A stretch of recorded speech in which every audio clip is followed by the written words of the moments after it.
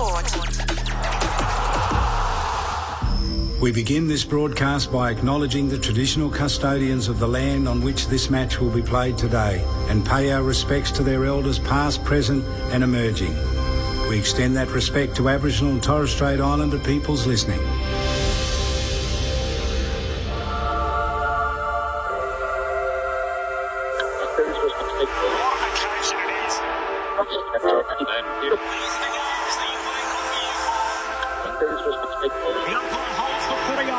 Boy, we're going to have some fun. The AFL in 2026 on ABC Sport. And the siren sounds. Here we go. Listen to the roar. It is showtime. You take a seat because it don't get better than this. Right to the goal line. Jamie Elliott, the man who gravity forgot. That's why we love AFL football. On ABC Sport, this is the AFL. Sit back, relax, witness the greatest. It don't get better than this. From 45 and rides it all the way home. An ambitious effort. Unbelievable. The left foot is a goal. Oh, Take a seat because it don't get better than this. Throws it, kicks off goal. The prancing pony. What a goal. He's off and running from 45 to get the party started. Take a seat because it don't get better than this. It's bouncing, it's through. Bailey Smith, he'll want the cameras on him right now. Like camera action, baby. Countdown to contact. Spins around and buries it. Loads up from 55. That's a monster bomb. 40 metres out, snaps towards goal. What a beautiful finish. Baker goes where? Goes for glory. He eyes the goals and sends it home. Don't get better than this. 100% pure footy. Every minute of every match, all season long. Gathers, snaps, goal. It's just football at its best. Take a seat because it don't get better than this. He runs goal, dribbles it through. What about that?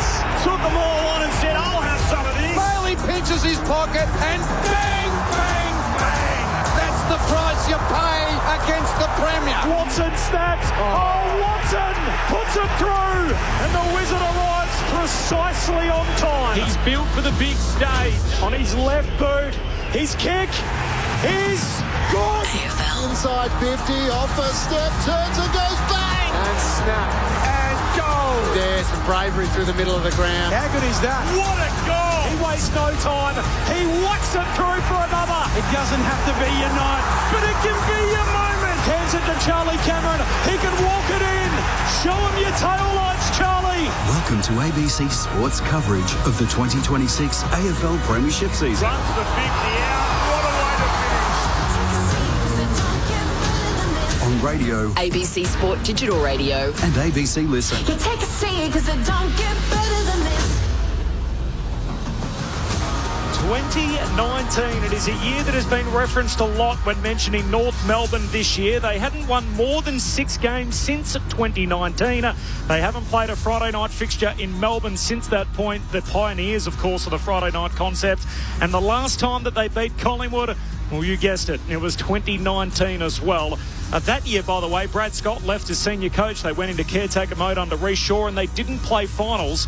And yet for North Melbourne, I'm sure not many of their ardent supporters would have been thinking, gee, that's as good as it's been for a long while. But for North Melbourne fans, that has been the case. They find themselves again under the Friday night lights. Fast forward another 7 years down the track and into round 18 of the 2026 Premiership season. It is the Kangaroos away to the Magpies under the roof at Docklands on a Friday night. A huge game for both teams in their quest, of course, to make it into the top 10.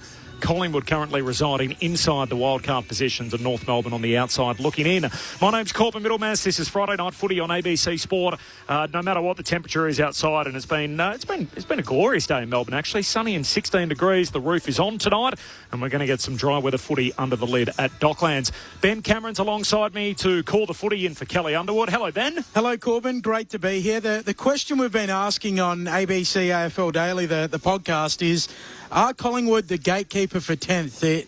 It certainly feels like that, doesn't it? That they beat the teams that are outside of the top 10 at the moment, like Gold Coast last week, and they lose to the teams that are above them. So North Melbourne, if they want to play finals as such and get into a wildcard position, they need to be winning tonight, and we'll see whether we can get our coach to admit that there are 8-point games and whether this is one of them here this evening. We'll check in with him in just a moment. Another games record holder, Scott Pendlebury, to join us in the pre-game as we go inside both camps with Tim Hodges, the legendary Cat, Cameron Ling, 3-time premiership player, premiership captain. Hello, Lingy. Hello, Corbs. Hello, Benny. Hello, Mick. Hello, Hodgie. Hello, everyone out there.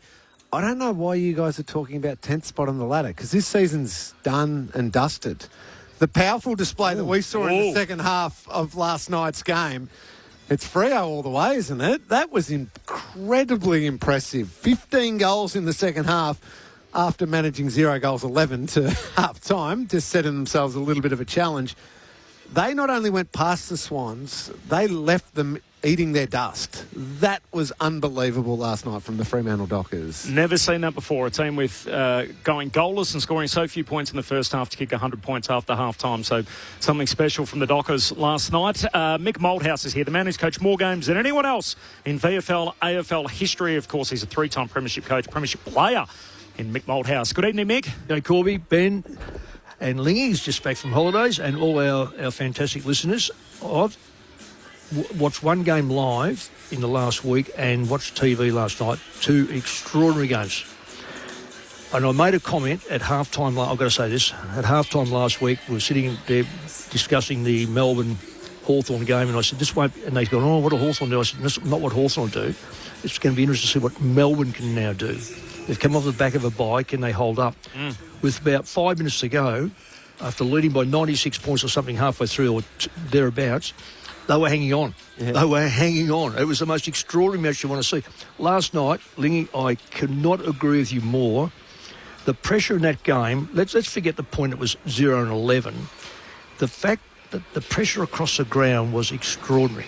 I've got to say that's a mark now been set that we can only hope that other games now at least get near, because Fremantle put there's no young in that side. I was surprised about Darcy, not after last night. I thought Cox played, very rare that I can praise him, but I thought he was fantastic for him. And they started to get every line playing the way Justin wants them to play. And we are talking about a team that they played against who are 10 points clear from third place on the ladder. We're talking about the second best team in the competition, and they made them look hopeless in that second half. Can I just say, Lee, with probably 5 minutes in the last quarter, I mean, the game was still in the balance. Yeah. So I'm not going to wipe. I don't reckon we should wipe Sydney off. No, I don't want to wipe them off. That was a run on that they couldn't stop. No. And it was an unbelievable big, and it was not just luck; it was just powerful. Yeah. But I wouldn't write Sydney out of the equation if the game gets played at the MCG neutral grounds late September. So that was. And I hate doing this because the coaching icon has forgotten more football than I'll ever know. But that was honestly one of the takeaways I got out of the game, that I felt like it was more revealing for Sydney than it was for Fremantle, that we knew the Dockers were good. I even felt at half-time that even though they hadn't kicked a goal, they were right in the game. They were excellent in the second quarter. Freo and Justin Longmuir, we'll hear from him in a moment, said as much in the aftermath. But the Swans now, all of a sudden, they're 1-4. Yep. Against Freo, Hawthorn, Geelong, Brisbane. So top sides. Fellow contenders, 1 win, 4 losses, and the one win was round 1, a beat against Brisbane when they had all those players injured or suspended. They're 12-0 against the rest, and Dean Cox said last night about the fact, they fluctuate too heavily in the contest. It felt like when Fremantle came at them, Mick, that they had nothing to keep the Dockers off them. No, just couldn't go with them. No. It's quite amazing because I was discussing with Nannett, we're just watching the game, and it was riveting the way I saw it. Just watch the game of football that I probably haven't seen all year. Just hoping to see something that would you just sit on the edge of your seat thinking, well, I love this game. The speed of Sydney in that first quarter and a half through the corridor, and there were a few non-chasers. I'm thinking, I haven't seen that before by Fremantle. And they looked leg weary. Then all of a sudden, the pace started to even up. Once the pace evened up and the ball and the contested ball started to even out, all of a sudden, didn't they have some scoring opportunities up the front half? So 6 days into 5 days, and yet they were the team that was running on top of the ground at the end of the match. So 9-0 Lingy now at Perth Stadium, so no one's beaten them there this year. They're so far clear in the top 2, let alone top of the table at the moment, where they go 2 games clear now. Someone's going to have to beat them at Perth Stadium to keep them out of the grand final. Absolutely. And I don't see anyone doing that. I know there is a team that can find the level that can beat them. They are yet to consistently do it this year, but they have won the last 2 premierships.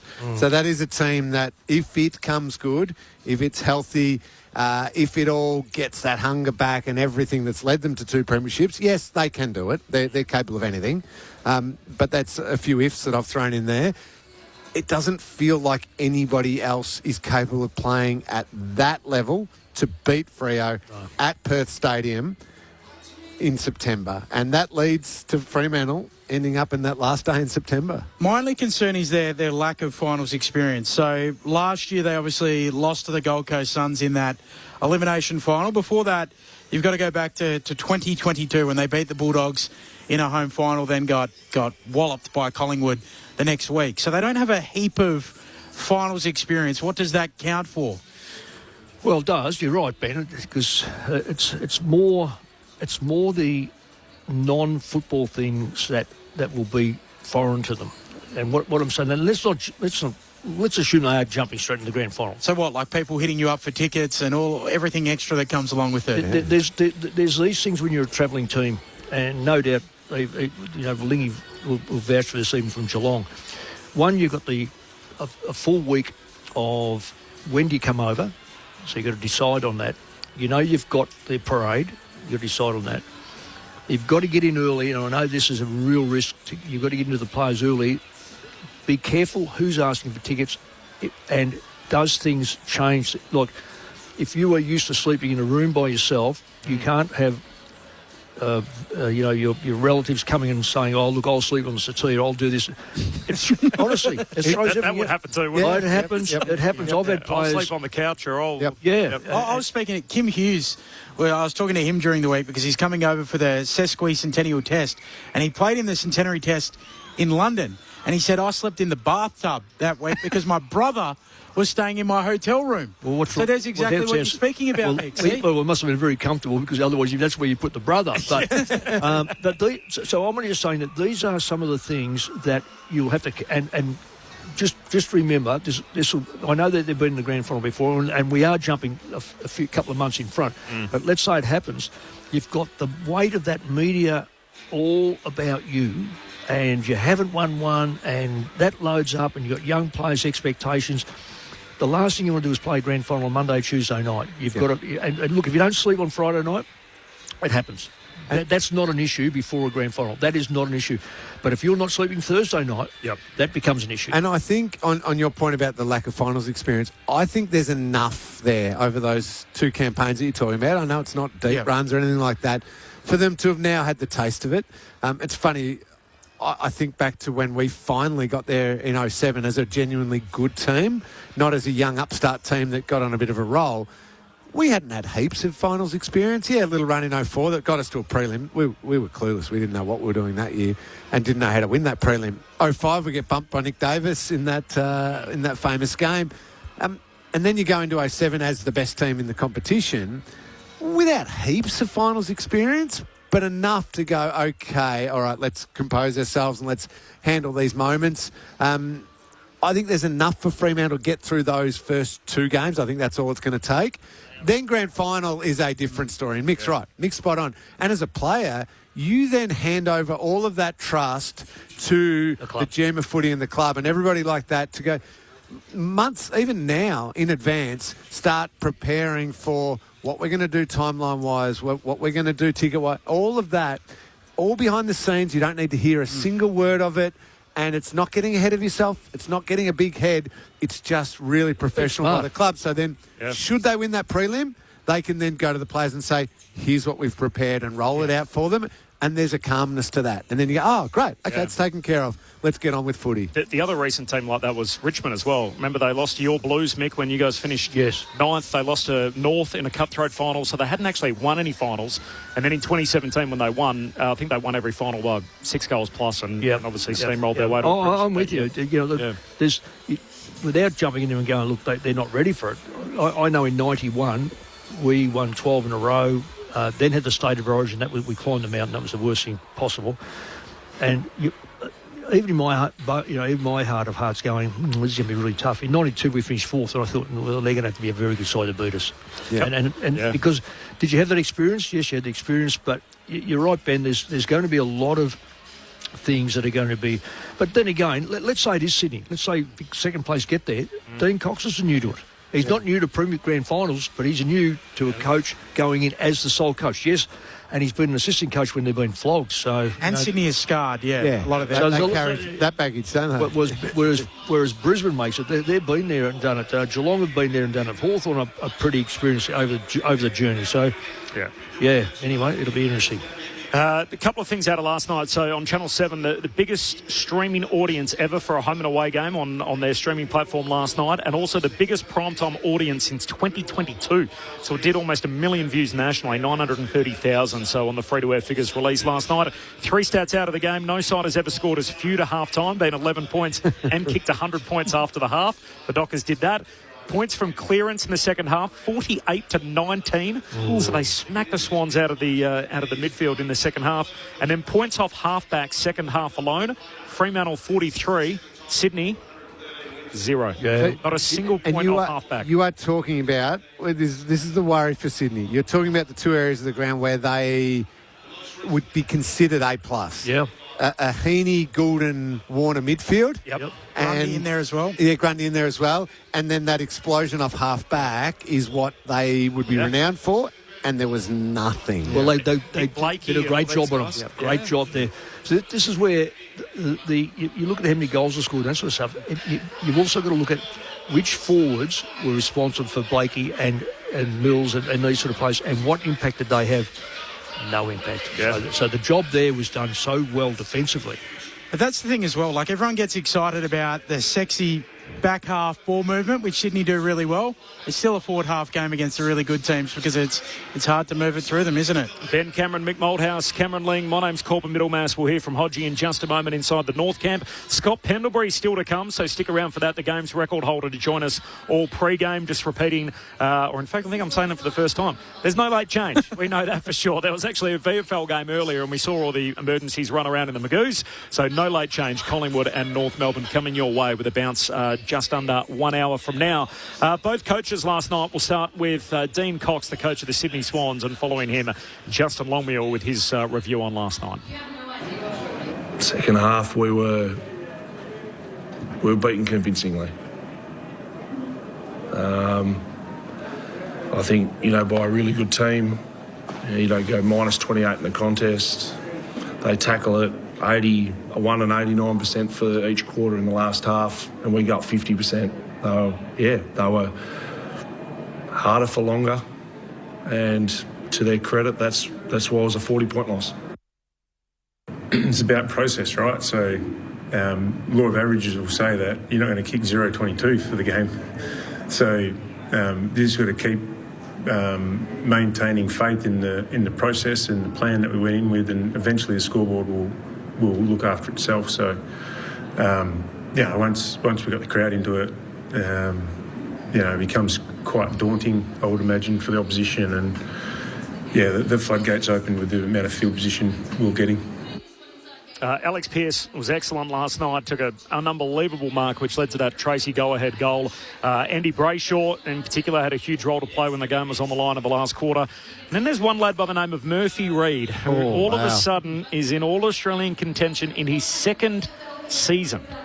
Is he worthy of an All-Australian Blazer year 2? In my mind, no doubt, because he has been consistent. It's not a jump in and he's also playing very well when they're not playing well. So in the first half, I still reckon he was up and about. He mightn't have been dominant, but he was up about. And then you look at other games where he's been almost a catalyst. He gets it out of the centre, uses the ball brilliantly. He's got a very good IQ football brain. I agree with you. I agree with you strongly. And the fact of the matter is, I know we like to have a balance in our All-Australian team, a couple from here and a couple from there. But when a team is dominating as much as Fremantle is across the course of the year, and should it continue, well, they deserve to have, 6, maybe 8 players who end up in this All-Australian team. I I would rather see him in the team than a player from the Bombers. Sorry, Corbs, because no one has put their hand up and no one is worthy. So we don't need to share it around. Let Freo own the All-Australian team this year. Well, right now, you say 6 to 8. If you looked at the back line alone, I mean, Pearce, the way he goes about it, every time he plays, I don't know whether he was on Stringer last week. I really haven't seen that game. I don't know who was on Stringer, but, Stringer gets... I saw him the week before, he couldn't get out of his own way. So, him kick 7. But Pearce, he has stood up for the last couple of years as a key player. Then you look at the ruck. Does he go in front of Grundy? Does he go in front of Gawn? Or maybe... I think Jackson has to. You've got to have two. Would you pick 2 ruck? I'm asking you. You're an Australian selector. You would, wouldn't you? I was one. I think I'm always hesitant to pick 2. Could you pick 3? I haven't. Can I ask this question? Yeah. Serious. I haven't seen the change. Is it now 5 on the bench? It's now 23. Okay. Yeah. Well, then I'd happily pick 2 ruckmen with that one. But I think Jackson's number 1. Jordan Clark's off half back. Yeah, he's playing really probably. Brayshaw's playing really consistent. Shea Bolton's been off the charts. Him last night, if that's not the goal of the year, the one he bounced off 2 blokes, they just couldn't. They couldn't lay a finger on him, could they? Just backed his way out of there. Beep, beep, beep. Turn around and kick the goal. Yeah. A split second later, the whistle blows, you're holding the ball. Yes. Which happened. He's the perfect get at the right time for Fremantle. He's playing. He's much better player than what he was a few years ago because he's consistent. Yeah. He's a good player and a good team, isn't he? He's a good player and a good team, and he's also that little cameo through the middle that you need just to go, you know what, I'm in here, look out, because if I get it, he's got the best lateral movement right now in football. Him and Pickett. Yep. Yeah. They can just break off the line at top speed and then accelerate at top speed. Unbelievable. Last one on last night, the taunting free kick, which arose again. So we had Luke Ryan rubbing the head of Chad Warner. It obviously cost them a goal. And then Dane Rampy, I don't know what game he was watching the first half. He did it to Jai Amos in the second half, and Amos had a shot at goal and he missed. But both teams basically coughed up a free kick because of the taunting rule. So I get annoyed sometimes seeing such tiki-touch ones like that paid. But also, I hate the taunt. I hate the rubbing of the head and the belittling of the opposition.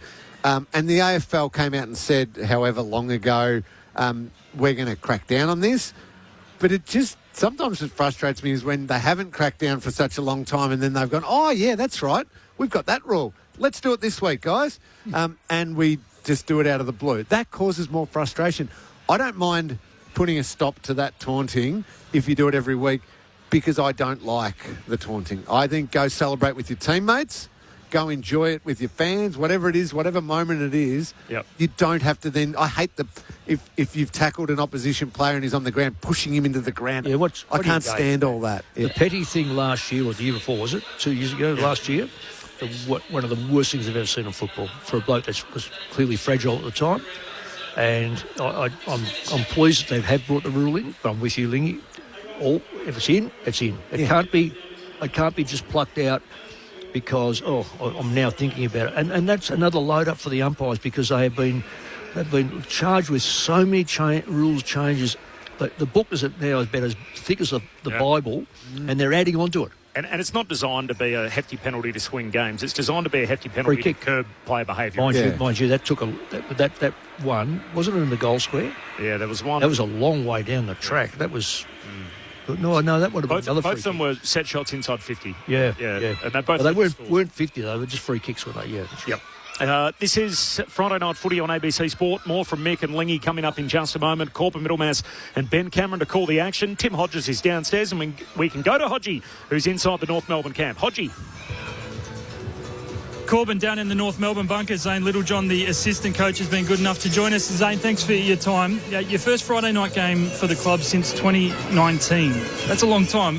Can you talk us through the excitement levels with the boys downstairs to be on the big stage? Yeah, it's when everyone wants to be playing that Friday night, those big games, and against Collingwood, obviously one of the biggest clubs in our league. So, yeah, we're wrapped to obviously be back on Friday night footy, and hopefully we can put on a really good show and get more of these opportunities. So, to be on the big stage, is there sort of a pressure that comes comes internally from being out on the big stage on the Friday night game against Collingwood? There'll be a lot of eyeballs tonight. There will be a lot of eyeballs, but we know as a football club, we've got to continue to obviously play well every week, regardless of when that stage is. We're a football club who hasn't really been able to bank wins consistently enough of late, so we want to make sure we just put our best foot forward every opportunity we come, and this is just another big one tonight, Friday night footy against the Pies. You're 8-8, 11th on the ladder. The run home is difficult. So does that make tonight simply crucial to get the 4 points for your footy club? Yeah, it's not. I wouldn't say crucial. It's obviously an important game. Obviously, the Pies sit around us where we are on the ladder. They obviously need to win as well, and they're in some good form. So every game's crucial for the North Melbourne Footy Club, and we're just really rapt to, be in these games that become crucial this time of year rather than our season's alive. Isn't that beautiful to hear with the North Melbourne Footy Club at the moment? So, every game, rest of the year is going to be crucial. We want to continue to improve, continue to show our fans that we're on the right track. I think there are expectations, you're right, on North Melbourne, which probably is why last Sunday was so disappointing in Adelaide. What sort of learnings do you take out of what happened against Port Adelaide? Yeah, I think what was really pleasing is the way, obviously, Port Adelaide defend the ground really well, and we're coming up against a team who do very similar. They're a top sort of 5 defence as well, so we learn a lot on how we need to try and penetrate those defences and score, because we weren't able to do that last week. So that's sort of been our focus this week. We need to continue to improve our defence and all aspects of our game in saying that. So, obviously the offence and how to score against those really good teams has been a real focus this week for us, and hopefully we can see some improvement in that area. You could sense the disappointment in the players. I think that they knew they sort of blew an opportunity. You would have been entrenched in probably 9th, maybe even 8th, if you had got the 4 points last week. Did it take a little bit to pick them up on Monday to get them up in what is an incredibly short week?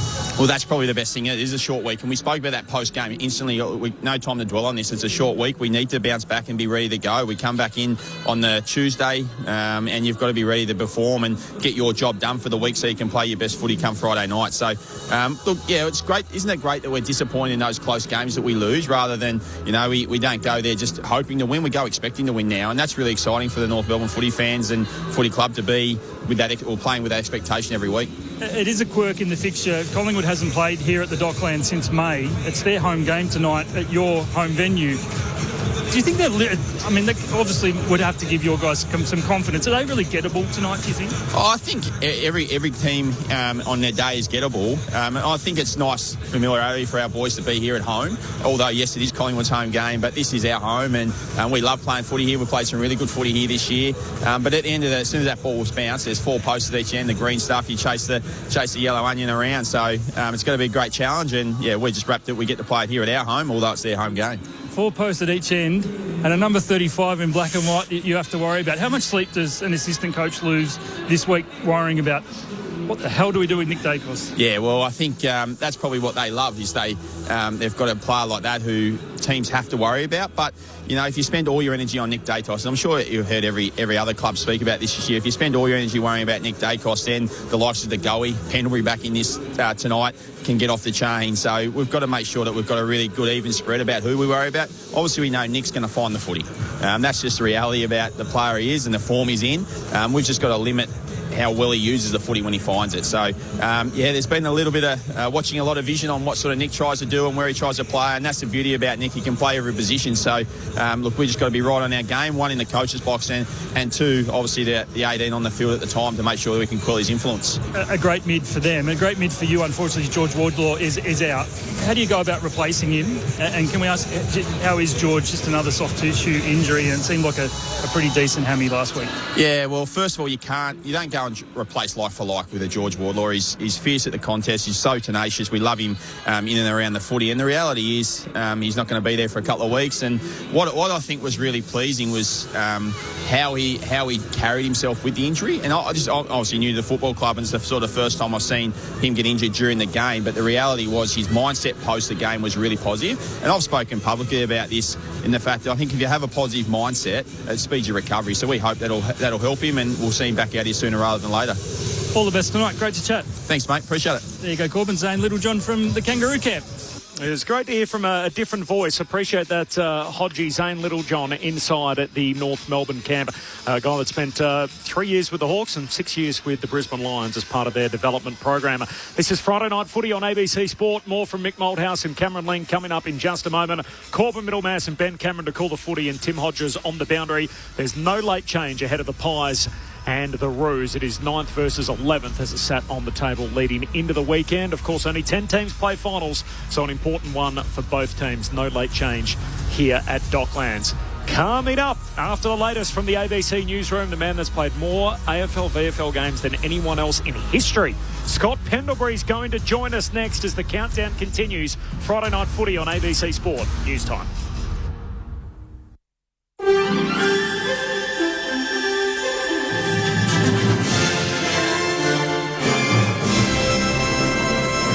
Good evening, Nicholas Hines with ABC News. A teenage boy is in custody after remains were found during the search for a missing 13-year-old girl in Victoria's West.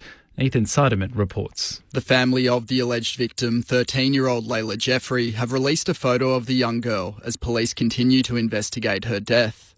Detectives believe remains found in the town of Donald late on Thursday are those of the missing teenager, who had not been seen for 6 days. Detectives from the Missing Persons Squad raided a home on Friday morning and arrested a 16-year-old boy. Detective Inspector Dave Dunstan says police believe the teen was known to Layla. We are quietly confident that those responsible are in custody now.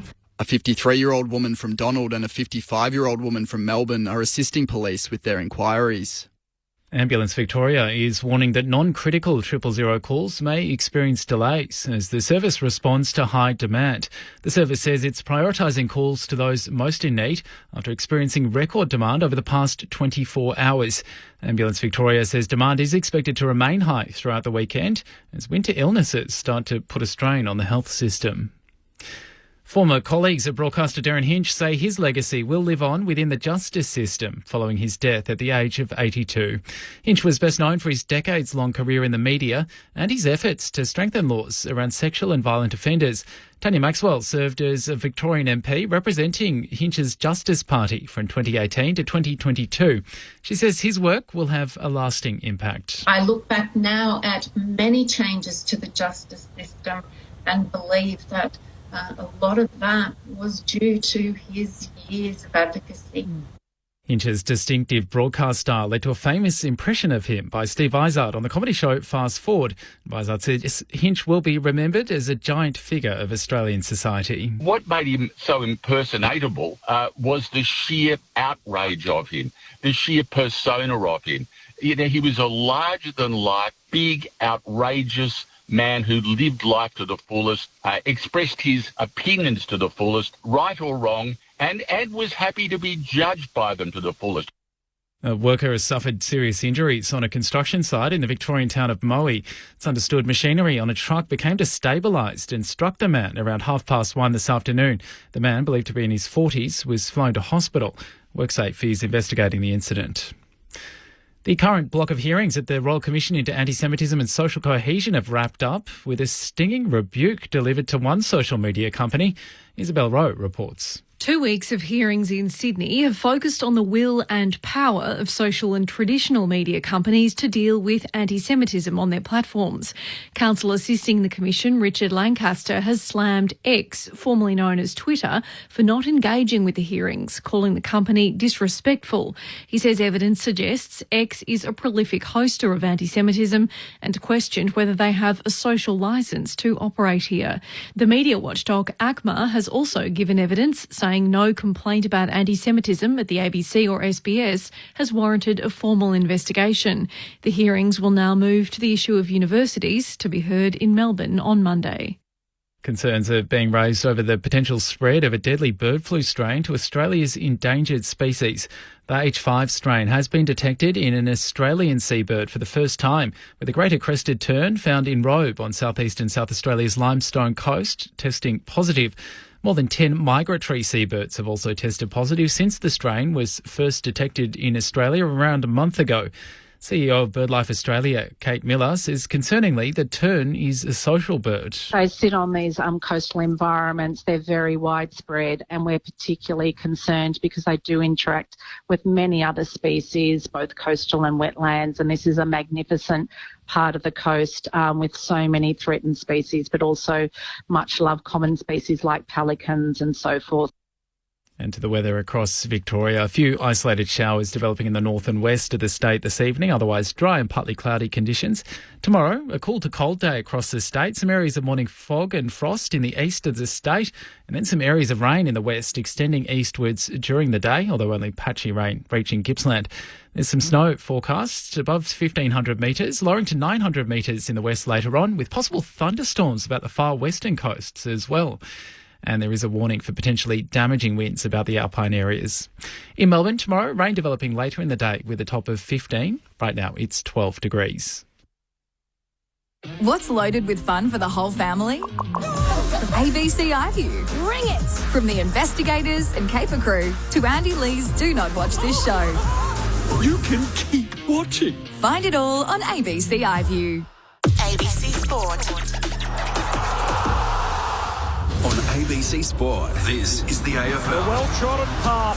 Lockett, Hall, Franklin, and now Curnow. The grass is greener at the SCG. Back, relax, witness the greatest. Don't get better than this. On his left, he couldn't bang through a third, can he? You bet he can. Hits from 45 on the run. And they've made it 6 in a row. What a goal. Nick Dacos takes the advantage, finds the goals and kicks it. DNA doesn't lie. Want it down. Sock it off the ground by Will Ashcroft. He's a freak. That is just that.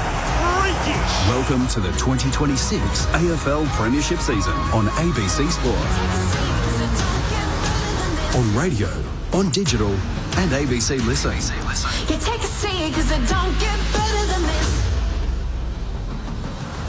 The tussle for the top 10. Collingwood in 9th up against the Kangaroos in 11th on the outside looking in, separated by half a game under the Friday night lights. The pioneers of the concept, the Kangaroos, back on our air on a Friday night, as is the best player in the game, Nick Dacos, who is here tonight to lead the Magpies out. And if you don't believe me that he's the best player in the game, how about these for some numbers?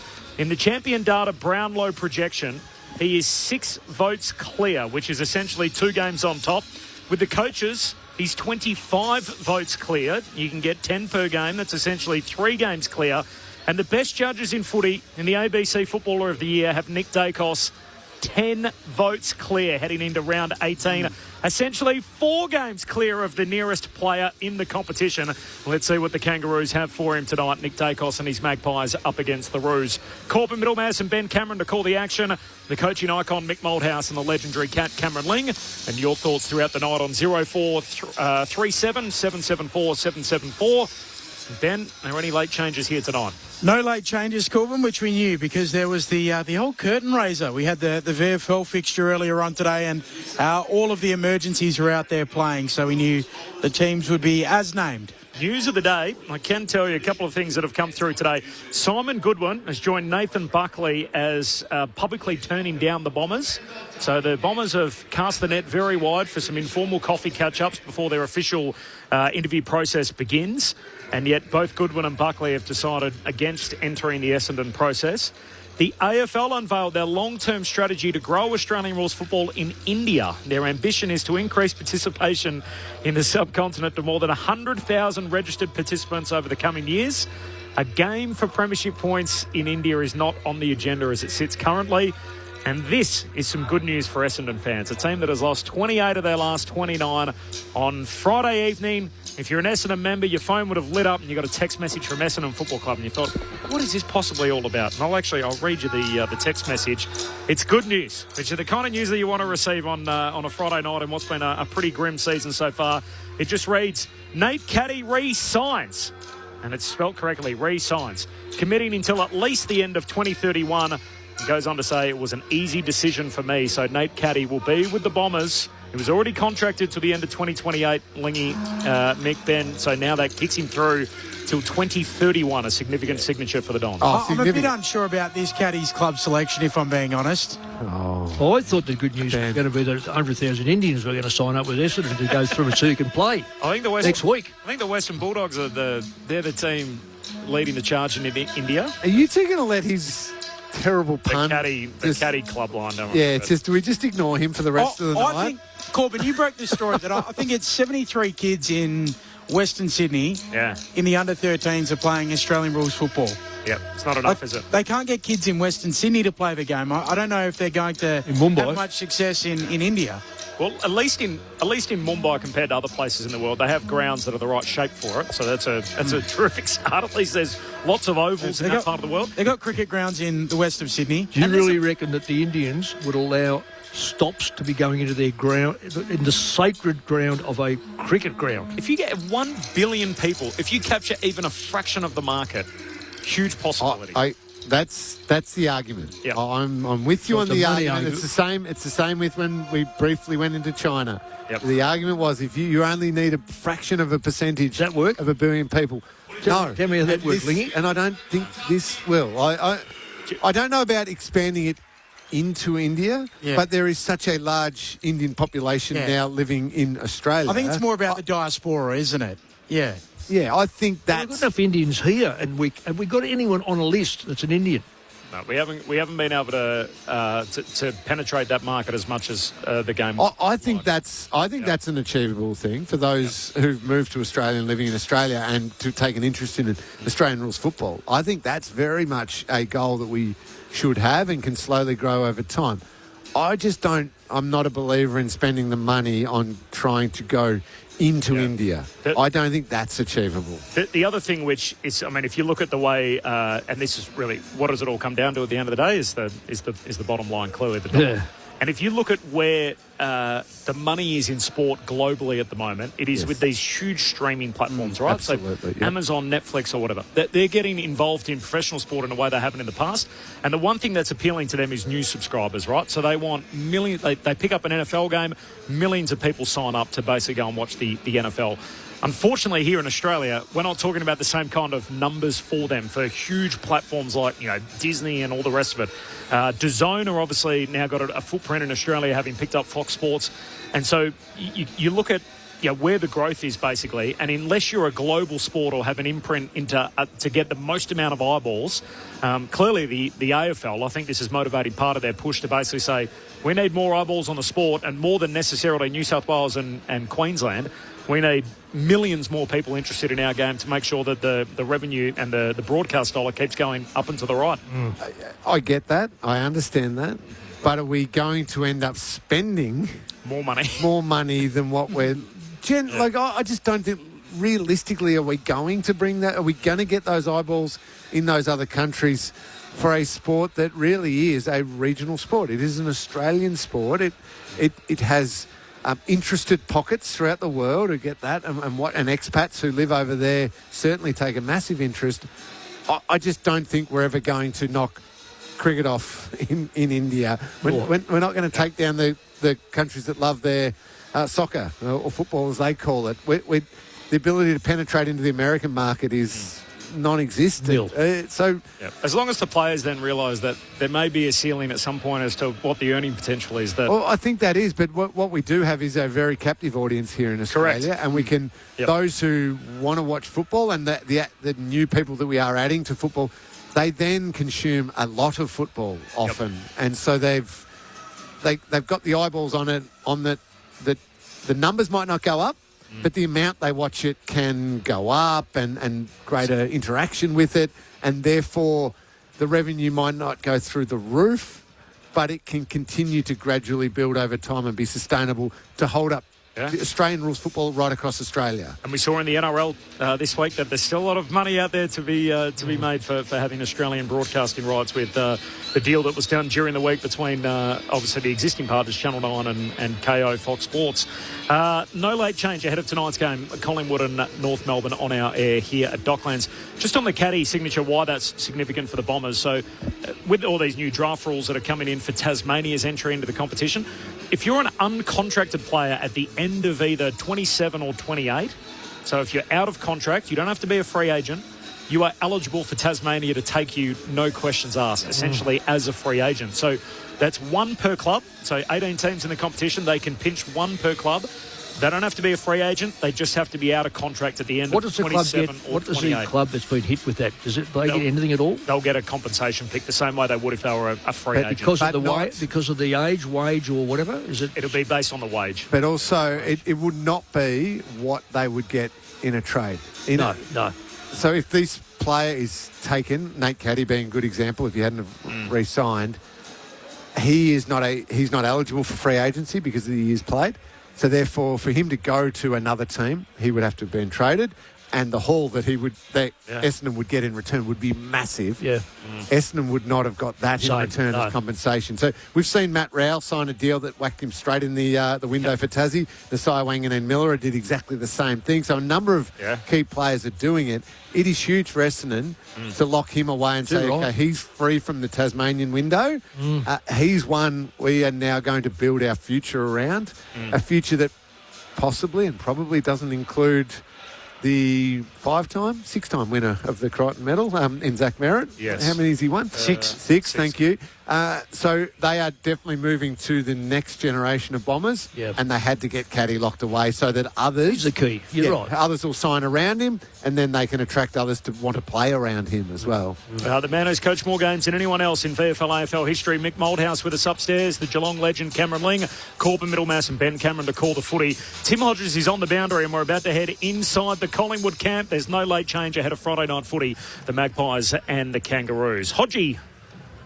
Corbin, Scott Pendlebury has been good enough to join us before the game tonight. Scott, thanks so much for your time. We saw you out with a calf last week. It's very rare for an old bloke to be out with 1 week with just a calf. Everything cool?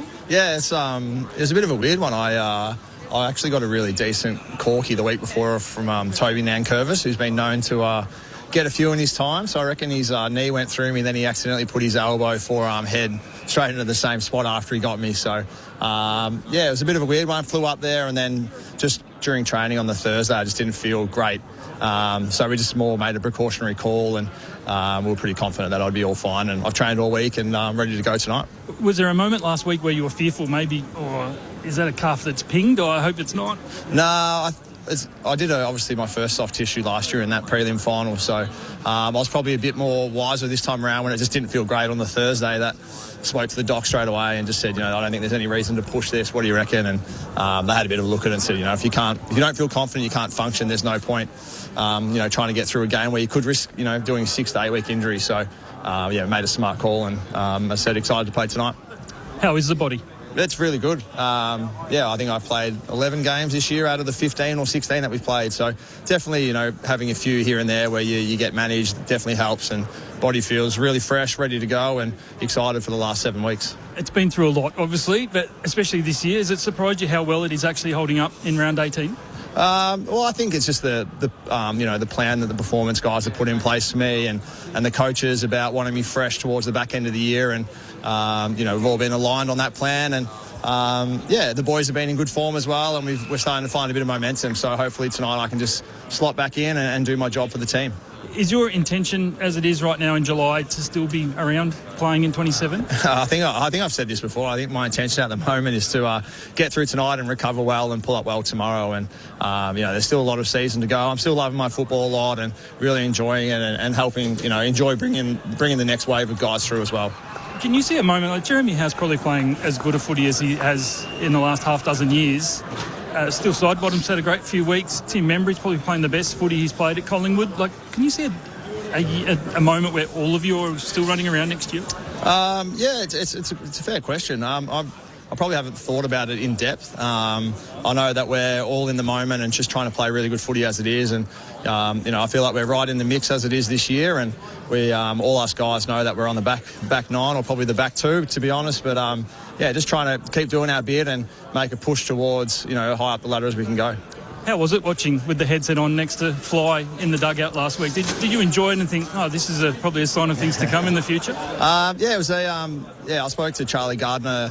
I think it was a couple of days out, and they had the idea around getting me down there to do it, and it was a great learning curve, and you see the game from a slightly different angle down there, and if anything it was probably a little bit nicer not to be so cooked trying to explain things to people, just being nice and fresh, and it was nice to feel really part of it, and I enjoyed having the cans on and helping out a little bit.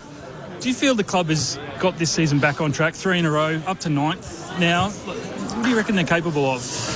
It's a good question. I just think, and you've seen probably throughout the year, if you put aside Fremantle, a lot of sides have gone through ups and downs, and it's about capitalising on your momentum when you've got it. And We're starting to build a little bit of momentum at the moment. 3 on the trot.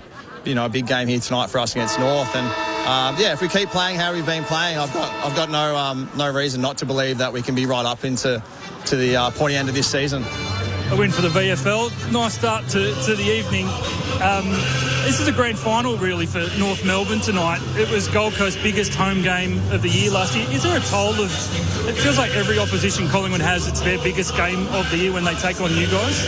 I think it's an advantage, though, for us as well, that you can't take a week off. There is no easy game, and this competition's been like that for the 20 years that I've been in it. You can't underestimate anyone. You've got to rock up and bring your best footy, and I think for us, every week knowing that, I think I heard Harry Sheasel say it's the first time he's actually playing Friday night football in his career 4 years in. So for us, it's one of those things that you don't want to take it for granted, getting to play on these stages all the time. And they're going to be excited, but we're just as excited, but a little bit more experienced of the Friday night lights. It will be cool. I did hear that Harry Sheasel interview where he said he idolises 2 opposition players, yourself and Nick Dacos, and he'll be lining up across from you tonight.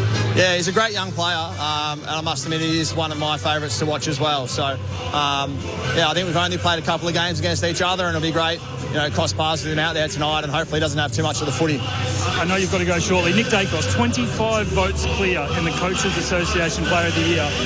What admiration do you have from him, watching on the sidelines last week and then out there tonight, at how well he is going, what a season he's compiling? Yeah, he's having a fantastic year, and, the thing I love about, Nick and, Braden, our 2 leaders, is just how passionate they are, and as well as Nick's going individually, he just wants to win, and you can see the passion oozing out of him last week when he got that free kick, and he's a big part of why we've been up and going, and every week the opposition set a plan for him, and every week mentally I think he's so strong that he's able to crack most players, and he's a joy to play with. Now, you have a goal kicking competition that you've got to join with your teammates. Can you tell us a little bit about it? We've been playing it for a long time now, so we play like footy golf to start, and then we go to the boundary line, and you've got to kick a check side, drop punt and taunt from the boundary. End of the year, the loser has to buy the winning 3 lunch. So Braden Maynard's bringing up the rear at the moment, but I need to participate, otherwise I'll lose my points. The good thing is we've got Mick Malthouse up in the box. He's going to watch you like a hawk from now on. So thanks so much for your time so close to the bounce. It's great to have you on ABC Sport. Cheers, thanks guys, have a good call. There you go, Corbin. Scott Pendlebury, the Collingwood legend, so close to the bounce of the ball. Very cool for Collingwood to let us have him here on ABC. Absolutely. Thank you, Hodgie. Appreciate that, and great to hear from the game's record holder, Scott Pendlebury, with us here pre-game on ABC Sport, as Mick Malthouse, of course, the coaching games record holder, with us every Friday night, alongside Cameron Ling, Ben Cameron, Corbin Middlemass and Tim Hodges. Your call team tonight. Corby, does he play or coach next year? I think he plays. Yeah. I think he doesn't. Okay. Which should he do, Mick? A couple of things you have to do. You have to feel good in your body and know that you're going to get through a year. You don't want to be playing seconds.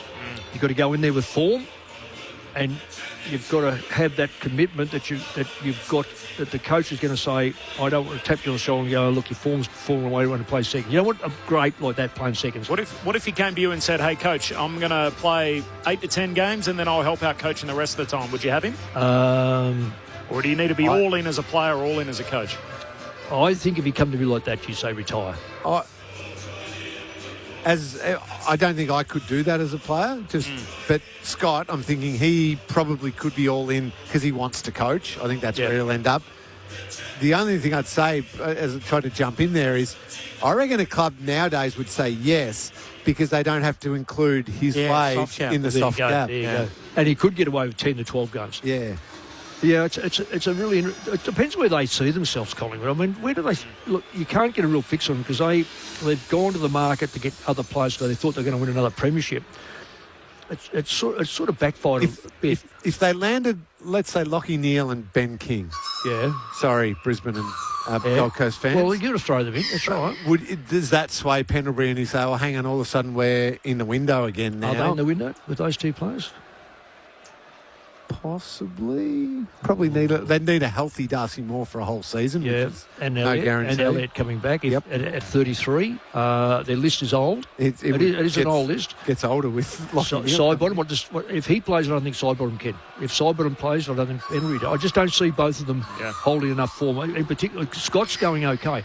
Steele's been up and down, and I hate saying that because he's one of my favourite players, but I just don't know whether they can go another year with both of them in the same side. Ben's been using the term gatekeeper, talking about the Magpies, and it feels like they're playing that role. It's a boxing term which basically talks about a figure in a division that's not necessarily contending to be the world champion, but to be the world champion, you've got to beat them. Yeah. You've got to go through them, basically. So they hold out all the pretenders and they lose to the guys that are eventually fighting for the title. And it feels like Collingwood are cast a little bit in that mould this year where they're in the lower reaches of the top 10. It feels like they're going to beat all the dross that's below them, and if you want to be a finals team, you're going to have to beat the Magpies. They're going to be the team right on the bubble. Yeah, I agree with that. I agree with that. Yeah. And my worry for Collingwood fans listening is Nick Dacos is playing one of the most sensational seasons. You went through all the stats of what he's leading vote-wise across projected for Brownlows and our ABC Sport Player of the Year and everything like that. He's also on track to be the first player ever to average 35 disposals and a goal over the course of a season. No one's ever done that. And the game has changed. He's playing that well. And that we're still talking about them as 9th or 10th. Well, so I've said before, I think it's very unhealthy. To be so reliant on one player. And what they've done with this one player, he has changed a little bit. He doesn't get his hands or knees dirty, so he does play wider. People say, he still gets his own. Well, yes, he can. Of course he can. But he's so important to them, and the Collingwood players subconsciously know that he is protected. And as I say, that to me is not healthy. So personally, I would like to see both Dacoses play out of the middle. I prefer Josh in the middle. Yeah. I would love that very much. I'd say both of them, and either one of them there's no such word as rest these days, but play the other role is on the forward line, because they become almost, look, who plays on him? And who plays on either one of them? Yeah. I've got one for you, Corbs, just in case our listeners are wondering why the didgeridoo was playing just then. This is Collingwood's almost replacement game for their Sir Doug Nicholls round game, because that, of course, occurred when Scott Pendlebury broke the record. He did. I found out about that tonight as I walked in with the CEO of the Magpies. There you go. And at the same time, he told me all about that. So, of course, Sir Doug Nicholls round is across 2 weeks. So they did wear their First Nations jumper away against Sydney, but their home game, you always get two, obviously, one at home, one away during Sir Doug Nicholls round. As you said, was the special game against the West Coast Eagles as Pendlebury broke the record. So they had the gold numbers that night on the custom jumper. Tonight they've got their Sir Doug Nicholls round jumper on for NAIDOC week. So towards the end of NAIDOC week, we'll see 8 clubs in the competition this weekend wear their First Nations jumpers, including both the Kangaroos and the Magpies tonight. And there's a lot of white on both of the jumpers out there tonight. Yes, there is. It is going to be a little bit of a clash. You talk about things that are records and that sort of stuff. I'm going to say right now that that's going to be listed in the paper. This is in the club record, which you can buy at the football. That's going to be the oldest centre line in the history of the world. Who we got? Side bottom, Pendlebury, Chris. Yeah. Yes. So if you go is sitting on 290 goals tonight, it'll be 291. That's unbelievable. And of course we know what Pendlebury's got, and then side bottom's on 369 as of tonight. So add those games up. No one will ever get near that game. Unless they're age and their games. Unless they're up against who can we line up? Can we get Jack Darling, Luke Parker, and Caleb Daniel? Still doesn't quite get there. They're still babies. they're teenagers. They've got 8 30-year-olds out there tonight, so 8 guys to 30 5. plus. To 5. The average age across the course of the year, 28.4 for Collingwood, which makes them the oldest team in the competition and the most experienced. North Melbourne, interestingly, so they're the 12th oldest, or really you could say the 7th youngest. 25.6 their average age. And for games experience, the Kangaroos are actually 7th. Yeah. So 109.4 is their average. If you added onto that. But Luke Parker and Jack Darling, is who I just mentioned, they boost that up. They're not there next year. So another good test tonight. Darling's contracted for next year. Yeah, it is. Okay. Wow. Is to see how these players, the 30-plus-year-old goes, because I think 30 now is 34. The old 30 is 34. Yeah, I agree with that. But because the way they look after players, and you've got 23 players play, but I would love to see how these players perform. And there's duels all over. I reckon the ruck duel is going to be an absolute cracker. So that I'd like to see that. She's will go with Dacos. Never. They won't see each other. They won't even shake hands. They'll be that far apart. If that's the matchup, Mick, we are potentially going to see 250s tonight. Yeah, but I'll tell you what will happen, though. It can't be. There'll only be one player get 3, and the other won't get anywhere near it. And I can tell you, it's black and white stripes. Will get 3. Yep. And that's nothing against Harry, but I've watched Harry last in Tasmania get 40, and I reckon 30. He had a 54 down there, I reckon. Well, last year. 24 of them might as well have been sitting in the grandstand, honestly. More from Mick and Lingy. They'll give us the full preview coming up next. It feels like a real prove-it game for the Kangaroos tonight. If they want to be a top 10 team, they need to be beating the Magpies tonight. There's no late change. The Roos and the Pies, the full preview next. Beneath the heat and dust lies gemstones, secrets and murder. This is homicide. Nothing stays buried forever. The suspenseful new crime drama, Treasure and Dirt, starts Sunday, July 19 on ABC TV and ABC iView. This is the 2026 AFL Premiership season. On ABC Sport. AFL. On ABC Radio. On digital. And ABC Listen. Look for the AFL button. Collingwood in 9th, North Melbourne in 11th. Of course, there's only 10 that qualify for September. Friday night footy round 18, a huge night in the context of the season as we sit here in the second week in July. Will have huge ramifications for what happens at season's end. The Magpies in the wildcard position at the moment and the Kangaroos on the outside looking in. Corbin Middlemass and Ben Cameron to call the footy. Tim Hodges on the boundary. There is no late change here at Docklands ahead of the Pies and the Roos. The legendary cat Cameron Ling, Mick Malthouse, the coaching icon, with their preview as we count down to the Magpies and the Roos. Mick, I've got a question for you about North Melbourne. Are they the most inconsistent, frustrating team of the entire season? Now, I know there's other teams who've had bigger fluctuations. The Brisbane Lions had 14 goals kicked against them in a quarter, and then they could play amazing footy. The Giants kicked that 14 goals in a quarter, and then they can play horrible games. But I reckon if you just randomly walk past a television and you watch 20 minutes of a North Melbourne game, you are a chance to see football that makes you think, oh, hang on, the Kangaroos are here. They've arrived. They're finals bound and they're top 4 bound. Or you could walk past and watch 20 minutes and think they are the worst team in the entire competition by a mile in a competition that includes Essendon. Well, I watched a little bit of the Fremantle game and I've watched only little bits and pieces of some of these games, and they were the worst side in history. Honestly, the Dockers could have put the Peel side out, and that's their seconds. Yep. Honestly, it was just disgraceful. And that's why it's almost like I hate saying this, because I'm going to say I hate saying it because I hate seeing it. A game played last night, and we got North Melbourne and Collingwood today, you go, wow, can we have some of that? But you know what it is, and I thought about the 11 points there's nothing to write home about. It was the intensity. Yeah. The intensity is not look, I think it is a skill. I think it's a skill by the heart and the mind going, I have got to put massive pressure. I cannot afford to step off here. I've got to hit the ball. Now, and that means that your touch then has got to be really good. Because you cannot fumble. You cannot fumble. No. And that's why Dacos is so good. That is why Pendlebury has been so good. They don't fumble the football. Well, and that's my worry with North Melbourne. So Davies Uniacke, I think, is a good player. Yeah, but he fumbles. But can he jump and he might not be exposed totally to the pressure of tonight of what we saw last night. But I want to see a Davies Uniacke and a Shees on those types of players handle incredible intensity, incredible pressure that you're describing there, and be really clean and not just rack up touches for the sake of saying, I got touches. Yeah. Damaging, game-breaking touches, clean under pressure touches that actually result in scores for your team. Now, I'm pointing something out to you here in the record again. The pressure factor differential. And yet they're 1 and 2. They're 1 and 2, Collingwood and North Melbourne. So we now we are expecting that. Yeah. That's over the 14 to 15 weeks. So we should see that tonight.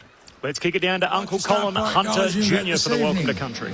We are meeting on the lands of my ancestors, the Wurundjeri people.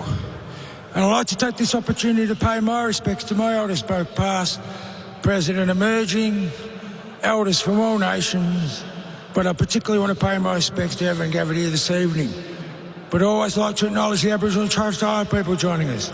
I want to acknowledge and pay respect to you all. Wominjeka, welcome. Warranjeri Balik, Yimikundi Bik. The Wurundjeri people welcome everyone to land today. Warranjeri, no, Buddenball, War, Condi, Nagnak, Dubin and Bik, Bolik, Bor, Tilikan. The Wurundjeri people want to look after and protect the land as they did long before. Warranjeri country extends from the inner city of Melbourne. It goes across the mountain to the Great Dividing Range, west to the Werribee River, south to the Mordialloc Creek and east to Mount Borbor. And the Wurundjeri people are part of the Kulin Nation and of the Walrong language group. And while on Wurundjeri country, you're welcome to the traditional lands and the waterways of the Wurundjeri people. So Wominjeka, enjoy the game. Thank you. Football fans, please join us. So there it is, Uncle Colin Hunter Jr. with a welcome to country. Both teams in their First Nations jumpers tonight. Both of them really a spin on famous jumpers that the club have worn. So Emma Bamblett designed the North Melbourne jumper. It's an interpretation of the iconic Bounding Roo. So really the outline is the Bounding Roo jumper that we come to know from the late 90s and early noughties. It's a visual tribute to the 33 past and present First Nation players who have represented North Melbourne. Meanwhile, for Collingwood, it is predominantly the black and white stripes with a design in the middle and the black shorts. It was designed by 11-year-old Noongar Yamaji artist Jed Bennell. So 11 years of age, Jed put this together. It's inspired by the story of Bobby Hill. So that is depicted on the Collingwood jumper tonight. Of course, unfortunately, no Bobby Hill out there tonight for the Magpies in some way away, you'd think, still from playing senior footy in, according to their coach, Craig McRae. No late change. Magpies, Kangaroos on deck. 8.5 wins, the Magpies, against 8 wins, North Melbourne. It is worth keeping in mind when we analyse North's form, though. So out of their 8 wins, they've beaten Essendon and Richmond twice. So that's 4 of the 8. Yep. Their other 4 wins that they've had in that time, they beat Carlton way back on Good Friday in a game which we did when the Blues had the Horrors leading at three-quarter time. They beat the Gold Coast with a kick after the siren. They beat West Coast once but lost to them another time. And they've got one other win in that stretch, which was Port Adelaide way back at the start of the year in round 1. So they are the 8 wins that North have. I'm glad you brought up that Good Friday game that we were all at and we covered here. Some of the football North Melbourne played that day had me thinking, yes, finally, they've got something. I think we even spoke about it. They weren't going to win the premiership. They weren't probably going to finish top 2 or top 4 or anything like that, but I thought, yeah, they're finals bound, especially with the top 10 format that we've got this year. They played some scintillating footy against a Carlton team that wasn't that bad back then, even though the wins didn't come. And that feels like an eternity ago for North Melbourne. If they win tonight, this will be the highest ranked team on the table they've beaten. Collingwood in 9th. And that's a horrible stat, if that's the case.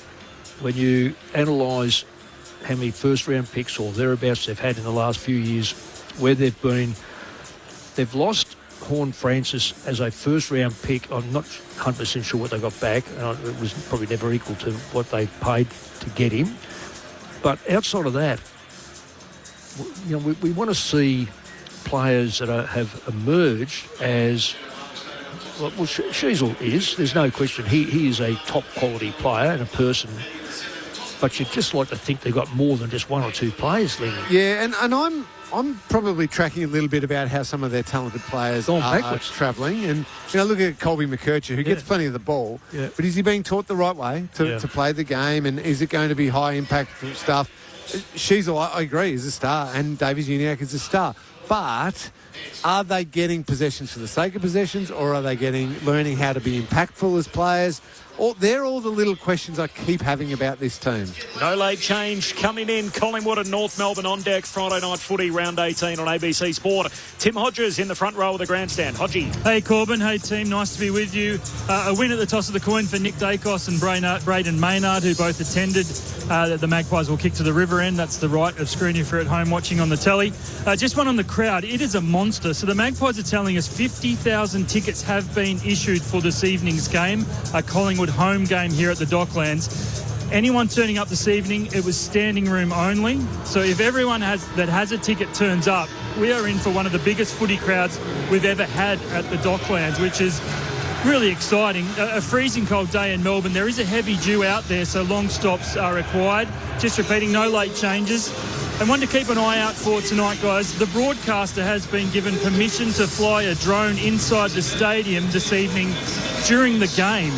So we will be in for some very cool images if you are watching the broadcast, listening to us. So, yeah, I've never known or heard of that being given permission for a live sporting event here at this stadium before. So we'll be wild. I dare you, Timmy. Well, I reckon if Nick Dacos has a ping, he might actually be able to hit it. He's in that sort of form, Mick. No, I'm daring you. Do a, streak. Let's see what we get tonight from the drone action. I get the feeling we'll be talking about it one way or the other. There's no late change. The Magpies and the Kangaroos, 9th versus 11th into round 18. Is there room for the two of them in the top 10? We're about to find out with Ben Cameron. Cameron wins down the opening tap straight to Luke Davies-Uniacke, who's wrapped up immediately. And a secondary ball up. It goes up quickly. Sherry backhands this down. Socket on by Blamires. Josh Dacos picks it up. He sends Collingwood back the other way, up and under. And Zurha underneath it takes the mark. Centre half back for North Melbourne. Interesting where Dacos stood there. Zurha gives it off to Colby McKercher. Little slalom run. His kick nearly a turnover, though Josh Dacos spills it. Eventually, brother Nick comes to pick it up.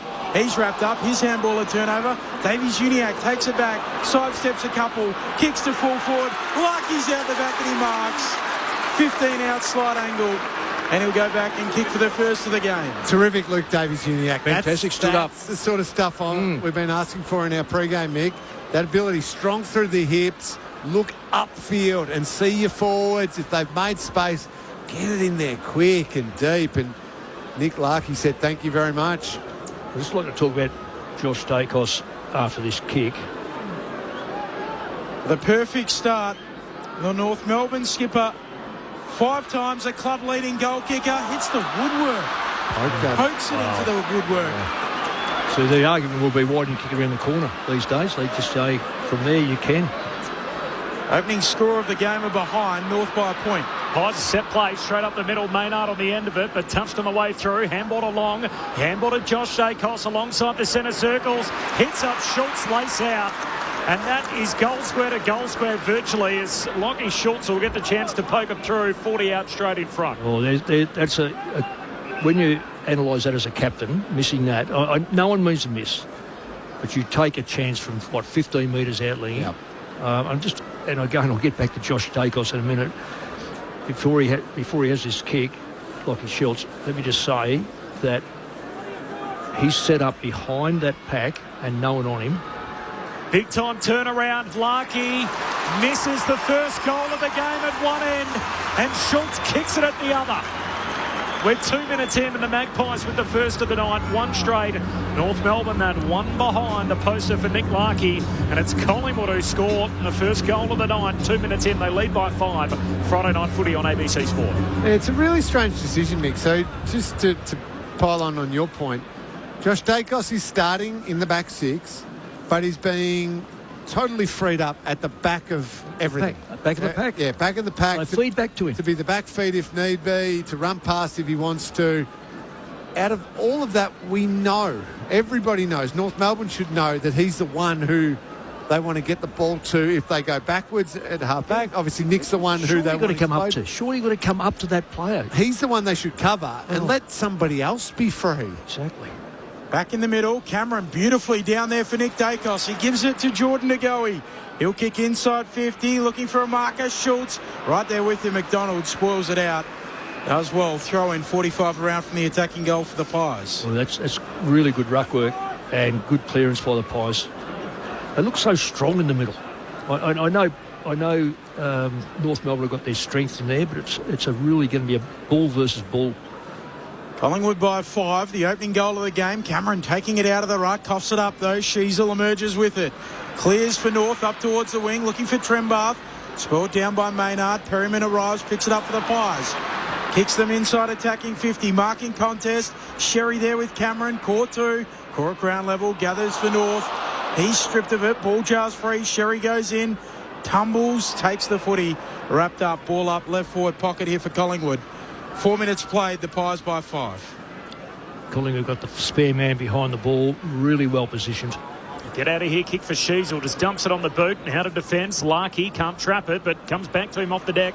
Hand pass away towards O'Sullivan, Roos off the back flank, handball to Core, links up with Daniel, squeezes a kick out, back to Larkey, marks on the logo, plays on immediately. The Kangaroos off and running over halfway, good pressure on the kick, slides away to Houston, Pies intercept. Perryman, handball to Josh Dacos, to Long, handball away to side bottom, he goes laterally with the hand pass to Allen, who kicks with a wing and finds Membry. Membry on the searching lead. He moves it on to McCreary. Running past the logo. Centering kick looking for Schultz underneath it. Got clattered into. No free kick. Parker's there to clean up. D50 for the Roos. Handball puts a teammate under pressure. Parker tries to sort it out. Ball spits out. Buller. Then Parker can only soccer it away. Back to McCreary. Collingwood ball again. Side bottom. Centering kick, and he finds Josh Dacos, attacking edge of the square, dabs it inside 50, Membry drops it, Anderson steals it, snaps and misses. They were queuing up the Pies. Weren't they? North Melbourne are in a mess at the moment. They're at 6s and 7s, North Melbourne. 1-1-7 plays one behind, 5 minutes and change into this game. Luke McDonald marks the kick out, goes long for the wing. Whitlock competes, spills down to Spargo. Gang tackled, ball up on the wing. I'm going back a couple of minutes now. Why didn't Nick Larkey just kick the ball to Trembath, who was out on a lead, and then they turn it over, and then there is zero organisation to work out what they're trying to do defensively. Back six and through the middle of the ground. Roos from the stoppage, O'Sullivan to Daniel, now to Davies Uniacke all by hand. He kicks it to Trembath, who marks in the middle of the ground. Hand pass to Sheasel, open forward 50. Curtis, the target, he's got it. Oh, he's a good play, Curtis. Smart player, held his ground. Just watched the kicker before he made any movement. He watched what the kicker was going to do. The kicker put the ball out a little bit wider, and he was able to run onto it. He's probably the smartest forward they've got. In fact, he's one of the smartest forwards going around, Curtis. One of 4 inclusions for the Roos this week, so he hasn't played the last 3, missing with suspension after that dangerous tackle that concussed Hamish Davis of West Coast. On his way back in round 14. Curtis at right half forward, moves in, drop punt is good. The Roos are in business. They get their first of the night. North Melbourne 1-1-7, Collingwood 1-1-7. Game's tied after 7 minutes. Friday night footy on ABC Sport. So the good sign for North Melbourne is when they've gone forward and attacked, they've actually looked pretty good. Yeah, the kick into Nick Larkey where he should have kicked 2 marks, 2 marks inside 50. Yeah, and then that one to Curtis. Both of them back leads, getting in behind their Collingwood opponent, and some good smart kicks. So that's big ticks on their ball movement and their attacking play. The worry is the fact that they are so disorganised defensively across the ground. And if Collingwood get their hands on the ball more often than not, they're not going to be able to stop them because they are all over the shop. But obviously it comes down to some contested ball. If North Melbourne are winning the ball enough and they're using it like they have been early on in the early signs, there can be some real positives there. Collingwood home game tonight at North Melbourne's home ground. Cameron wins the tap down. Davies Uniacke, he takes it. Court holding the ball. Advantage Collingwood. Lipinski comes away with it. Short kick to Schultz. He gets it back, Lipinski. High half forward, sells some candy. Looks inside 50. McStay bursts through his hands. Free kick. Core infringed. And McStay will go back and kick for goal, looking for Collingwood second. Well, he's been rewarded for dropping a mark. Yeah, he has, hasn't he? Mick, down here, this would have infuriated you. So Dylan Stevens lets Lipinski step him inside rather than using the boundary as your friend. If you keep him boundary side, all of Stevens' defender teammates can know where the ball are going. Exactly. As soon as he got stepped inboard, Lipinski had options galore. Oh, that would drive you bonkers. Well, I'll tell you what else I really would drive you bonkers is that Caleb Daniels is going to be picking up. McStay fires on goal and swings it through. Had a little bit of reverse swing on it. But he finds the major opening. Collingwood have 2 of the first 3 goals of the game. 2-1-13 plays 1-1-7. 8.5 minutes into the opening term. Mick Malthouse and Cameron Lee. Mick's just given us a tease. Caleb Daniel playing on Scotty Pendlebury. now, when I say him playing on him, no, Scott walked onto the ground and started to shuffle the Collingwood players around, so he ended up on Caleb Daniel. Now, we know that Caleb is a wonderful little player, but the term is wonderful, little, and Pendlebury will find space if he picks him up, and he's He's got him, yep. And so Caleb Daniel wants to have ball in hand and kick. That's right. Not defend. That's right. He doesn't want. Thinks he has to defend. So that's a very smart move by Collingwood and also Pendlebury. Pies by 6. Our leading goal kicker with one more to his tally is Davies Uniacke, tackled at the restart. No Pryor. We'll have the ball up again. So Dan McStay, 27 goals for the year. He's 6 clear of Lockie Schultz. Membry one behind him. Mick, you're pointing at Josh Dacos by himself at the back of this stoppage. Why is it Josh they're letting be free? They're still not walking to him. It's just unbelievable that you would let a player like that be free. Third ball up in the middle. Simpkin trying to get it out. Did so eventually to Stevens. Surge kick forward for the Roos. Ball hits the deck. Bounces into the path of Darling. Says, get off me to Howe. Shakes the tackle. Gives it to Sheasel. Kicks laterally and Whitlock marks right on the 50. Now this is Matt Whitlock. Of course, his brother Jack playing on this ground tomorrow afternoon for Port Adelaide. That is a horrific kick, and it turns out to be exactly what North wanted. A mark in the corridor, and Dill Stevens will have a look from 50 out straight in front. That was you not couldn't his defend target. that. You can't defend it. Collingwood were in the right position. That is just a shocking kick. But I'm just going to come back to this Dacos thing. If you want Nick or Josh to invest on ground, don't play on them. And that's exactly what's happening. Even though he's supposed to have a forward. I can't believe it. Last time they met, Mick, both Nick and Josh were in the votes on the Brownlow medal. Dill Stevens to tie the game back up. And misses out to the left to behind. Collingwood by 5. 11 minutes in. Friday night footy on ABC Sport. No late change. The old thing, don't get beaten by what you know. We know Josh just going to get a heap of the footy and use it beautifully. Let someone else give it to Billy Frampton. Yeah, or risk it being Dan Houston. Now I know he is an outstanding player as well, but risk it being him who hurts you a little bit off half back. Howe short to Frampton, back to Howe, kicks into the middle, and Nick Dacos marks. He sets off with it. Nowhere to go immediately. So now he'll kick around the wing. Maynard low down, takes the mark, gives it off to Swaddling running by, kicks inside 50, and that is perfect for Pendles. And where's his man? He marks 40 out directly in front. And do you know what he's done? So Caleb Daniel got sucked up the ground, and he was the one chasing Nick. Scott Pendlebury then just worked his way back in the forward line, back in there, and the other player who plays a little bit like Caleb Daniel, who wants to get the ball, Colby McKercher, ended up being the one. Yep. So Scott's just going to keep rotating between the North Melbourne defenders who don't want to defend. Why can we pick it up here then? Scotty Pendlebury, drop punt from 45. He's out to the left. No dice. We heard him speak to Tim Hodges pre-game and explain that it was a calf corky last week. Collingwood by 6 points, 12 minutes into the first. Yeah, that's Cooper Harvey to the back pocket for Parker, and man on the mark, Angus Anderson didn't come back the required range, so that'll be 50. Well, he actually pushed him and then tried to grab hold of him, so 50 all the way. I mean, they are 50s. Parker, he's got a man free, and Luke McDonald, his fellow vet, out on the broadcast wing. Marks, plays on, shifts the ball down to half forward, and Simpkin's got it. Of course, did the dance with Collingwood last October in the trade period. Couldn't get a deal done. Comes back as a row. That's a neat kick into the leading lane of Larkey, who marks it left half forward, 5 in from the boundary. Again, I quite like North Melbourne's ball movement. It's very good in the forward line. Yeah, and the way they're entering their forward 50, that's not the concern. The concern's the other facet of the game. Outside of 50 going back to the 10-yard square, so that's 3/4 of the ground, Lingy. Yeah, but the attacking part and their ball use has been promising. He's got to kick this. He's club captain. He's just got to knock it over. Hit the post the first time round. The kick is left and stays there. 2 behinds for Larkey to start his evening. So he's 33-22 on the season.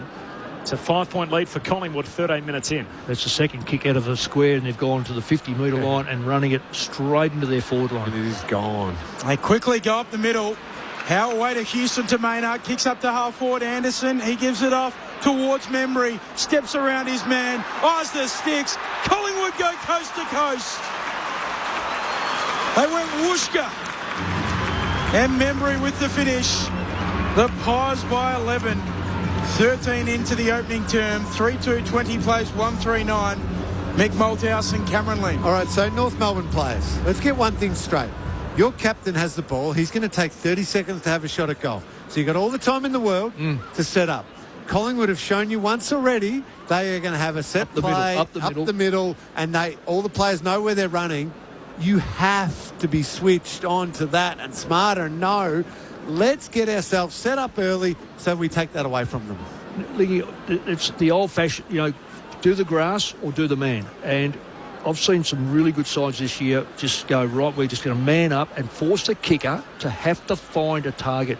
Now, that's not difficult. That's just a mind job. Second time tonight, scoring from a kick out. Restart back in the middle. Sheasel grabs it, tackled straight away. Schultz has got him and a ball up. Yeah, it's pretty ordinary. You don't score. That's the third way of scoring, and you just don't score from that. It's almost the primary source at the moment. Yeah, 2 goals, 1 from kick out so far tonight. Collingwood, what they've done to North Melbourne, they lead by 11 points. Out to the wing it comes Collingwood's way. Perryman just waxing with Houston, and now Harry puts it inside 50. Kicks to full forward. They come from all directions. Spoiled away by Luke McDonald into the path of Zerha. Hand pass to O'Sullivan. He flicks it out wide for Stevens. Now McKercher. Short kick finds Zerha. He marks at right half back. He's one of 5 guys out there only for North. Terrible kick. That have played in a winning team for Collingwood as he against Collingwood as he tries to link up with Simpkin, and Simpkin's going to be pinged for a throw. Collingwood get it back. It all started with the bad kick from Zerha. And a free kick for the Pies, 70 out, right half forward, and Ned Long. Another player who's back there just to get a few kicks is Zerha. Long kicks it towards full forward in from the side. Hardiman. Good intercept mark at fullback for North Melbourne. He flares his kick out wide for Simpkin. On the back flank here, North. There's no movement forward of the ball, though, for North. And as a consequence, it's going to be a risk kick. Simpkin waits his kick towards Finn O'Sullivan, who does well under closing pressure from Long. I love him, Benny. Yeah. Finn O'Sullivan. And he waits the kick. On to Sheasel, working it down the dockside wing. Now Stevens up for Larkey. Desperate, spoiled. Coming in from the side, puncher. Appropriately, he got a fist to it. He punched it out of play. A great spoil. Collingwood by 11. Throw in half forward here for the Kangas. Have you ever seen Benny so happy? He's wrapped with that. Couldn't believe it. He didn't have much of a chance in that contest, but he had a puncher's chance. Stop it. All of the above. Boundary throwing. Spills down in front of Jack Crisp. Trying to get a handle on it close to the line. In the end, it's McStay. Got a hand pass over his shoulder, and that ends up out of play. Last disposal free for North. So North are going to get it. Simpkin takes it 70 metres out. Kicks to the hot spot. Floating through. Frampton picks it off. Intercept mark at fullback. And here go the Magpies. We've seen this already tonight. To halfback for Swadling, the only teenager out there. Kicks down the wing and turns it over. And Luke McDonald with the intercept mark for North. He looks corridor for Sheasel. They've got to turn this into something. They've got the numbers. Oh, that's not the option. Parker just loops the handball over the top. Sets a task for McKercher. He then coughs it up. Goes back and wins it again for North, then turns it over. McCreary takes it, shanks his kick. Core tries to keep it in front of himself. Buller arrives, goes under the pump, but he was clipped high. Free kick. And a little reprieve for North. They take the advantage. Collingwood by 11 points. This is the worry. When North come away, they kick the ball to 1 of 3. Yeah. So why are they holding hands in the middle of the ground? Sheasel to Zerha. Hand pass to O'Sullivan. Caught. Hump said he got a hand pass away. Zerha now under pressure. Hot potato to Stevens. Kicks down the line. It'll work out. Simpkin marks at half forward. Hand pass to Trembath. Hurried kick to full forward. Floating through Howe. Can't complete the mark. Larkey's out the back. He's hit the post from the top of the goal square.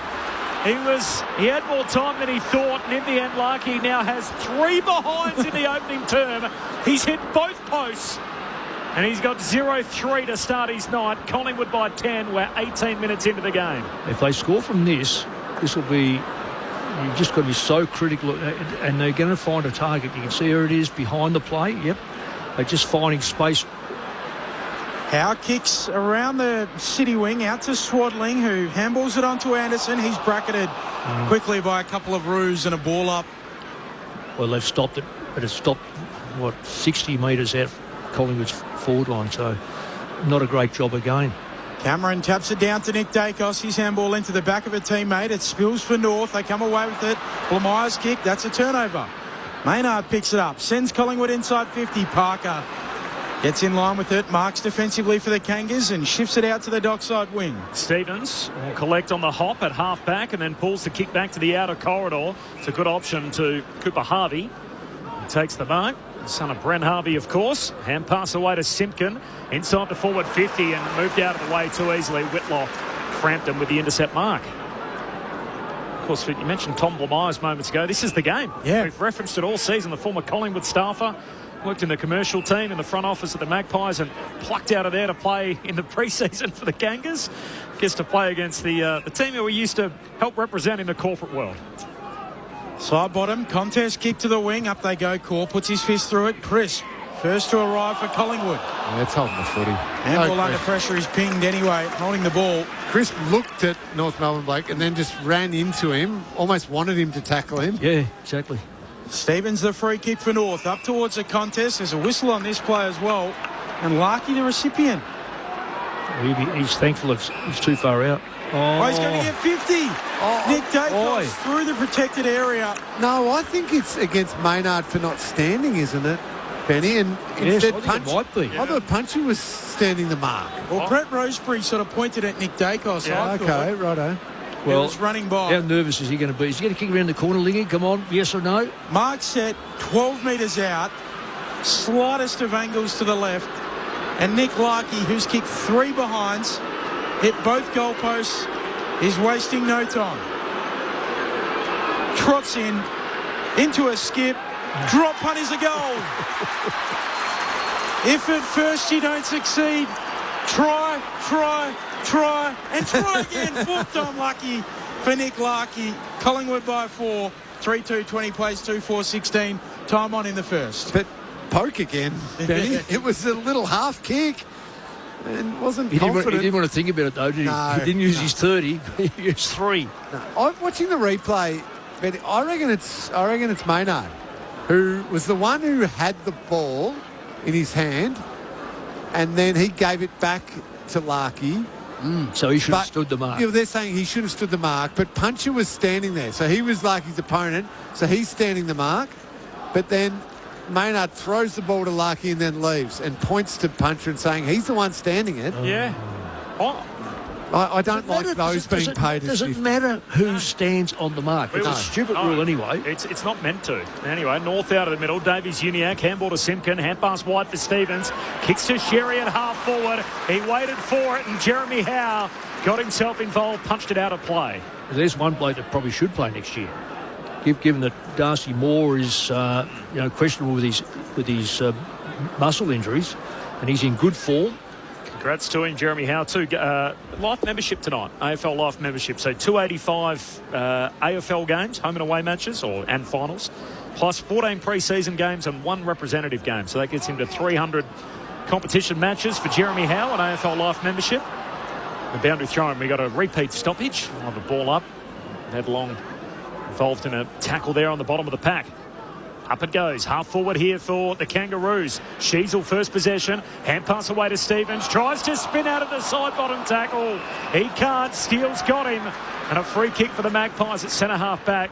Collingwood by 4 points. 22 minutes into the game. Yeah, you can recognise your strength, and one of them is he's not built strong enough to get through those things. Collingwood by 4. Side bottom to Cameron, to Pendlebury. Back to side bottom. Low kick from Pendles. The old mates combining again on the back flank. Side bottom just pokes it out for Josh Dacos. Little lateral lead, ends up with the footy. Not a lot of movement, is there, Mick? No, this is going long down the line. Darcy Cameron will be the target. Cameron can run and jump at it. Hands to it, doesn't quite take the mark. McStay roves the pack. Lipinski receives it from him, gets it off to Ed Allen. Back to Lipinski. Carell close to the boundary line. Handball to Allen. Handball to side bottom. He'll dump it on the boot. Pick up and under towards half forward. Harvey tries to spoil it out, or O'Sullivan rather. Rode by Pendlebury, who gives it off to Dacos. Nick Dacos from the acute angle.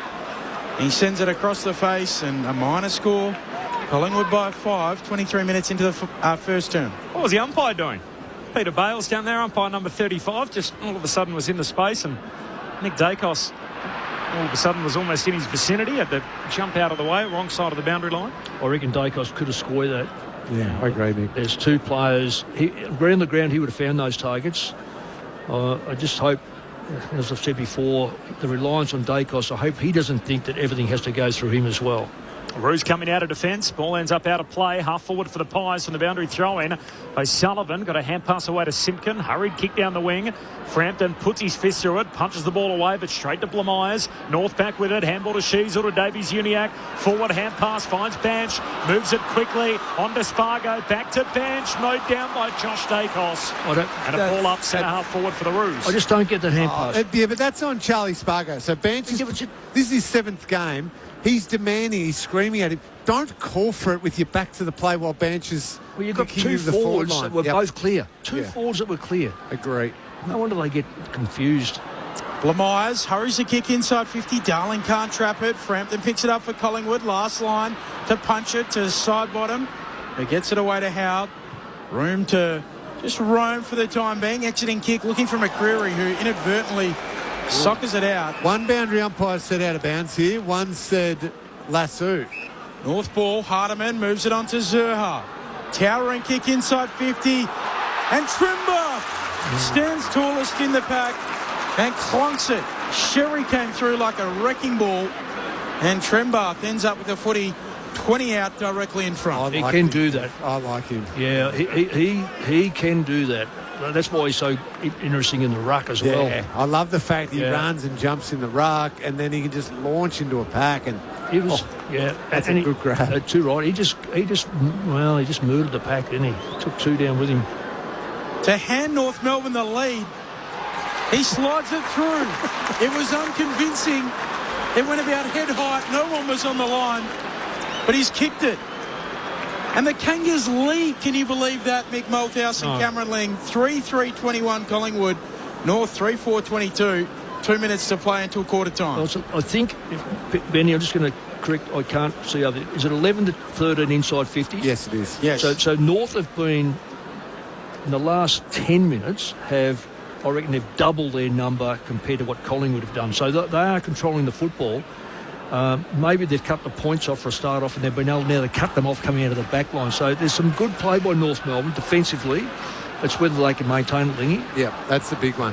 That's still what worries me. I think Collingwood have butchered the footy a little bit in the last 8 minutes, given it back to them. But North's ball movement has been good from the start of this one. Second lead change of the night. North by 1. Nick Dacos out of the middle in the engine room and burns off Davies-Uniacke. The kick is superb to Pendlebury, who marks it true centre half forward. And just a well-weighted kick into the leading lane. The Collingwood vet. And he'll have a look here just inside 50 right in front. Who's he on, Corby? That's Caleb Daniel. Yep. I just don't get it. This should be fixed in the coach's box. We're getting it up here. What are they doing up there? 38 years of age, the oldest man on the ground. The game's record holder, Pendlebury, knocks it through. Returns Collingwood to the front. And the lead swings again. The Magpies by 5, 4-3 to 3-4. 27 gone in the opening term. Friday night footy on ABC Sport. Well, they've got to fix it up. Look, Caleb Daniel, with all due respect to him, as big a heart as he's got, he's no match. He falls off. He'll be outmarked anyway. But the simple fact is that his first priority is he sees the goal line, he looks for a pack so he can come off the pack or set it up to play. You leave a smart player like Pendlebury and Dacos with the ball in his hand for a start off. Dacos with the ball in his hand is generally, when he's outside 50, is going to find a target. You can't have that in front of him. Thoughts of Mick Malthouse, the triple premiership coach, and Cameron Ling, the legendary cat. Friday night footy on ABC Sport. Sherry hooks it down to the back. Simpkin takes it, turns it over with the handball. Ed Allen and the Pies back the other way. Handball to Cameron. His handball knocked down. Now it's in the mark. He wins it again, Cameron. Gets it out to Schultz. To Long. 45 out. Eyes the goals. Kicks it. No. Hit the post on the way through. So a minor score. Collingwood lead by one straight kick, 28 minutes into the first. Pies won the last 6 games, by the way, head-to-head with North Melbourne. The Roos' last win over Collingwood way back in 2019. It's caught to the back pocket for Cooper Harvey, who's going spare at the umpire. The man on the mark coming closer to him. Hurried kick down the wing. Bottom of the pack comes to Larkey. Hands it to O'Sullivan, who's crunched in the tackle, holding the ball. It had to be. Well, I thought he was going to call it, though.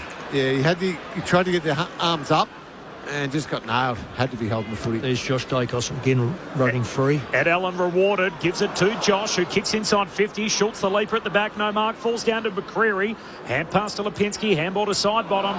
Just trying to dab the kick inside 50, put it out on the full. Oh, Mick. Scott Pendlebury was free, about 15 metres out straight in front. Now, it didn't get to him because of what happened with side bottom, as you called, Corbs. But Pendlebury just too smart. Caleb Daniel got sucked to the contest. He snuck out the back. He was on for another goal there. Core kicks to the wing. Free kick going the way of Tristan Sherry. Pies by 6. Closing in on quarter time. Sherry in the helmet.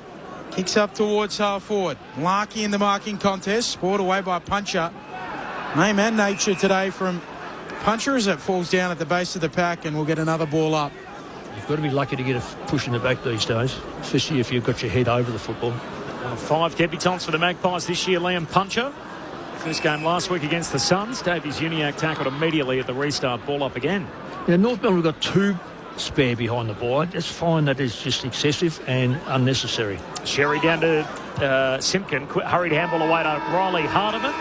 Hurried kick forward right on the bell, and that'll do us through 1. So what a time here at Docklands. Friday night footy on ABC Sport. And it is Collingwood by 6 points. 4-4. They lead North Melbourne 3-4. 28 leads 22 at quarter time. The goal kickers, Lockie Schultz kicked the first of the game. One to Pendlebury, McStay and Membry. Meanwhile, for North Melbourne, their 3 goals coming through Larkey, Curtis and Trembath. It's a busy quarter for Nick Larkey, who's a fascinating conversation piece at the moment. He had 5 kicks in that opening quarter, kicked 1 goal, 3, and hit both posts. And he had 3 behinds before he kicked his first of the night. There was no late change coming in and no major injuries to report out of that opening term. Your thoughts throughout the night, 0437 774 774, the SMS number. Back with the thoughts of Mick and Lingy in 15 seconds from now. This is Friday Night Footy on ABC Sport. Comedy, music and tricky clues. Because Spicks and Specs is back. More music than a comedy night, more comedy than a concert, and enough trivia to impress your co-workers for weeks. New Spicks and Specs. Streaming now on ABC iView. This is the 2026 AFL Premiership season with ABC Sport. Handball to Josh Dacos alongside the centre circles. Hits up Schultz, lace out. And that is goal square to goal square virtually as Lockie Schultz will get the chance to poke him through. 40 out straight in front. Big time turnaround. Larkey misses the first goal of the game at one end and Schultz kicks it at the other. They quickly go up the middle. Howe away to Houston to Maynard. Kicks up to half forward Anderson. He gives it off towards Membry. Steps around his man. Eyes the sticks. Collingwood go coast to coast. They went whooshka. Mark set 12 metres out, slightest of angles to the left, and Nick Larkey, who's kicked 3 behinds, hit both goalposts, is wasting no time. Trots into a skip, drop punt is a goal. If at first you don't succeed, try, and try again. 4th time lucky for Nick Larkey. The AFL on ABC Sport. On radio. ABC Sport Digital Radio. And ABC Listen. Sounds there from the opening term. We had 3 lead changes, and at quarter time it is Collingwood who lead it by 6 over North Melbourne. Friday night footy on ABC Sport. Cameron Ling, the legendary cat, and the coaching icon, Mick Malthouse. Mick, it was, given the score, unsurprisingly, a pretty even quarter of football. So contested possessions, dead even. And it felt a little bit like whoever won the contested possession actually had some good threatening passages of play. I, early on, thought North Melbourne were moving the ball well, but I was extremely worried about their ability to defend. It felt like they were all over the shop. They got slightly better as the quarter wore on, but I almost felt like it was Collingwood's rushing their kicks a little bit and some poor kicking that allowed North Melbourne to defend better. And then when you see Nick Dacos or Josh Dacos or any of those good kicks of the footy, good decision makers with ball in hand, get the footy, North Melbourne still looked at all at sea defensively, and Caleb Daniels, one we spoke about throughout that first quarter. The fact that they are so disjointed and disorganised defensively means that North Melbourne, every time they get the footy, they're going to have to make the most of it, because if they don't, and Collingwood have more opportunities, Collingwood are going to score very, very heavily. Ling, if I was to say, sitting up here as a former coach, just looking, and this is not a bag the coaches to, I know how hard it is, but I have no interest in, I'm here on behalf of the ABC, so therefore my bias cannot be with Collingwood. Yep. And so therefore I try to look at the game and think, what would you try to do? And I would identify players like Nick Dacos for a I think everyone knows that, and I've said before, if it stopped now, and I said it this week, if it stopped now, he'll win the Brownlow. He's that good, and because he can use the football so well. And Finn O'Sullivan's trying to do a little bit of a role. But and probably the fact that he hasn't dominated the ball at this stage. But these are things you can control. It's hard to control that. These you can control. For those that are out there not looking at the game and listening to us, if there's a ball up around the ground between centre half forward and virtually to 30 metres out of Collingwood's goal, Josh Dacos sets up 10 metres off the back of that pack. No one mans him up. So if there's a ball up, feedback goes straight to him, and he's such a good user. He has not only got the opportunity to get it, he can pursue the ground and go, I'm going to left and go right, I can go long, because no one's going to touch me. We're always taught this, that clubs line up the way they want to with Tom Stewart, Andrews of Brisbane, Nick Blakey Blakey of Sydney. Yep. And your idea is to find a forward that would go, you know what, I've got to now go to him because I'm going to free up Joe Blow because he's not as good.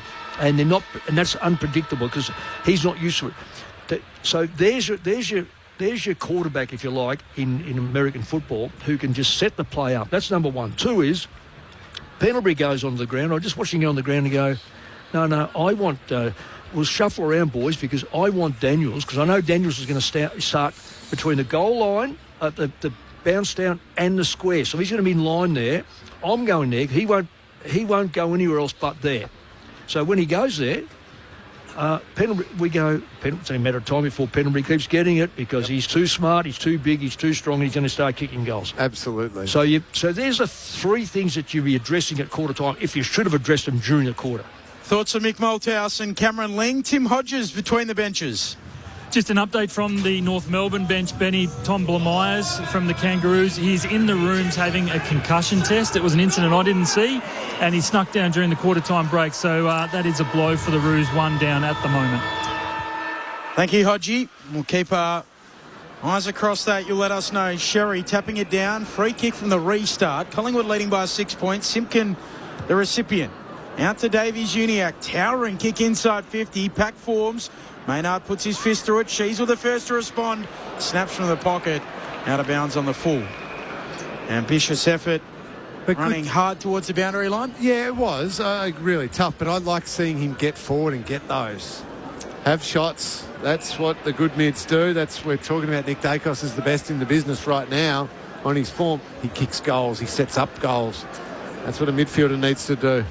Howe takes the kick. Shorts it to Maynard. Exits the D50 to a contest. Cameron caught behind. Spoils it down.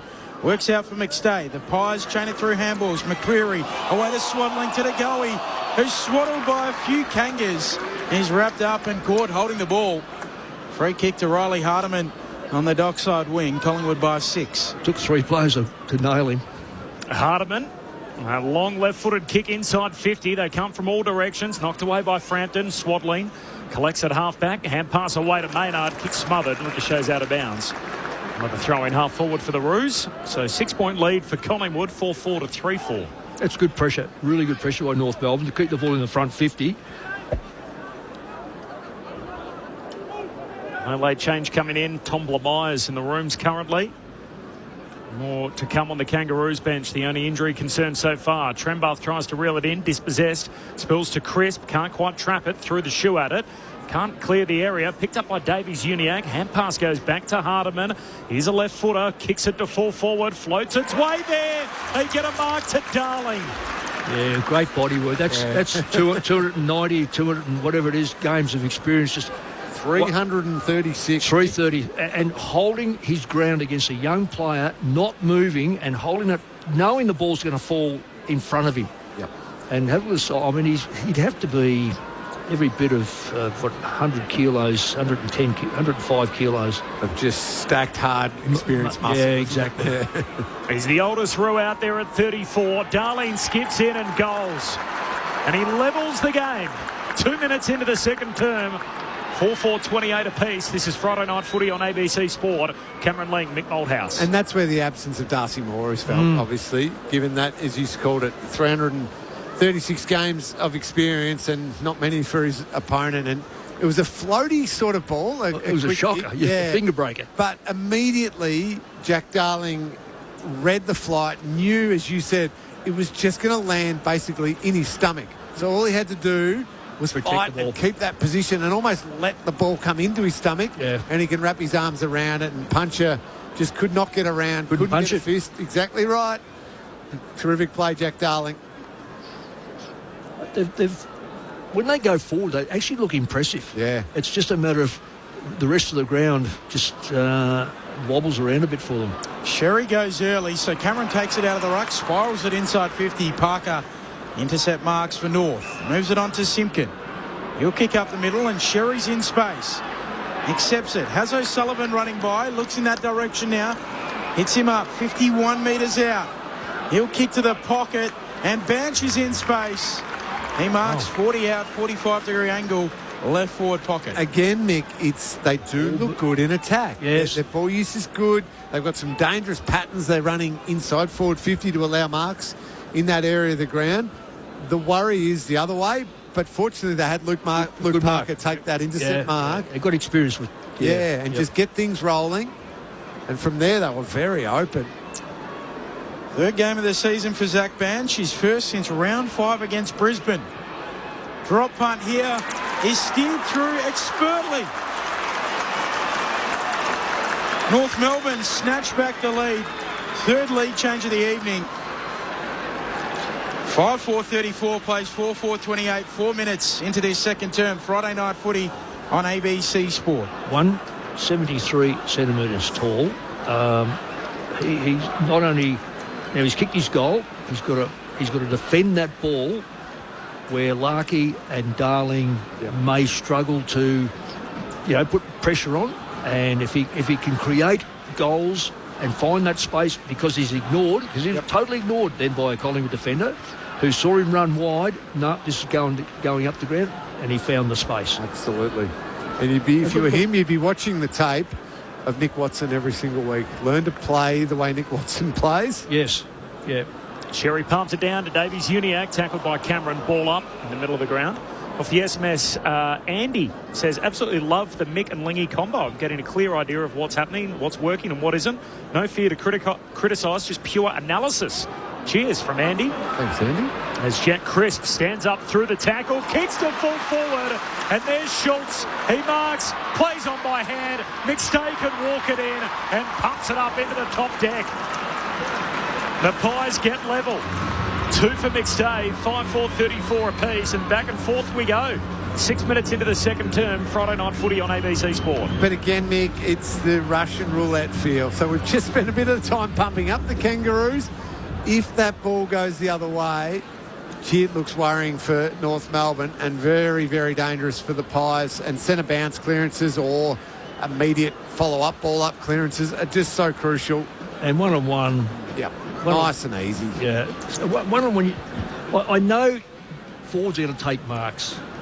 The backline players just bring them to the ground. Yeah. And then you give you a 50-50 chance. That was just a straightforward, put the body into him, put the hip inside his hip, put your arm up and smash it clear, but caught right out. First multiple goal kicker of the evening. Neither ruck decisive. Davies Uniacke twisting, turning, handball to Sherry. Snaps it inside 50. Big first bounce. Darling brings it down, tries to follow up for North. Inside their attacking 50, out to McKercher. He's slung down in a tackle. Ferocious from Braden Maynard. It was, but well done, Jack Darling. Too right. Marking contest, follow up at ground level. Sherry with the palm down. And play some volleyball. And Sullivan goes in. Cameron for the Pies manages to shovel it out. Houston stripped of it. And again, they pile on. A ball up, 48 out from the attacking goal for the Roos. Scores level. We got it going up a notch a little bit. There's some bit of physicality here. Ruck Shearer down. O'Sullivan whacks it forward to the advantage of Whitlock. Hand pass away to Curtis. Surrenders into tackle, and the ump says ball up. Yeah, that's a hand pass under pressure that not control, so he puts his teammate under duress, puts it at his feet. Hand pass, you just got to hit targets. The pack forms at the feet of the players, and we'll have the ball up again.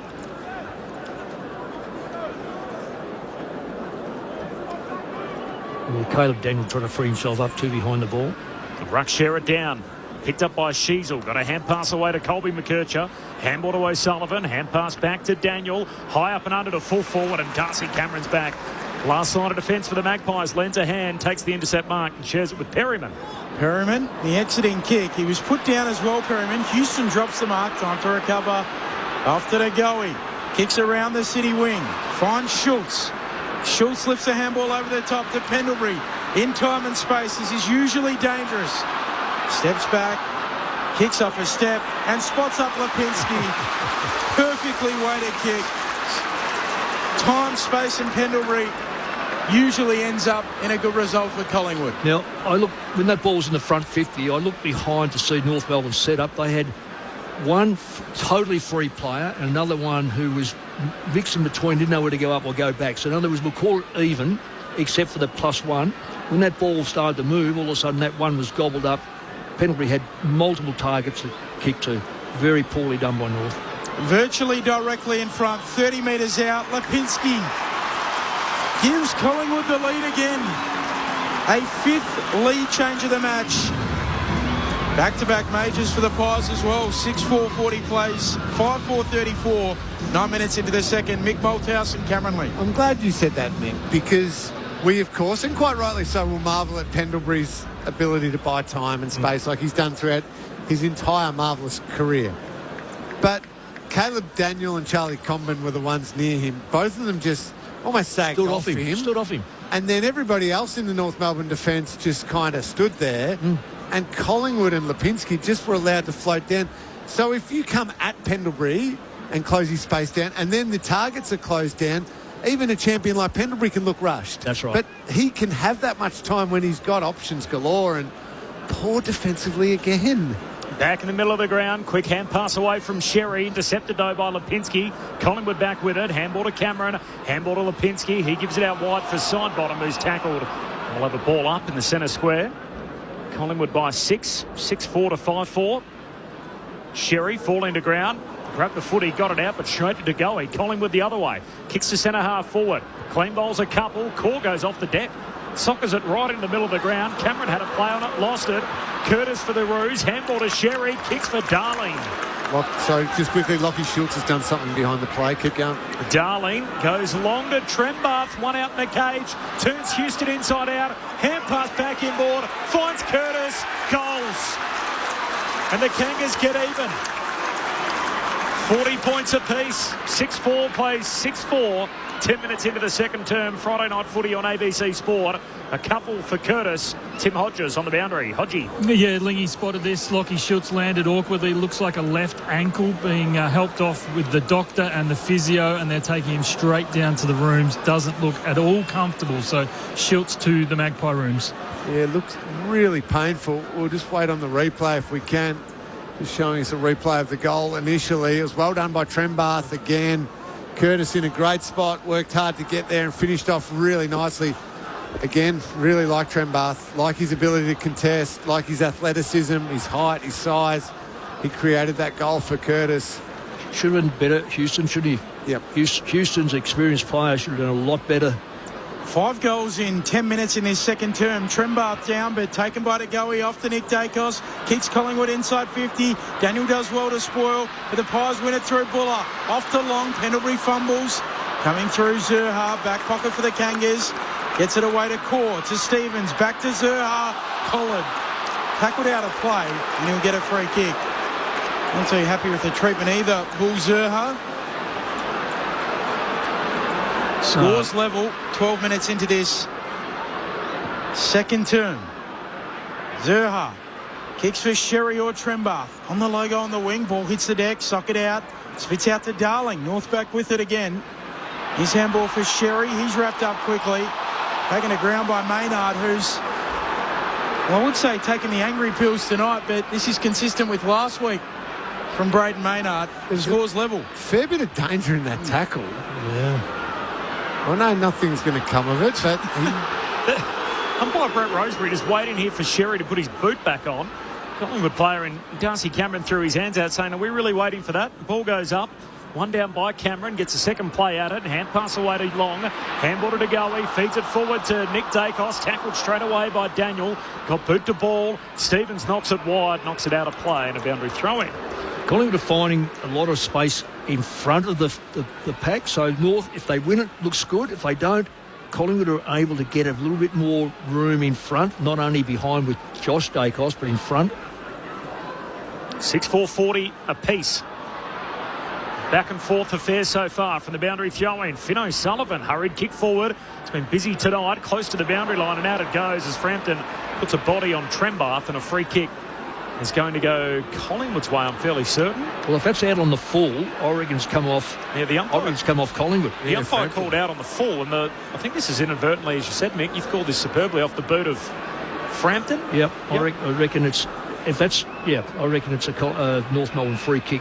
Because what he tried to do is he tried to protect the ball so it went out, so he can get the old lasso, but it's come off his boot. Yeah, and they were buying time there, the umpires, to let the arc get involved, and they've confirmed exactly what Mick was talking about. Has anyone spotted the drone so far tonight? I know. It's zipping around. Hodgie said there's a drone out there taking some pictures from overhead under the roof at Docklands tonight as Trembath goes all the way back to Daniel. And now all the way back to Zerha. He handballs away to Core. Got to charge it. As Core kicks deep inside 50. Darling's down there. Sherry to it. Comes down to ground level. They all pile in. Is there a high free kick? No. We'll ball it up. 25 out from the attacking goal. In for the Kangas. Scores level. 14 into the second.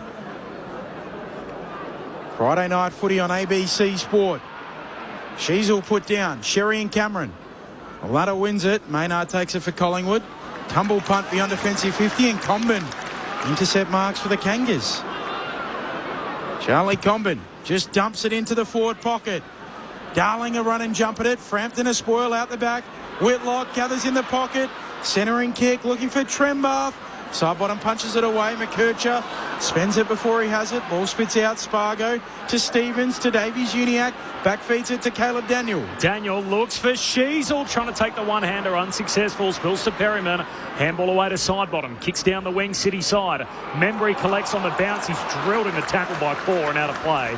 Spin it in, says the umpire. We'll have a boundary throw in between wing and half forward for the Roos. Fantastic defence by Collingwood. North had ample opportunities but were closed down so quickly. So outstanding midfield and backline play by the Pies. Tie game, 40 points apiece from the boundary throw-in. Sherry grabs it out of the ruck. Got boot to ball, but it just trickles away towards Stevens, who runs the gauntlet, kicks inside the forward 50. Howe breaks free from his man and takes the intercept mark. Almost like he was the leading forward. Had his name written all over it. He's got it full-back for Collingwood. That was brilliant by Howe. He had to fight off that contest in order to get himself enough time to launch at the ball and take the grab. High-quality defensive craft. Chips it away to Maynard, who moves it onto Frampton. Still inside the defensive arc. Kick towards neutral territory on the wing. Parker comes in and takes the mark for North Melbourne. He's been good behind the ball. I'm not sure how many possessions he's had, but he's been really clean with the footy. So once a runner-up in the Brownlow. Kicks up towards half forward. Trembath juggling the mark. Can't quite bring it down, and Frampton on the back flank for Collingwood. Gives it off to the Goey. Kicks a inverted torp up towards the wing. Bad bounce for Cooper Harvey. Lasso free kick as he gathers it, having gone out of play. The Harveys have still got Scott and Jack's Pendlebury covered for father-son games, which is a positive as he goes infield away to Hardiman. Harvey gives a hand pass away to Simpkin, who kicks long to Trembath in a tangle with Maynard. Ball hits the deck. Tackled out of play, Spargo by Josh Dacos. Boundary throw-in, 40 out from the Roos goal. Yeah, early days North really precise in their forward line. They're just bombing it now. They've had 4 or 5 chances. None of them have been directed correctly. It's just hope that someone marks it. Not good enough. 10-4, the inside 50s in the quarter. North's way. Scores level from the boundary throw in. Trembath. Handball looking for Spargo. Comes back to Trembath. Hand pass looking for Spargo against the boundary line again. Somehow kicked it off his knees. Away towards Stevens. Not the required distance. Dropped it anyway. And Frampton settles it down. Hand pass away to Sidebottom. Kicks to a one-on-one.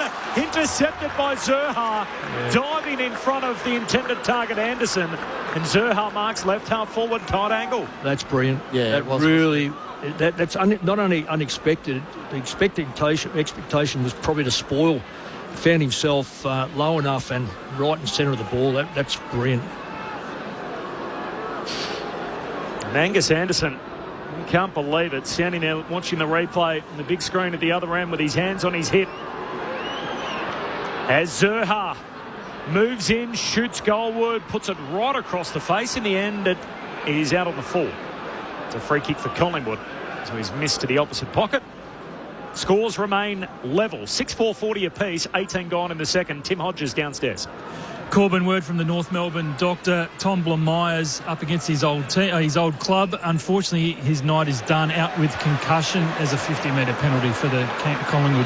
Yeah, Trembath just thought, I can run it. Braden Maynard, even if the umpire doesn't call play on. Just on Schultz, Hodgie? Well, the doctors just walked back from the rooms, so I don't think it looks great for Lockie Schultz either. So Blomeyers is definitely out, and no, here is Lockie Schultz. So he's got a heavily strapped ankle. Still doesn't look at all comfortable, but we'll try to get back out there. Well, he looks very proppy, doesn't he? De Goey on the back flank, kicks up forward of the wing. McStay doesn't quite hold him. McCreary roves at ground level. Collingwood with the football, gives it off to Nick Dacos. Waits a kick beautifully for Swaddling. That's 60 from home and he'll get 50. Yeah, and I don't love the rule, none of us do, but Charlie Common's got to understand the rule. Someone has to stand the mark, and he was quite obviously the man on this occasion. Yeah. He's yelling at Colby McKercher saying, you should have stood the mark because I've got to get back on my taller opponent. But in that situation, Common's just got to realise, I'm stuck, stay. That was a clear 50 under the current rules. Being put on a tight angle here. Sam Swaddling, must admit as a new father his name sends a shiver up the spine, but the kick on goal here from 20 out, 45-degree angle, and slide it through.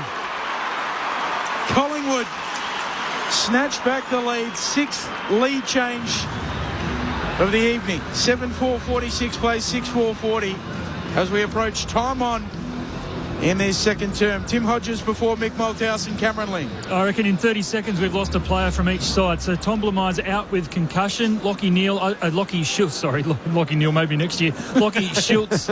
I think they've strapped that ankle and they've said you can go up and you can try and do a run through. If you don't get through, you're out. He tried to get through, he just couldn't, and the doc pointed straight to the back seat of the bench where he's sitting now. He's getting the sock taken off and some ice applied to that ankle. So I think Lockie Schultz is done for the day as well. Thank you for that. If I just say, that's not surprising. No, where they put that ice is the syndesmosis position. Yeah. So it's right between where your leg joins onto your foot, and it's straight in the middle, not an ankle side. So Ed Allen runs it out of the middle, shakes a tackle, kicks to half forward for Collingwood, punched away by Core, close to the boundary line, and McCreary sees it out. Half forward for the Magpies. 6-point lead for Collingwood. And that explains a lot, Mick, because a lateral ligament just rolled. And you can very painful, but then you can get it moving again and you're all right for the rest of the game. And medial sometimes, I know it's worse, but you can do the same, whereas that sort of thing there is, if it is syndesmosis, good luck. And that's a number of weeks usually. Yeah, it is. Yeah. From the boundary throw-in, Roos trying to clear. Daniel high up and under, still on the right on the 50 attacking side for the Magpies. Comes to McCreary, hand pass goes back to Sidebottom. Hooks a kick across the body to the hot spot. They come from all directions. Combin took out a couple but didn't touch the footy. Spills to Puncher of the Magpies. Hand pass away towards McCreary. He's taken the ground in the tackle. Ball up, 30 metres out from the Pies goal. Left half forward. It is Collingwood by 6. 7-4 plays 6-4, 22 gone in the second. 3 goals apiece in this second term. Tapped down by Trembath to Davies Uniacke, turns it over. Perryman takes the mark for the Pies. 51 out, sets it up towards the hot spot. McStay goes up, bullet 2, comes down in the pocket off hands. Davies Uniacke is there for North. Tackled by Allen, ends up with the footy at Allen. Collingwood ball, Buller to Dacos, retreating, goes backward, and Houston marks. 45 out, directly in front. Every Magpies player just puts up their hand saying, hold. He's got it in him from there. Well, once Dacos picks up inside 50, you automatically should be 1 inch from your opponent. Yeah. So Nick, and what Nick's got to realise, I've been watching him closely. He's been running around desperately trying to get a touch because he's a little bit unders, but realise that you don't have to have it 40 times. His impact when he kicks inside forward 50 is so high. That's all he needs to do. Dan Houston from 50. Hooks it left. Spoken about joining Collingwood, the great magnifier of the black and white stripes. Your good games are great, your bad games are worse.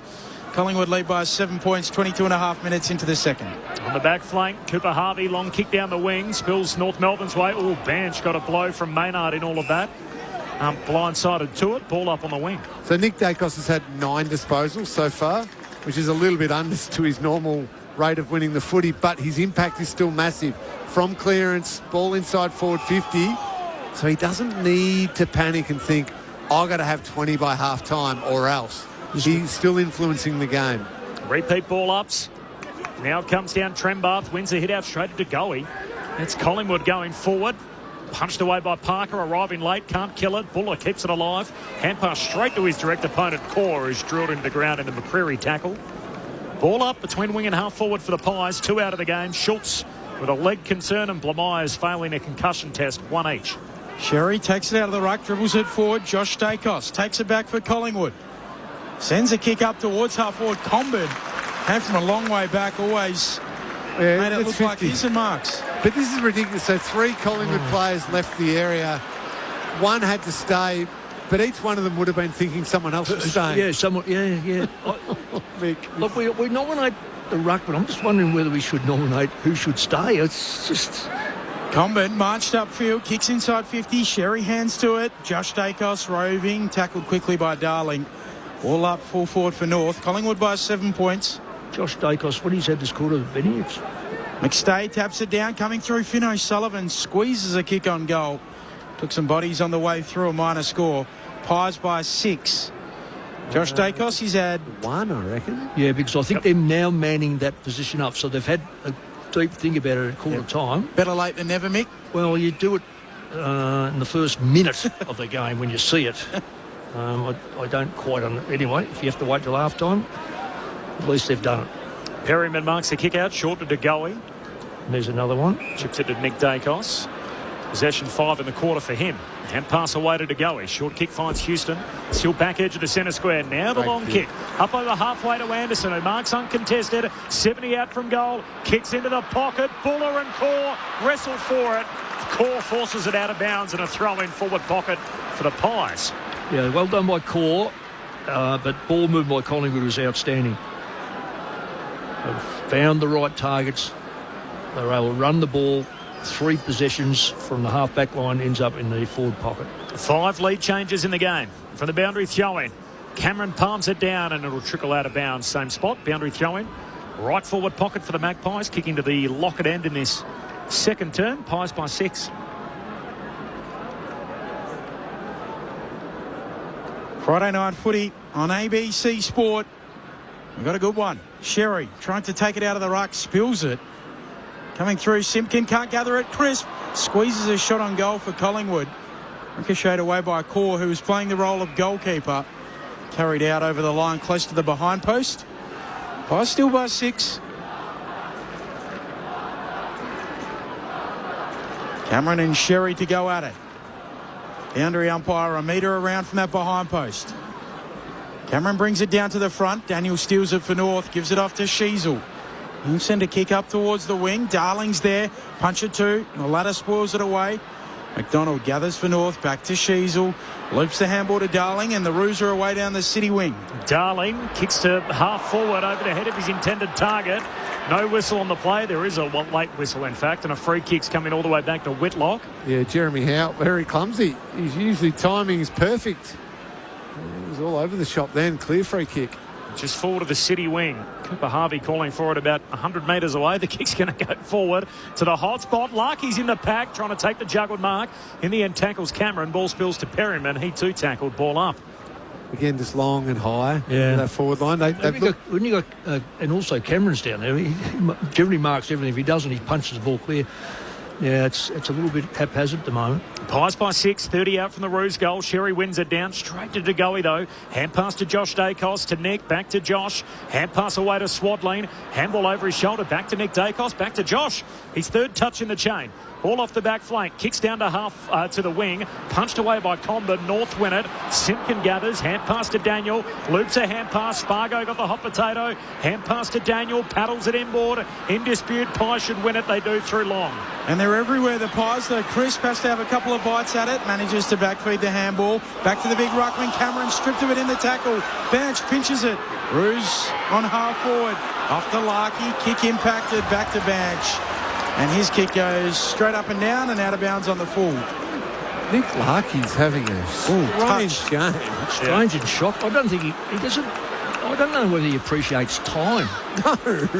You don't have that long. No, well, there's space time, and I think he's a space man at the moment. Jeez, they've called that a touch ball. I'm not sure who got a fingertip to that. I don't think anyone was near it. The players didn't expect it. Cameron takes it out of the ruck, clears for Collingwood. Stevens takes possession back for North, gives it off to Sheasel, centering kick, but Frampton's there. Collingwood back in possession, and they lead by 6. That's one where Sheasel, you would excuse him for having a shot because he's on his right foot coming around the boundary, but to square that up in traffic, it's not going to work. Frampton to go, puncher Josh Dacos, and now Perryman. Short kicking game in the back half. He looks laterally to Josh Dacos. Pokes it again down the wing. Finds DeGoey, his second touch in the chain. Up over halfway, Swadling, the only teenager on the ground. The Sandgroper's got it between wing and half forward. Kicks down to the 50. Wanted Ned Long, missed him. Now the counter-attack. Simpkin intercepts. Kicks North into the middle of the ground. Banch collects, gives it to Larkey. Short kick, waiting for it, Whitlock. Frampton didn't, went and attacked it, took the intercept mark. You get taught that at year 8.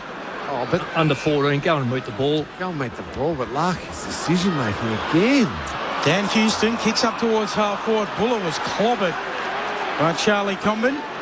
Comben knows he's the man to stand the mark here. We've learned valuable lessons tonight, Benny. Buller looks into the pocket, trying to find his running mate McStay, punched away from him by Core. Out in the pocket. Collingwood by 6, 29 played in the second.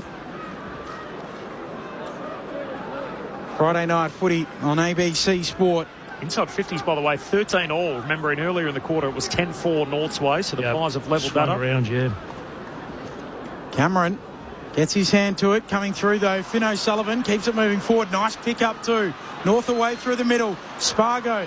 Hollywood handball, but it gets back to McKercher. Gives it back to Spargo. Zips away with it. Kicks out in front of Banch. Marks on attacking 50. Zips away. Eyes the goals and misses right. Collingwood's lead back to 5. Good ball move, but North lacked a forward because Collingwood had the extra 2, not 1, 2. So they're getting sucked into play. They're falling back in the back line to perhaps save the game instead of trying to win the game. To go, Frampton, Houston. They got it out of the 50 with the short kicks, and now a long one from Houston to the wing. Swadling holding his shape, goes short with the kick to Lipinski. Hand pass to DeGoey. DeGoey now the inside 50 kick. He wrong-footed all of his forwards, and in the end, Core able to take an easy intercept mark at half-back. North back with it. Retreats to Trembath. Hand pass away to Parker. Stabs the kick wide. Finds Sherry on the junction of the 50 and the boundary line. Half-back. Gives it back to Parker. Parker kicks for a leading Darling, straight through his mitts. Out the back it goes, and Crisp runs onto it for Collingwood. Handball to Josh Dacos on the logo. Forward handball to Ed Allen. He can kick up to half forward. Nobody there. He was impacted on the kick.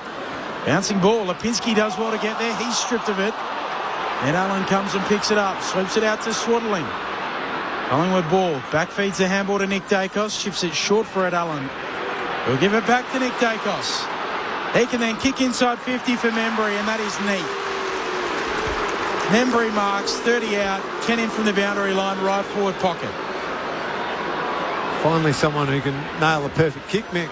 Oh, well, it's been dreadful, hasn't it? The last 5 minutes is wrong. It's not so much that some of the kicks are going okay. They're just going to the wrong area or wrong person. And I just don't like the way North are falling all back defensively, because when they come out, Collingwood just set up, particularly Josh Dacos is able just to waltz wherever he wants to go. I don't think he's got a man.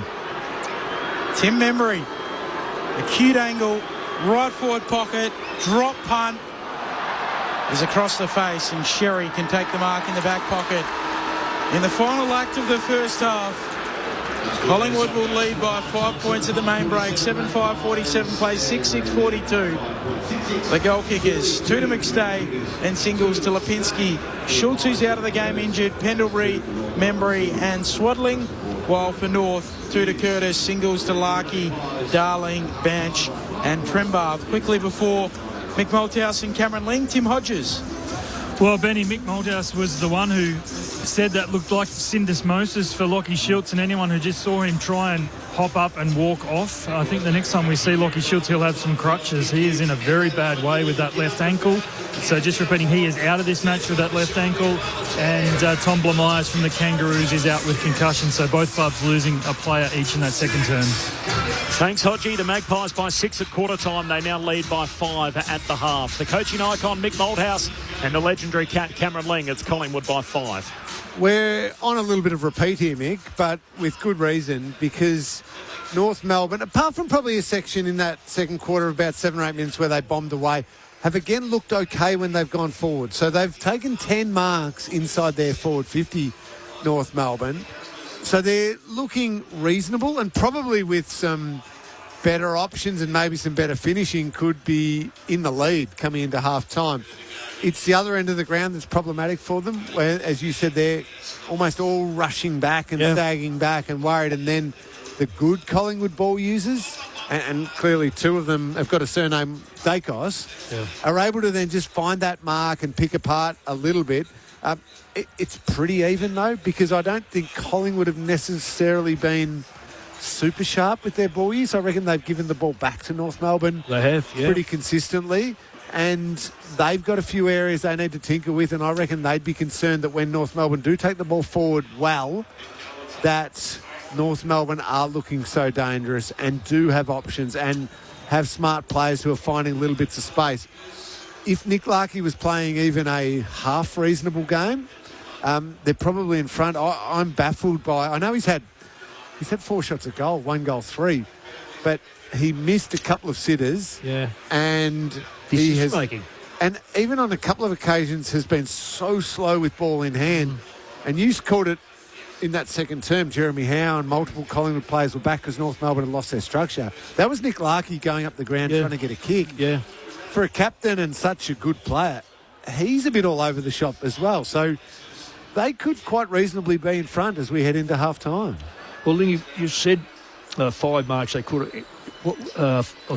10. So it's been 5 and 5 inside 50 marks by North Melbourne. Collingwood have gone 3 and 4. And that's more remarkable because when you've got the likes of Dacos, Tagoe, Dacos, those types of players, they can find targets inside 50. Whereas we were sort of thinking at one stage, the way the ball was going into North Melbourne's forward line was just up in the air and hope it was marked. And Collingwood now are aware of that. So Darcy gets back as quick as he can. Cherry's not worked, so therefore he's sort of outside. So with that extra tall, they're able to destroy the ball, and the marks now are very wide or just on 50, so they don't leave anything. Or it should always be marks inside 30, and that gives you a chance. Even if you're locked up against the fence, you can still have a shot from 30. So. It's an interesting game, Lingy, because both sides are making some really basic errors.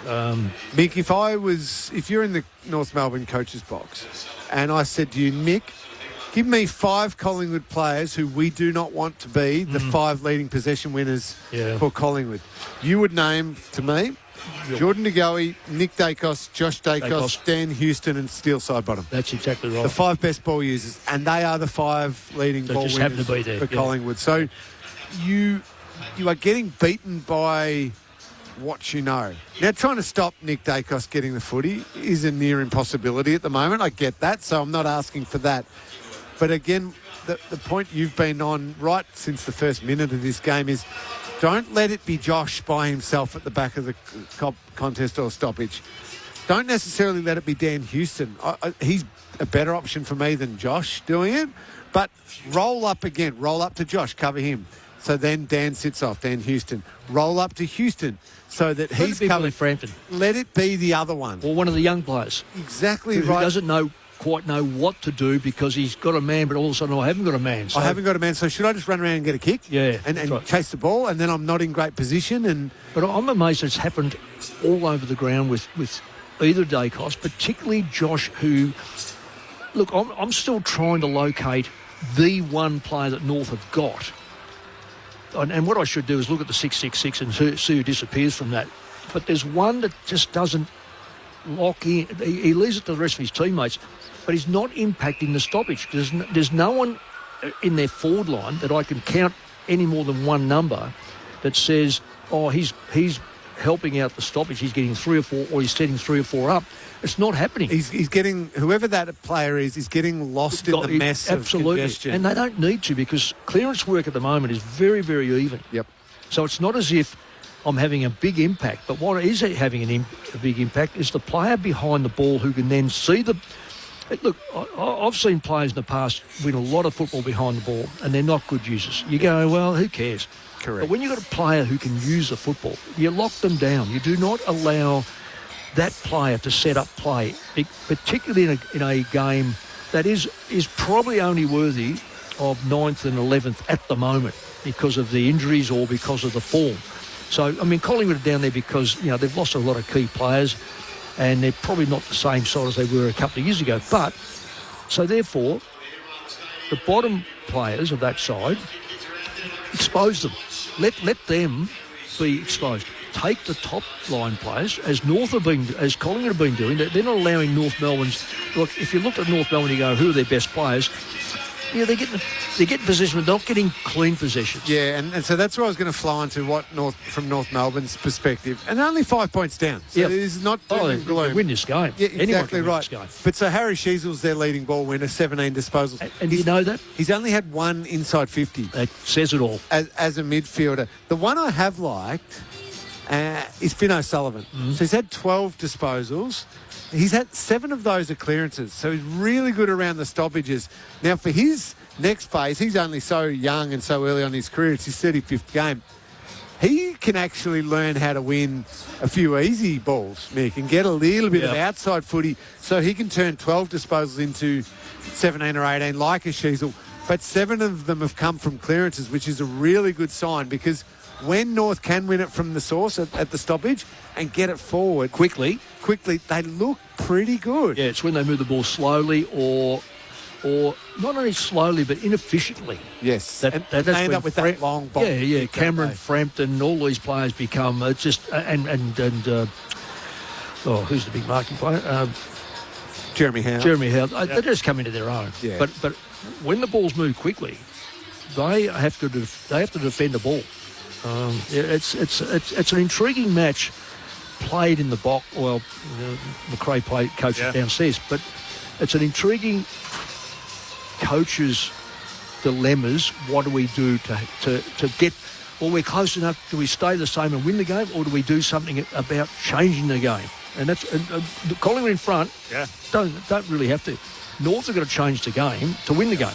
North trying to get themselves into those wildcard spots. They're trying to claim the biggest scalp of their season in the Magpies, while for Collingwood, they're trying to defend it. Currently 9th on the premiership table. It's half-time. There's only 5 points in it. There's been 5 lead changes. Collingwood on top, just second half around the corner. But for now, let's see what's happening in the ABC newsroom.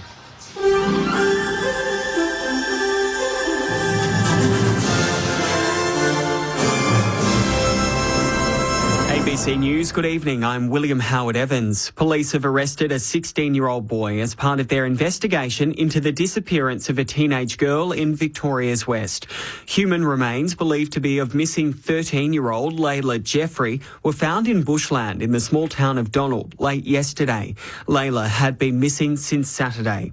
Police raided a home this morning and arrested a 16-year-old boy, with 2 women in their 50s also assisting police with the investigation. Detectives Detective Inspector Dave Dunstan says the boy is now being interviewed. We look at every case on its individual characteristics. If we're satisfied there's a prima facie case for charges to be laid, they will be laid. I can't guarantee that this will happen in the next hour or however long. It will take as long as it takes. Telstra CEO Vicky Brady has spoken with the family of the person in South Australia who passed away during the network outage on Wednesday. Telstra says the intermittent issue affected some voice and data services at that location. The telco admits this prevented family members in South Australia from being informed that their loved one was being taken to hospital. As such, they did not have the opportunity to say goodbye before their loved one passed away. The telco has apologised to the family. Veteran broadcaster Darren Hinch is being remembered as someone who always defended society's most vulnerable people following his death at the age of 82. The former journalist and senator was best known for his decades-long career in the media and his pursuit to expose sex offenders. He died in his sleep this morning. Longtime lawyer and friend Nick Pullen says he'd want to be remembered as an advocate. As a friend of the underdog, as a champion of the defenceless, those that couldn't have a voice, he was more than happy to enter into that breach, especially when it came to children and sex assault victims. Absolutely. Western Australia has recorded 2 more confirmed cases of H5 bird flu, bringing the total number in the state to 7. The 2 migratory seabirds were found dead at Mullaloo Beach and Horrocks Beach last week. There have been 13 confirmed cases nationally, including the first instance of an infected native bird in South Australia. An outer Melbourne family daycare operator has been forced to close its 45 locations after concerns from the regulator that children were being put at risk. Ethan Seidemann reports. Gabbo Family Daycare, which runs facilities in suburbs including Hoppers Crossing, Epping, Craigieburn and Werribee, has been suspended for 90 days. The Victorian Early Childhood Regulatory Authority says it's for a litany of compliance issues that created immediate risk to the safety of children. Investigations found several educators didn't hold qualifications and there were issues relating to the safety of the residences themselves, among other things. It's the first time the regulator has used its powers on the operator of a family daycare, a form of childcare where care is provided by a qualified educator in their own private home. Spanish officials have described a deadly wildfire in the country's south as terrifying. At least 11 people have died and 19 remain unaccounted for, with warnings the death toll could rise significantly. Hundreds of firefighters are working to contain the blaze, which appears to have been caused by a downed power line. Local Mayor Francisco Reyes says weather conditions are challenging. The situation we are experiencing right now is terrifying because there is a lot of wind. The fire started and has spread very quickly. We have had to evacuate residents. We are very concerned because houses are burning. The International Energy Agency says the escalation in conflict between the US and Iran this week has cast a shadow over the outlook for global oil markets. The situation remains volatile, as the BBC's Caroline Davies explains. We didn't see any strikes overnight, but of course we had seen a series of strikes in the last 2 days previous to that. We'd also had accusations of strikes again that Iran had said that they had been hit, although we did not get confirmation from the US side that they had again targeted Iran late last night. So at the moment, it looks like there's been a pause overnight, but whether or not this means that those tit-for-tat exchanges are now, there's a line drawn under it, or it's a momentary pause and we'll see a resumption, that will be the big question. The other side, of course, is that this is all focused around this particular repercussion of the violence has come from the Strait of Hormuz and arguments about who is in control of the Strait of Hormuz. And it's been announced the opening match of this year's Men's Big Bash League cricket season will be played in India. You're up to date with the latest ABC News. Meet Hugh Shen, leader, visionary, builder of dreams. It's a great honour to be leading Tasmania's new football club. Starting a brand new footy club. Can't be that hard. I need a song and a mascot by yesterday. Adam the Apple from the Apple Isle. Could you please show Adam the Apple Donny the Door? Sam Pang's brand new office comedy, Ground Up. Thank you. I'll be taking no questions whatsoever. Ground Up. Stream now on ABC iView. This is the 2026 AFL Premiership season with ABC Sport. Kicks around the city wing. Finds Schultz. Schultz lifts a handball over the top to Pendlebury. In time and space, this is usually dangerous. Steps back, kicks off a step, and spots up Lipinski. Perfectly weighted kick. Time, space, and Pendlebury usually ends up in a good result for Collingwood. Virtually directly in front, 30 metres out. Lipinski gives Collingwood the lead again. I reckon in 30 seconds we've lost a player from each side. So Tom Blamaire's out with concussion. Lachie Schultz is done for the day as well. Darling goes long to Trembarth, one out in the cage, turns Houston inside out, hand pass back inboard, finds Curtis, goals. The AFL on ABC Sport. On radio. ABC Sport Digital Radio. And ABC Listen. Sounds there from the second term. It's been a seesawing type affair the whole way through. Collingwood by 6 at quarter time and now by 5 at the half. There's been 5 lead changes, and the widest the margin's been either way was when Collingwood led by 11 points halfway through the opening term. This is Friday Night Footy on ABC Sport. Corbin Middlemass and Ben Cameron. Tim Hodges on the boundary. The coaching icon Mick Moldhouse and the legendary cat in Cameron Ling. Your thoughts on the SMS throughout the night? 0437 774 774. Joe in Reservoir off the SMS. 1977 drawn grand final comes to mind when these two teams play. We saw that on Colour TV. Of course, that was the first Colour TV grand final back in 77. Paul in Catherine. Maybe they could use the drone at the MCG to scare away the Seagulls. Grant in Hobart enjoying the call while typing away on my next book. Go the Blues. All the best for that, Grant. Appreciate that. Chris in Chadstone. Discussion point. North Melbourne last played Sunday twilight in Adelaide. They're now playing 5 days later. Is that unusual or unfair? So, Chris, under the CBA, every team has 2 5-day breaks. Not allowed any more than that. So, no more than 2 5-day breaks. But it is a little inconsistent as to when you play against an opponent that might not necessarily be on the same break. So, for example, last night, Sydney off 6 days with travel, Fremantle off 5 days, coming back home, travelling back from Canberra. To Joanna, family, and the SJs, enjoying the call from Croatia. Go the Pies. Oh, very nice. It's a good way to take it in. Oh, Lingy making out like he needs a holiday in Croatia. Spent 10 days in Fiji. How was your holiday? It was magnificent, thank you, Corbs. Didn't get a chance to chat to you pre-game, but I'm sure the boys asked you all about it. It was wonderful. Excellent. It was a lot of beach time, pool time, and my 3 boys running amok. Playing soccer too, weren't you? Yeah, a lot of the World Game. We loved that. It was fantastic. Can we please get an update on Grant's book as well? Like what kind of book? Are we talking a novel? Is it a thriller? Is it a biography of some description from Grant down in Hobart? We'll get an update on that. Keep them coming throughout the night. 0437 774 774 is the SMS number if you want to get involved. Speaking of all the other sports that are taking place around the world in the NRL, it's halftime. Warriors 14, West Tigers 6. So an 8-point lead for the Warriors there. That's the first game of the new round, of course. A bunch of teams have the bye, given the fact they're coming off Origin the other night. Well done to the New South Wales Blues, winning Game 3 in enemy territory, but New Zealand 14-6 over the West Tigers. In the association football, the Round Ball World Game, a win for France earlier today, 2-0 over Morocco. Oh, they were impressive too.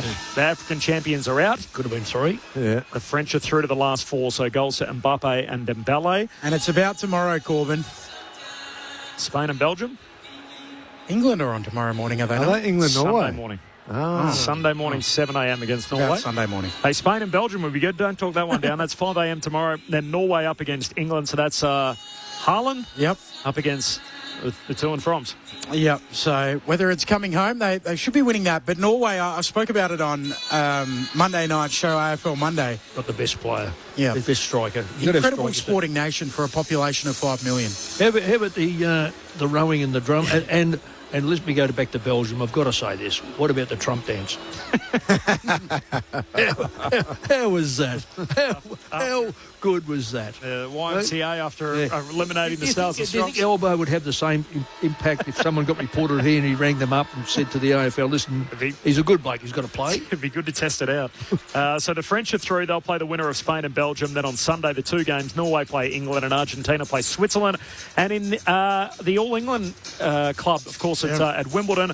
In the 2 men's semis of tonight, so Arthur Ferry, who's the French-born Brit, he takes on Sasha Zverev in the early semi-final, and the late one's the blockbuster match, that is Sinner Djokovic. So down to the last 4 in the men's singles.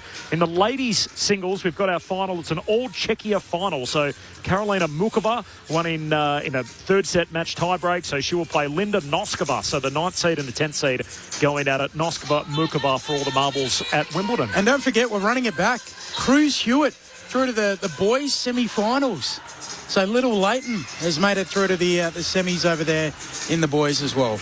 Good luck to all of them over there at Wimbledon as we see what happens later tonight. Of course, the 2 finals are covered through ABC Sport. And our friends at the BBC, you can find coverage of that across the weekend.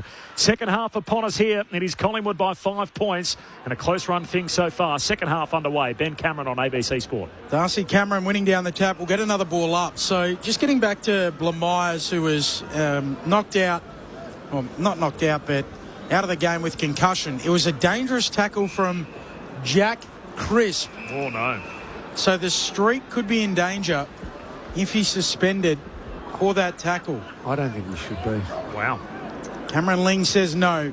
North Melbourne out of the middle. McDonald, high kick inside 50. In front, Houston brings it down.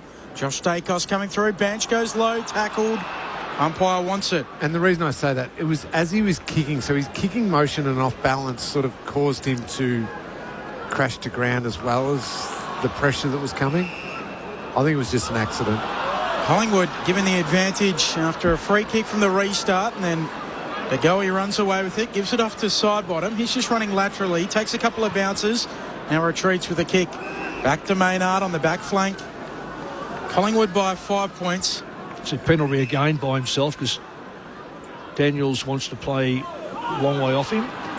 Kick goes down the wing from Maynard, picked off by Zerha. He didn't take the mark but had his arms chopped. Advantage applied. Simpkin dabs it in the middle of the ground. So Simpkin said, no, stop, I'm going to give back to him, and then chose to kick. You can't have it both ways. Sherry hand pass back to Simpkin. Kicks the centre half forward. Spills over to Houston and the Magpies. Hand pass to Crisp. Handball to Puncher. Kicks down the wing and the Magpies come up with it. Mark taken defensive side of halfway by Lipinski. It's interesting that Collingwood now have gone back twice, which is unusual because they're not finding the targets they did in the first quarter. So maybe North Melbourne now are playing a lot better one-on-one football. It's early days, admittedly. Back to Liam Puncher. Kicks for the ruckman. Cameron knocked away from him and out of play.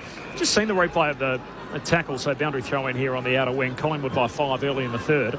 So essentially, Crisp lays the tackle as Blamires is kicking the football away, and then nothing. As a result, Blamires ends up hitting the deck, but he does have it. It's not as if his arms are pinned or anything like that. He kind of guides him to ground, so you'd hate to see the streak broken by that. Cameron takes it out of the ruck, kicks up to McCreary, half forward, working laterally, gathers the footy, and then handballs it back to Pendlebury, back to Cameron. Pies ball goes all the way back to the logo on Josh Dacos. He'll kick infield for Maynard. In fact, he doesn't have either arm pinned, so it doesn't pin either arm in the tackle, Jack Crisp. Maynard shorts it away to De Goey. He looks inside 50, big leading lanes, and it's beautifully delivered to Buller. Slides into Mark, 35 out.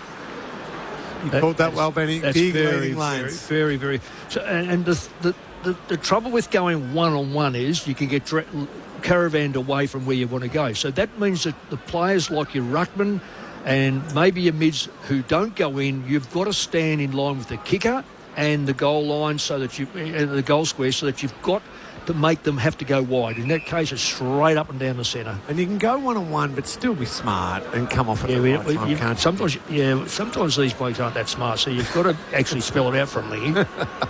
Jack Buller for the first of the second half. Kicks a helicopter. Just sneaks it through for a minor score. Collingwood by 6, 3 minutes into the second half. I hope the drone flies better than that one. We haven't seen it yet, have we? No. That ball, wasn't it? Daniel De Parker kicks out wide for Zerha. The ball off the back flank for North. Kicks down the wing. Frampton in a tangle there with Larkey. Knocked down to Crisp. Shoots a hand pass backward to Josh Dacos. Right on halfway for Collingwood. Kicks into the centre of the ground. Hardiman attacks it. Had a fair bit of it. No mark. Yes. The mark or the free kick. Either way, Hardiman's going to get it. And this is the problem with North Melbourne at the moment. They have so many players standing next to each other. Yeah. Everyone's keen to get a lick, aren't they? Yeah, well, and that's the Because now they've got to work with numbers, and if you haven't got the numbers, it's a very, very good 50, disguised 50 metre, isn't it? Yeah. So McKercher, McDonald, all looking for a kick there laterally, and then McDonald goes forward and finds Larkey. Takes a contested mark left half forward. Crowded forward 50, dabs it into the leading lane of Darling and dropping back in the hole. Houston takes the intercept mark. Nick Larkey is on another planet. Oh, I said that. He's a spaceman. Oh, Tonight. my goodness. And even look at his manning up where he's run straight over to Curtis and stood with Curtis's man. Yeah, he's trying to man up Paul Curtis. That's right. He's totally... I reckon they're going to do a test. Collingwood with the switch. Howe marks. He moves it on to Josh Dacos, who chips it short for Pendlebury. Well, Pendlebury's going to play for till 2100 because he thinks that he can play on Shorty Daniels. Kicks out wide, and the mark taken by Crisp. Because no one's manning him up. Collingwood by 6. Crisp with the tackle on Bill Myers, but Mick Malthouse and Cameron Ling say he should be fine. The streak should continue. Kicks up to half forward. Membry brings it down, then roves his own ball, gets a handball moving forward. Stevens takes it for the Roos, back flank, kicks corridor for Larkey. What happens next? Larkey on his knees, got a handball away to McKercher, and the ball's free. Out to Curtis, kicks into an open forward 50. Davies Uniacke got a little shove from Allen. Davies Uniacke jumps back on top of it. He's outnumbered, and the numbers went out.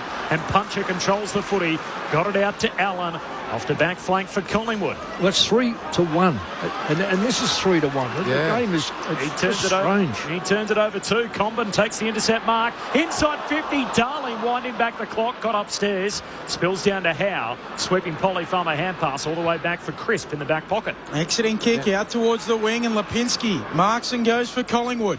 Kicks around the wing. Membry leads up. Now he won't go quick. He'll take, good, patient. Just use the lateral ball because nobody was there. Oh, Collingwood by 6. 6 minutes into the third term. Kicks to Josh Dacos, who drops it. Now looks deep inside 50. No mark taken. Free kick going to Zurhaar. North ball. Where's Zurhaar playing? I'm only hoping he's not half back, but is he playing on someone? Because we know Daniels is not. Handball to Parker, kicks to Trembath, to McKercher, chips it inside 50. Coming up, Davies Uniacke doesn't mark. House out the back for Collingwood. Inside their defensive arc, off to Cameron, to Allen, to side bottom, and he'll hold it up. Just waits for the defender to come towards him, hands it to Cameron, short kick to Pendlebury. So the man who Mick Malthouse says will play through to 2,100, which I'm interested what they'll call it in that year, Mick. Will they go with 2,100 or will they go with 2,100 or 2,100? I know one thing, if there's 20 sides, they'll have 20 finals. He's got 74 more years to play. It'll be 113 Pendles. Oh, good. As he gives it to Allen, who kicks down the wing, and Sherry takes the intercept. Well, I reckon my grandfather would be playing right now because, and he's been dead for a long, long time. Because look at this. This is the rubbish. Sherry to Zurhaar, to Davies Uniacke, and now to Parker. Short kick in the middle of the ground. Finds McKercher. There's a lot of options forward. Just needs to spot one. Whitlock takes the mark. It's uncontested ball heaven right now. He's 50 metres out. We haven't had a goal in the quarter, which is 8 minutes old. Collingwood by 6. Whitlock, some indecision. Simpkin wants it, gets it. Against the boundary line, he plays on. Maynard goes to ground. He snaps it, gets it skinny. A behind, missing near side. Never looked like going through. A 5-point lead for Collingwood. We're back where we were at the half, and we've played 8 minutes of footy. Is that what it is? Is that what it is called? Footy? It's been 8 missable minutes, it must be said. If you're late getting back to your television set or you're trying to catch up and listen to us, don't stress about rewatching. Don't worry about those 8 minutes. It's Collingwood by 5. It is uncontested possession galore, but not necessarily clean and effective.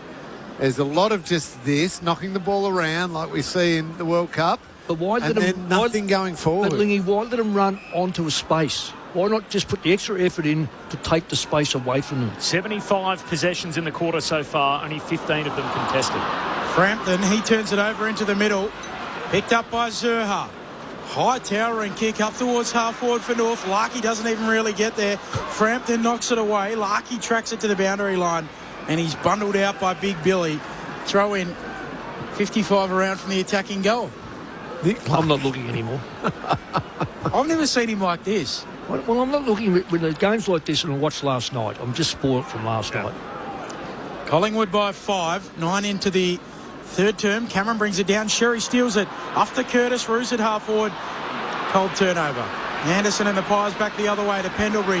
To Lipinski, to Nick Dacos. Through the bullseye. Chips it to half forward. McDonald comes across. McCreary paddles. McDonald's right there with him. McDonald does well. McCreary goes to the boundary line. McDonald halves it. Then he wins it. He did really well. Gives it to Zerha to clear.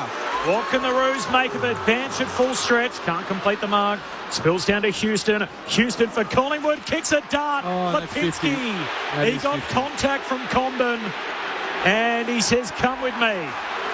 Lipinski now from point-blank range, top of the goal square.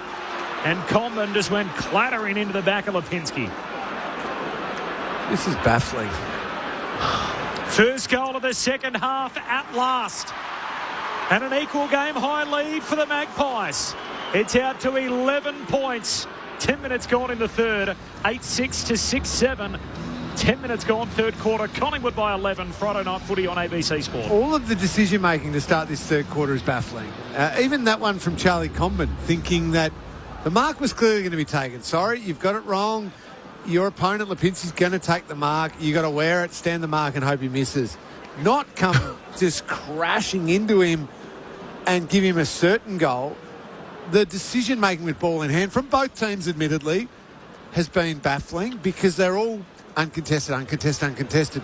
But then they try and bite something off and they're missing the target by a mile and choosing the wrong target. Yeah. It has been a strange third term. Look, I'm not in favour of 6-6-6, right? But right now, the best way that North Melbourne and Collingwood could play is go 6-6-6. Even it up. Yep. Even it up so that you don't have this massive numbers favouring one side. Collingwood out of the middle. Cameron, beautiful tap down to Nick Dacos, who kicks out to a leading target in Membry. That kick by Dacos is high degree of difficulty. Membry just pokes it inside 50 and Cameron claims it. No one was near him. McKercher tried to close late, but Cameron was too tall and he'll go back from 45 out, plumb in front. Yeah, Tristan Cherry I don't know what he was doing. He was probably going down for the deep ball. I was watching him and he was 20 metres off when that ball was marked. He got caught in between. You got to track your opponent with your eyes. Inside 50 you do. Yeah. It's just sense. The reigning best and fairest at Collingwood. Not a noted goal kicker, only one goal in his 15 games this year. Darcy Cameron whacks it through. New game high lead to Collingwood. The last 3 goals in the game and they lead by 17 points. 9-6-60 plays 6-7-43. 12 minutes into the third. Tim Hodges before Mick Malthouse and Cameron Lee. Ben, just fascinating watching Scott Pendlebury on the bench. He was sitting in the back row actually doing his own edits on the computer, the laptop they have on the back row of the bench. He then went and made the edit, then went and got Dan Houston, who was also on the bench, to come and have a look what he'd just cut. He'd sliced and diced on the edit machine. So just amazing. And now he's actually on the phone. Like, he's almost running the bench for the Magpies while he's playing. So just such a valuable asset for Craig McRae, who's 2 seats away from him at the moment. Get him in there to edit a few packages for 360 on Monday, Hodgie. I'm happy to get Pendles in any time. Sherry and McStay share it down. Ball spills to Sheasel. There's a free kick in all of this. Yeah, but is it coming back to North? Why isn't advantage paid there? North Melbourne chose to take the advantage. It's going to be a free kick for Sherry after all that. And now Collingwood have got a heap of numbers back. Yeah. Sheasel had a little surge kick forward, but advantage not applied. So Sherry with the long kick to the hot spot. Larkey running leap at it off his fingertips. Darling off the deck, trying to slap it out of there. 30 metres out from the Roos goal. Passing through O'Sullivan, left it behind. His opposite number to go. He tried to give it to Nick Dacos, who lays a heavy tackle of his own. It's legal on Spargo, and we'll have a ball up 40 metres out from the Roos goal. Kicking to the Lockett end, or the northern end of Dockland Stadium. They got work to do. Collingwood by 17. Sherry taps it down, but McStay takes it away off to Nick Dacos. A couple of running bounces. Just pushed off his kick by Finn O'Sullivan. Allows in Davies Uniac. But Agoe wants it more, wins it. Handball back into the mark, high contact, free kick to Agoe. Collingwood by 17. 2 goals to zip in the second half. Last 3 goals of the game. 14 minutes into this third term. As De Goey looks out wide for Perryman, spills the mark. Good enough to recover. Handball away to side bottom. Short kick down to half forward. Finds Membry. Still outside the 50. Trying to draw the man on the mark. Short kick down to the 50. De Goey, the target, knocked away from him, and North settle it down. Zerha kicks it back the other way. 1 on 3. A 3 wins out. Nick Dacos, hand pass away towards Membry. Collingwood back with it on halfway. Kicks laterally. Finds Long. Hand pass out the back to Josh Dacos. Runs, carries. Gives it away to Allen. Allen's hand pass to Long. Now forward to De Goey. Snaps across the body. A little skinny. Still live. Top of the goal square. McCreary runs into a dead end holding the ball. And North do well to get out of dodge there. They're in a very tricky situation. Zerha rewarded fullback for the Roos. Collingwood by 17, 15 minutes into the third. Zerha ambling to the pocket. Low ball out of defensive 50. A good kick for Whitlock. Mark 60 from defensive goal. Kicks around the city wing. Big fly from Howe. Gets a fist on it. Allows in Puncher to help out. The Pies back in possession. Handball to McStay, to Josh Dacos. Handball to Perryman, to Howe. Back feeds it to Puncher again. He'll break it up with a kick. Up towards half forward for Collingwood. Core puts his fist through it. And Spargo's at the fall of the ball. He's tackled out by side bottom. Throwing on the city wing. Collingwood by 17, quarter hour mark of the third. Well, Collingwood can feel very comfortable at the moment because when the ball goes in their back half, they're outnumbering at least 2 to 1, sometimes 3 to 1, and they can mix and match it and then decide whether they go forward or just create the opportunity. Sherry grabs it out of the ruck from the boundary throw and North with it. Handball away to Davies-Uniacke. Sweeping hand pass from Stevens, who received it. Out to Spargo. Lifts a hand pass. Spargo back to Stevens. Runs an arc on a 180 and then kicks down to half forward. It works out. Sheasel marks, stabs it inside to 50. Larkey, who marks at centre half forward, 45 metres out. And let's see what we get from Nick Larkey here. That was Sheasel's brilliance because Larkey wasn't even in the lead. No, he wasn't. He turned his back on it. Said, just mark the ball. I'll present it to you on a silver platter. It was a beautiful kick by Sheasel. Now, he has not kicked the footy at all well, but this is the distance you want it from if you're him. Just go back, full arc and swing at it. He's kicked 1 goal 3, all in the opening term. His drop punt here, right on the line and off hands, it's helped through. He kicked it an up and under drop punt too. Lands just short. A behind 16-point lead for Collingwood. As many minutes gone in the third. Well, that's amazing for a bloke who can't kick the ball more than 45 metres. Howe brings it into Perryman, who kicks the Pies up to half forward. Buller brings it down, but gives away a free kick. Maiden Core the recipient. Collingwood by 16. And a bizarre night for Nick Larkey, as we mentioned.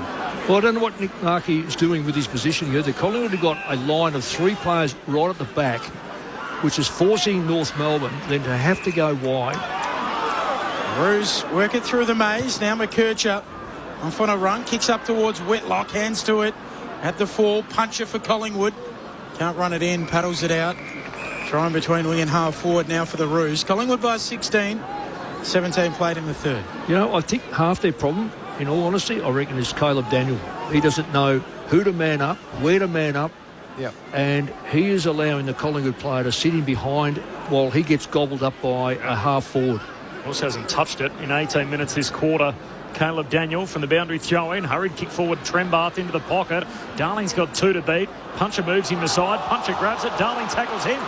Ball up forward pocket for the Roos. Well done by Jack Darling. Really well done. He was outnumbered 3 to 1. Constantly North have been outnumbered 3 to 1 in their forward line. Up it goes. Cameron takes it out of the ruck. Gives it to Crisp. He's immediately met. Trembath piles in on top. We'll do it again. And Daniel is trying to organise here, Mick, but you're right. They're all over the shop, North, with what they're setting up behind the ball. And it's because of him. Yep. He is trying to get the easy target. So if Collingwood get through, they will really get through. Forward pocket for help. North. Tapped down by Cameron. Straight to Nick Dacos. Up and under. Now Josh Dacos roves that back. Gets a handball out. North have the numbers. Take it back through McKercher. Off to Core. Tumble punt towards full forward. How brave. Flies into the pack. Double fisted out of play for a throw in. 4:50 stoppage coming up for the Kangas. Collingwood by 16. We heard from our man Grant in Hobart too about his book that he's writing. Oh, yes. Won't disappoint. I'll bring that to you in just a moment when we get a break in play. It's not a forward 50 stoppage. Maybe it's not North Melbourne's game plan. From the boundary throw-in. Short ball. Comes down to Josh Dacos. Tackled, lost it. Curtis got it out. Handball away to Spargo. Spargo from the pocket. He's got it. And breathes life into the game. And life into North Melbourne's comeback. 10-point game. 9-6 to 7-8. And the fourth generation VFL AFL footballer Charlie Spargo hits the scoreboard. Collingwood 9-6, North Melbourne moved to 7-8. 20 minutes gone in the third. Friday night footy on ABC Sport. Come on, Cobbs, give us I want to know about the ball. Thanks, fellas. I'm a transport enthusiast and bus builder by trade. My first book was Ansair Kingston. Second book, Mercedes-Benz City Buses in Australia and New Zealand, completed and being checked before printing. That'd be number one. And my third book, which I'm now writing, is Buses of Hamburg, which will be followed by Buses of Berlin. My main job is a fabricator and welder at Incat shipyards in Hobart for 30 years. Wow. So an there you go. absolute passion. That's pretty cool, isn't it? Yeah. German. Yeah. Is he German influence? Yeah, it's very German influence. For the last two books, anyway. Well done, Grant, on that. It's a lot of work. Back in the middle, Sherry taps it down and we'll get another ball up. We might find out why the German side of it. If he's in Tassie, has he got the German ancestry? Anyway, Collingwood by 10. Cameron taps it down onto it. Ed Allen for the Pies. Off to Pendlebury. Pendlebury hooks it across his body. Up towards half forward. Comben arrives. Drops the chest mark. Lipinski takes it for Collingwood half forward. Handball inside 50. Comes out to Swaddling. Dumps it on his left boot. What a finish. Not quite. I reckon there's a free kick. Yeah, he was just pushed down as he got the kick away. What's going to be... Yeah, it is going to be paid. Come back to Swaddling. As he kicked, so it's not downfield. No. Or it can't be downfield anyway because it cleared the goal line. And then he'll kick from where the kick or the push took place. Oh, yeah, straight clear. back. Yeah, very clear for a kick. In fact, it was after he kicked it, you know. Oh, yeah. I guess it's got to go back, doesn't it? Yeah, because it cleared the goal line. But yeah. unfortunately, Cooper Harvey just straightened his back. He's giving him a second chance. Pick 37 last year. The Pies' second pick out of West Perth in the WAFL. His drop punt misses left. All right, then left. Both of his misses. Collingwood by 11 points, 21.5 into the third term. Off the back flank, long kick downfield. Luke McDonald, there's no one there. Cherry in a tangle with Frampton, and Houston takes the intercept mark easily on the wing. And Sean to Josh Dacos. Kicks it across the ground. To Puncher, who dropped it. Picked up by Trenbar. No one up ahead for the Roos. Hand pass goes back to Whitlock. They've got to bide some time and now find Spargo. Short kick. Got to Out wide go, though. Stevens. Go. Nick Larkey's open side by himself. No opponent. Must go quick. Still got no one on him, so Stevens spots that now. Goes long in the Larkey direction. Hands to it. Knocked away the second time by Frampton. Pack forms at his feet and the ball up 20 metres out from the Roos goal. Had to go even quicker because then eventually Frampton got semi-set. And got yeah. But again, early on, though, they had no one there. Cameron takes it out of the ruck for Collingwood. Clear and kick. And underneath it, Swaddling takes the mark. Gives it to the run of Josh Dacos. Cruising by. He pokes it on into the middle. Pendlebury accepts, holds it up, waits for the runners, gives it to Long. Long thumps it deep. McStay's out the back. In best position. Oh, well done. Closes late. That is well done. Away. Did a great job. Throw in right forward pocket. Had to get it clean. If you got any of McStay, then it's a free kick. Yeah. Collingwood by 11. You were on his podcast. Mick, Charlie Comben. I don't know. I'm not sure you knew who Charlie Comben was when you were on that podcast. I don't go on with anyone, Benny. And in fact, I've put the cue in the rack. No more from me. I'm over these podcasts. Oh, God, what are they? That's good for us. ABC exclusive. Mick Moldhouse, the only place you can hear him every Friday night and Saturday. With us here on our air from the boundary throw-in comes North's way. There it is. Sherry hurried kick forward. There's no one there for the Roos. Oh, Howe's got it. Now he's got Trenbar to deal with. Handball away to Houston, who's a little casual. Caught by Davies Uniac. Free kick North. Go with speed now. Go with speed. Don't let them get set and get the number behind. It's been a frustrating night both ways at times. 11-point lead for Collingwood. North goes wide, or Davies-Uniacke goes wide for North with the kick to Hardiman. Short kick to bench, 60 metres out, hand pass away to McKercher. Crowded forward 50, looks for Larkey, caught at the back. Ball spills down to Sheasel. Sheasel back on his right peg, snaps goalward. Sheasel, he's got it there. This will be a touch. It's a goal. North are back on the doorstep. And Harry Sheasel pulls them within a straight kick. Collingwood 9-7.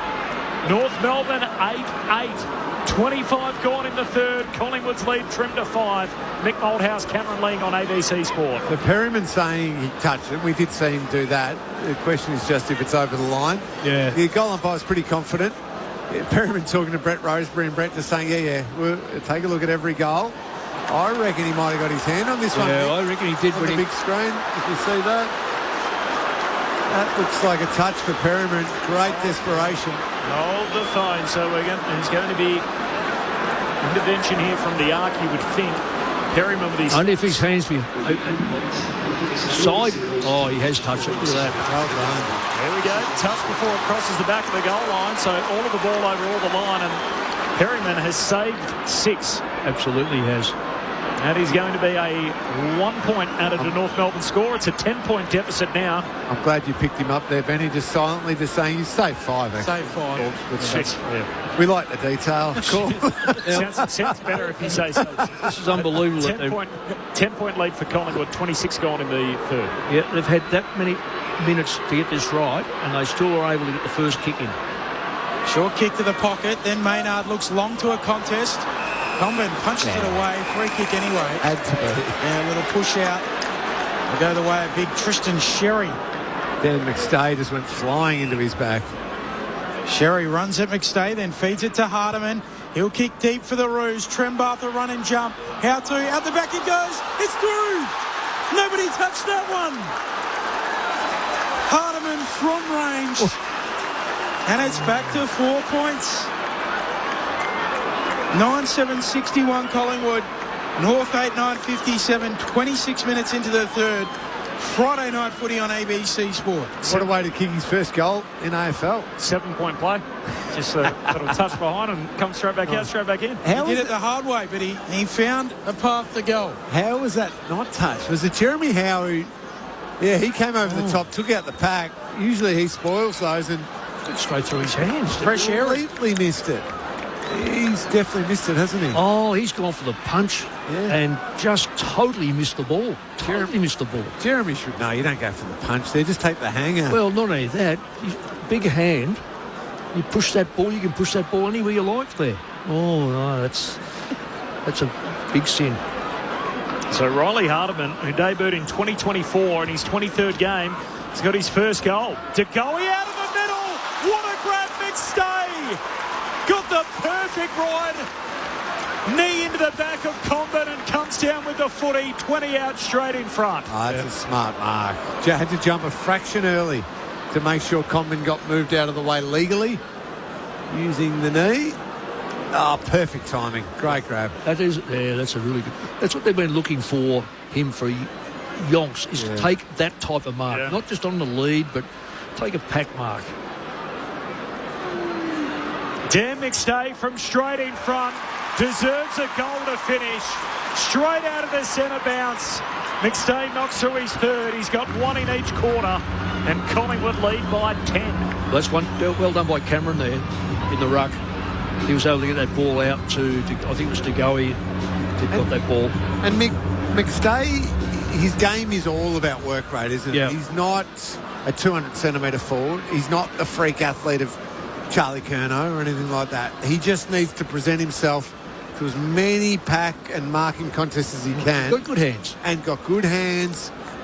And ends up... Cameron, look at that. Yeah, that was brilliant. 10-7 to 8-9, so Collingwood by 10 points, 28 gone in the third. Friday night footy on ABC Sport. 4 goals for the Pies from centre clearances. Wow. To 0. 3 goals to 2 in the third term. Cameron caps it down for De Goey. Davies-Uniacke pinches it. Roos with it to Simpkin. To Hardiman, providing some dash. Kicks inside 50, looking for Darling. Trembath gathers on the bounce. Slick handball to Curtis. Cuts a swathe through them. Fends off Perryman. Snaps from the pocket. Can't quite finish his work. Misses to the near side. Collingwood by 9. When you think about how much of a low-scoring game it is. Short kick into the pocket, chopped off by O'Sullivan. Punched out of play, throwing left forward pocket. When you think about what a low-scoring game it is, so they've kicked 4 goals from centre bounce and 2 from kick-outs. Yeah, 6. So not a lot from turnovers. But North Melbourne, finally, I'm watching players now start to direct their teammates of where to get for kick-ins. Finn O'Sullivan again did it. Sherry grabs it out of the ruck, inside 50, gets beat the ball. Sherry goals. Wow. Again, it's back within a kick on the stroke of three-quarter time. And Tristan Sherry, the old Tom Hawkins manoeuvre out of the ruck, grabs it, boot the ball inside 50 and straight through the big sticks. Collingwood 10-7-67. The Kangaroos 9-10-64. Pies by 3. Half-hour mark in the third. How about those two blokes going to each other? Look, Cameron definitely got the first one out to Goey, who kicked it in. That one there, it's payback. Yeah. It's a good battle. Oh, it's a ripping battle. I mean, that's one for the whole day. They're not making mistakes. They're actually just going head to head. Seem to have a lot of respect for one another, and they're really going. This is and two different styles. Oh, you know what? I don't know why you do that with 30 seconds to play. You've got Cameron now should dominate this ruck. Trembath leaps over the top, palms it down, follows up at ground level 2. Trembath gets the handball away. O'Sullivan back to Sheasel. Sheasel spins, kicks out wide and finds Davies Uniac. 60 from home for North. Looks inside 50. Through the hands of Maynard. House slaps it away. Coming through, Simpkin gathers, runs into Maynard. Has to get the handball away. Straight to Darling. He's tackled to ground. And that will do it for three-quarter time. Collingwood by 3 points.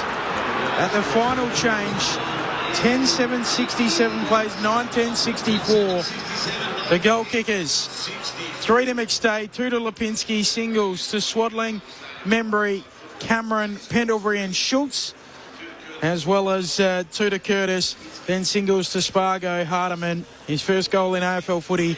Larkey, who's had a weird night, he's kicked 1. Darling, Sherry, Banch and Trembath. Both players have lost, both teams have lost a player. Schultz without syndesmosis and Blamires through concussion. Collingwood by 3 at the final change. And just on that Blamires concussion, he was tackled to ground and his head bounced off the deck. Tackle was laid by Jack Crisp, who of course has played the last 279 consecutive games. Didn't pin either arm, so even though Blamires was concussed as he was trying to kick the footy, and Crisp laid the tackle, and that'll sit in the margins with the match review officer, but it doesn't scream dangerous tackle despite the outcome. Collingwood led by 6 points at quarter time. They led by 5 at the half. They now lead by just 3 at three-quarter time. The thoughts of Mick and Lingy in just a moment. Friday night footy on ABC Sport. I'm Maureen McGillicuddy. And I'm Edith Vale. And we host Another Cuppa. Will we natter away with some of Australia's biggest names? Pop the kettle on with Granny Bingo. Woke garbage. Exactly. Search Another Cuppa podcast on ABC Listen. This is the 2026 AFL Premiership season with ABC Sport. What can the Roos make of it? Banch at full stretch. Can't complete the mark. Spills down to Houston. Houston for Collingwood. Kicks a dart. Lipinski. He got contact from Comben. And he says, come with me. Lipinski now from point-blank range. Top of the goal square. First goal of the second half at last. Comes down to Josh Dacos, tackled, lost it. Curtis got it out. Handball away to Spargo. Spargo from the pocket. He's got it. And breathes life into the game. And life into North Melbourne's comeback. Sherry runs at McStay, then feeds it to Hardiman. He'll kick deep for the Roos. Trembath a run and jump. How to? Out the back it goes. It's through. Nobody touched that one.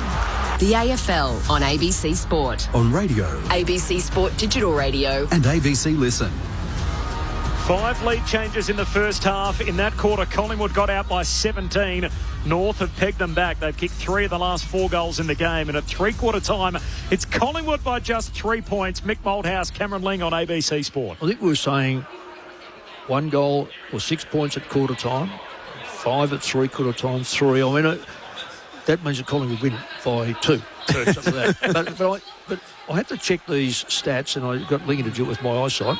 Inside 50s that quarter is quite remarkable, given the number of possessions that North had to do that. So it's 80 possessions to go in there 17 times and still only score 7 times, scored 7. Collingwood scored 5 times from only 9 times in there. That is quite remarkable. And if it goes again, Lingy, that goes again, North Melbourne win this game. That's right, and it feels like, especially that quarter then, they don't fully know how to win this game. No. They don't know how to finish their work. They are doing a lot right, and with a bit more composure, a bit more finish inside, they lead this game by 3 goals, probably coming into three-quarter time. The other thing too, Lingy, is early in that quarter, we were so critical of the fact that they got the ball in there and Collingwood were 3-1 against their opponents. So somewhere or another, the forwards got sucked up into play and didn't get back quick enough then to aid. And I knew we were calling time and time again, get the ball there quickly. When there's so Collingwood couldn't settle. So when they had a chance to settle, it's quite comfortable. It is very. It feels oil and water in a way, doesn't it? Where it feels like everything that Collingwood's got is what North are missing, and everything that North's got is what Collingwood's missing. You got one young team with all this talent that doesn't have the wherewithal and the footy IQ, and you got another team that's a fading force, but has got all the footy IQ and all the experience. Absolutely right. And when Collingwood are setting up with their multiple numbers behind the ball like they are, or holding their back line. Just holding their back line. And North Melbourne are coming up. And then Collingwood win it down back, which you should when you're outnumbering the opposition 3-1 or whatever it might be. And you go to run it out and you get it to round halfway to the halfway point of the ground and there's a turnover. That has got to be North Melbourne's cue to go fast. Yes. Because you know that those Collingwood players have run off and they've made position to attack. They are caught out of position and are scrambling to get back. It is different when there's been a slow turnover or a mark deep in the defence, or the ball's gone out of bounds and you had to go and fetch it from over the fence or whatever it might be, or one of the crowd's thrown it back. You then know, okay, now I can't go fast because Collingwood have probably got something beautifully set up behind the ball. So shifting between the two types of play and speeds of play will be critical for North. Know the moment where you've got an opportunity to go fast and deep and into space to an unsettled Collingwood defence, and you will score on them. And know not to go fast when Collingwood are perfectly set with multiple players back. And conversely, with McStay, the way he's marking and the way that the Dacos and De Goey are using the football, then their idea is to quickly get in there as well and close down North Melbourne's ability to run the ball out. Because at the moment, it's the number of possessions that Collingwood had was 18 more, but went in there only half the time at North. So the Pies really, they've got the equipment to win it. Yes. There's no question. Agree. And if De Goey goes forward, makes it another type of forward, different type of forward, that spells real problems for North. Cameron Ling and retired podcast guest Mick Malthouse on ABC Sport. Collingwood by 3.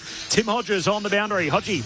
Corbin, interesting watch. Nick Dacos during the entire three-quarter time break spent it with the physio, had a lot of work on his right-hand side, his thigh, his quad, his hip. He's still stretching it out there in the middle, but he's starting this final term, so much pressure on him to perform. Collingwood by 3 points. Final quarter underway. Sherry taps it down to Sheasel. The long kick inside 50. Bouncing ball. Spargo soccers it to his own advantage. Getting there courtesy, soccers it through. And the Kangas are in front. He's got 3, Curtis. 10-10-70. He plays 10-7-67. Less than 20 seconds into the final term. Mick Malthouse and Cameron Ling. Centre bounce clearance for the Kangaroos. They haven't done it all night. Tristan Cherry it was. Followed up his work. He had a fair bit to say. There was a bit going on between him and Braden Maynard at the three-quarter time break, and they went back multiple times at each other. Well, he just gritted his teeth and said, I'm getting this ball forward. Chaos ball. Big pack, bodies flying. And that's the favourite word there, chaos ball. Because it's a quick ball and they can't be outnumbered. It's clever by Spargo to not just boot it off the ground, have a wild shot at goal. He kicked it into the path, Paul Curtis. Have not played on a Friday night in Melbourne since 2019. They have not beaten Collingwood since the same season. They haven't won 9 games in a year since then, North Melbourne. They're looking to try and run it back tonight. From 17 down, they've kicked 4 of the last 5 goals. North in front early in the final term. Sherry palms it down to O'Sullivan, who kicks inside 50. Frampton's there to pick it off. So I just don't understand why that North Melbourne half forward sprinted to get behind the ball, and that left Larkey 2-on-1. And now Collingwood are able to get the run because they've got the extra number behind the ball. And they're going corridor. Howe hands it to De Goey, kicks out wide for side bottom. 70 metres out left, half forward. McStay leading up the pipe. He ignores that. Now he's got a lead from Pendlebury. Side bottom marks out to his right. Kicks it closer to goal. Down to Lipinski. Hands on it, no mark. Spills to Spargo. Gets back to support. Handball to Curtis. Hot handball ordinary. Straight to Anderson. Snaps. Hits the post. 2-point game. North Melbourne on top. 10-10 to 10-8. 2 minutes gone. Final term. 2 points in it. Well, this Curtis is one of their key players, and he's stuck on the back line. Zerha off the back flank, kicks up for Darling on the wing. Can't quite take the mark, and the Pies arrive through Houston. Back feeds it to Josh Dacos. Kicks into the middle. Finds Pendlebury to De Goey. Lifts the kick inside 50, looking for Nick Dacos. Curtis chops it off. Kangaroos ball again to Parker. Away to Daniel, centre half back. His kick made to look good by Finn O'Sullivan, who goes in and wins it. Worried out of it momentarily. Tackled. Wrapped up, all up in the middle of the ground. North by 2 points, 3 into the 4th. 6 lead changes in the game. And 6 of them to start this final term, which is only 2 minutes old. Tim Hodges on the boundary. Hodgie. I'm just watching Nick Dacos now gone to full forward after starting this term in the middle. The game on the line. Around the ball is side bottom. He gets a hurried kick forward. Down there is Buller. Nice work. Spoils to the advantage of Nick Dacos hitting up. Shoved out of the way by Luke McDonald. Zerha wins the footy for North. Kicks down the wing. Sherry bangs bodies with Cameron. Free kick for an illegal block. It's going North's way. Advantage applied. Bench takes it. Kicks it long. Larkey gives a shove to Frampton. It's illegal. Big shove. Mark to Larkey, right half forward, 35 out. So just to go back to that rule, you are allowed to hands on protect space and maintain space. You are not allowed to create space. Yep. Well, Nick Larkey created a hell of a lot of space there. Well, it's a double movement, isn't it? Hands on, then push. It's quite remarkable how they get away with it. Oh. 1 goal, 3, all in the opening quarter. Hit both posts and 3 behinds before he kicked a goal.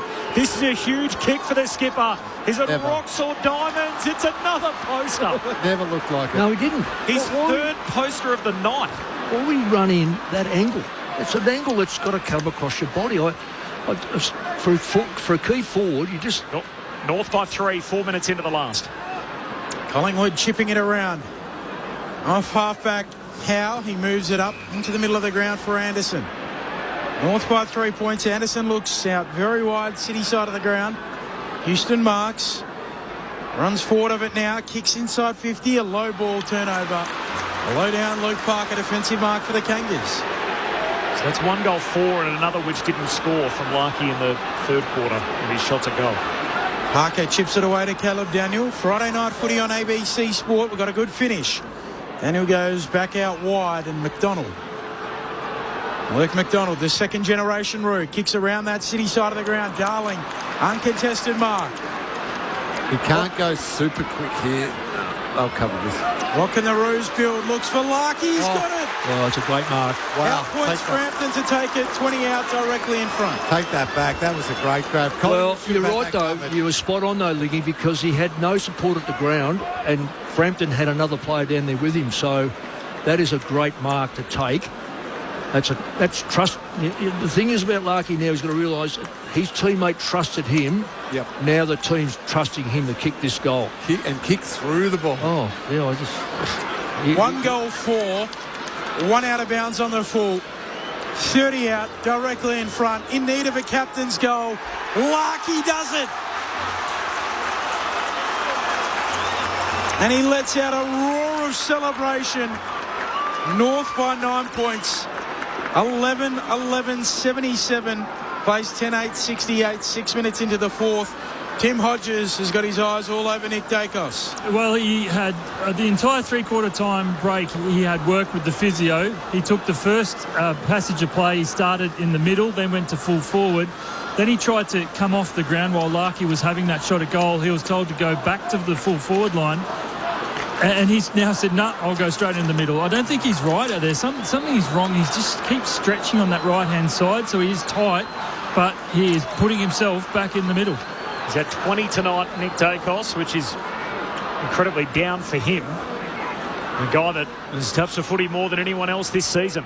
Sherry got a hand pass away. Nick Dacos broke it up. Spills to DeGoey. He's tackled, lost it. O'Sullivan for North. Hand pass away towards Spargo. Still the middle of the ground. Hand pass goes back to Sheasel. Short kick to half forward. Half volley pick up in all of that. Taken by Simpkin. Hand pass back to centre half forward. Intercepted. DeGoey to Long to Nick Dacos. Hand pass releases Perryman. He's got space in front of him. Runs, carries, kicks it to full forward for Buller. Leaps up in a pack. No mark. Spills to Daniel. Caught. Tackled. Umpire says ball up. Tell you what, very lucky. He's had.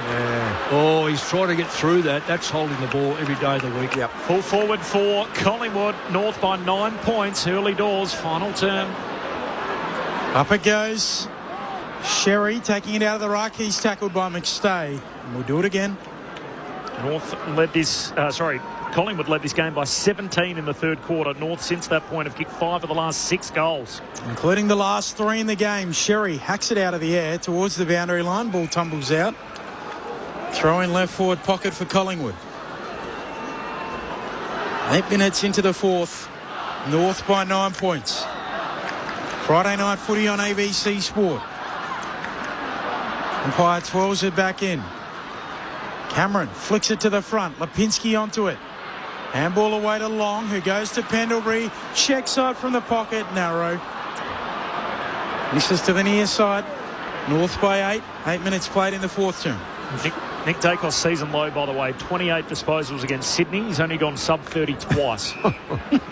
Sub-30 twice and a low of 28. He's currently on 21, Nick Dacos, is his current count. As North at half-back. Zerha, hurried kick forward, turns it over. Cameron Marks right on the wing. Collingwood with it. 8-point lead for North. Hand pass away to DeGoey. He kicks inside the forward pocket. Buller arriving late, beats everyone out of play.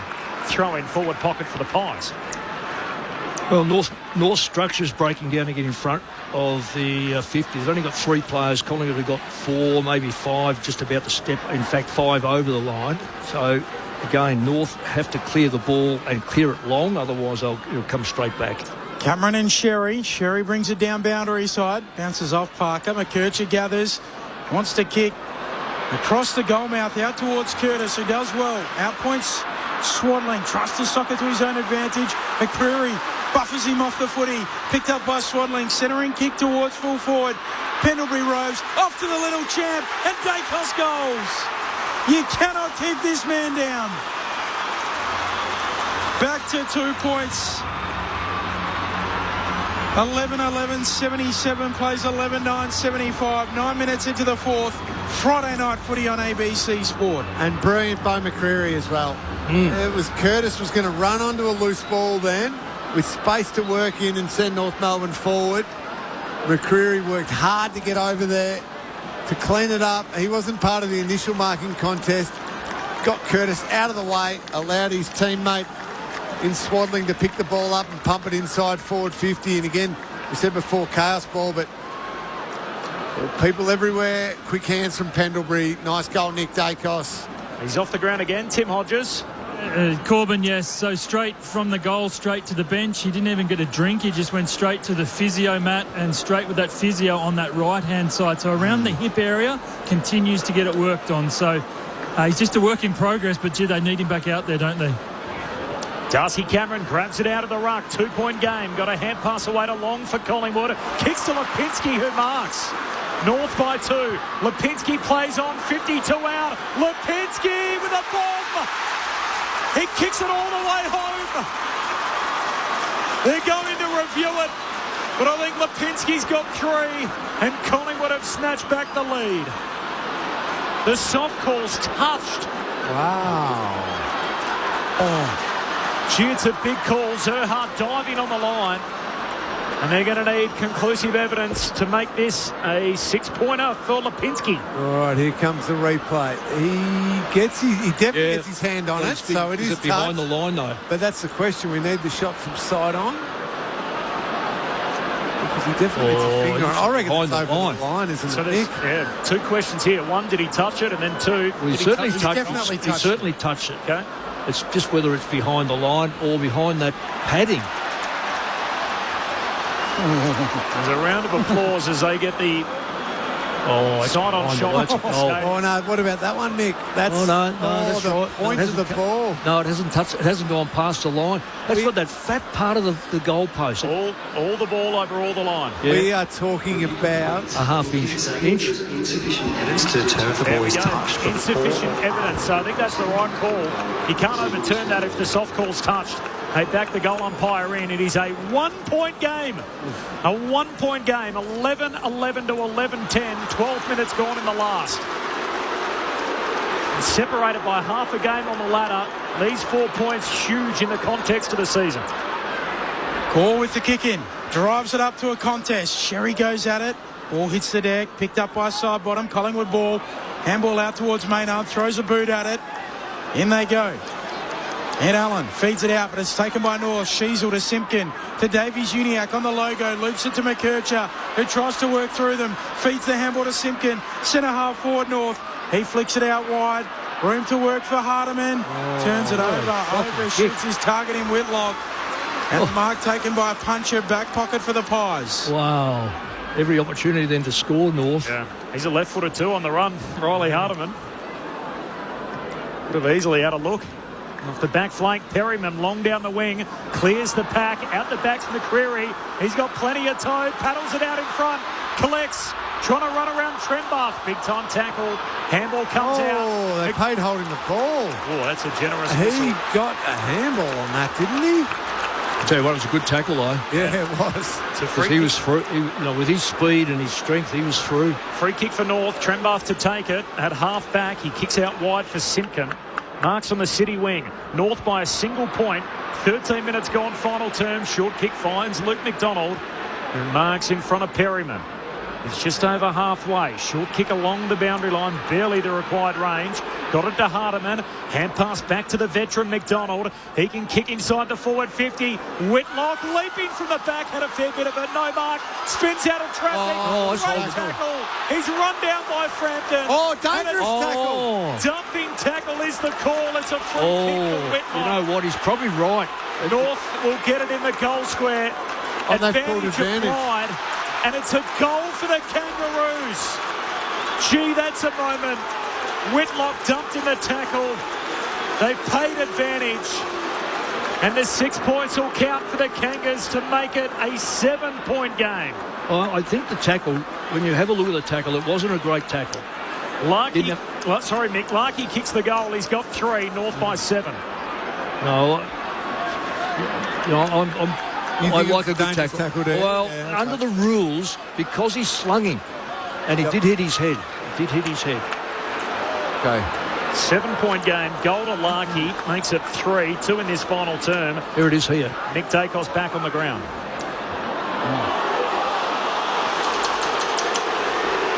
Collingwood fans seeing the replay, you can judge their thoughts on it. North by 7, Trembath leaps high, lays it down beautifully to Davies Uniacke, handball to Simpkin. His handball impacted. Side bottom can't gather though. Simpkin can again. After Finn O'Sullivan, he'll kick the Roos inside 50. Darling a run and jump, over the back it goes. Jack Darling free kick for the push. He got a little nudge, and it's unravelling in the black and white. So Billy Frampton can't do that, which I agree that was actually a push. But Nick Larkey can do what he did earlier, the other push. They're both the same thing. They're both pushes. Of course they are. But, you know, the forward always gets the benefit of the doubt. Honestly. Jack Darling. Set shot. 35 metres out. Virtually directly in front. His drop punt is pulled left.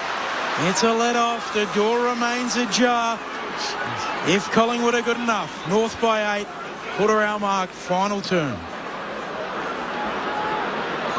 Their reputation has slipped in recent times, Collingwood, for the masters of the close finish. Howe goes wide to Maynard, kicks down the wing. Trembath spoils, can't kill it. Lipinski keeps it alive. Handball to McStay. Handball to Pendlebury. Now 70 metres out for the Pies. Hand pass down to Allen. Tackled soon as he got it. Ball spits out. Still there to be won. O'Sullivan jumps on top of it. Pendlebury tackles him. Ball up. And Collingwood had 4 players running free then. They just needed to control the football. Forward line was quite open too. Stays slapping it down. Anderson coming through. Long sockers it on. Free kick coming back to Anderson. Oh, please. It's clipped tight. Lingy doesn't like it. It's a bump in his chest and he flung his head back. Sent that Buffon with hair just flying backwards as he kicks it out wide to Josh Dacos. North by 8 points. Josh Dacos waits the kick. Looking for a marker. McStay goes up, hands to it. Simpkin roving, worried out of it. All on the ground, 30 out from Collingwood's goal. McCreary picks it up. Nowhere to go, North still by 8, 17 played final term. Umpire tosses it up, comes out to Sheasel.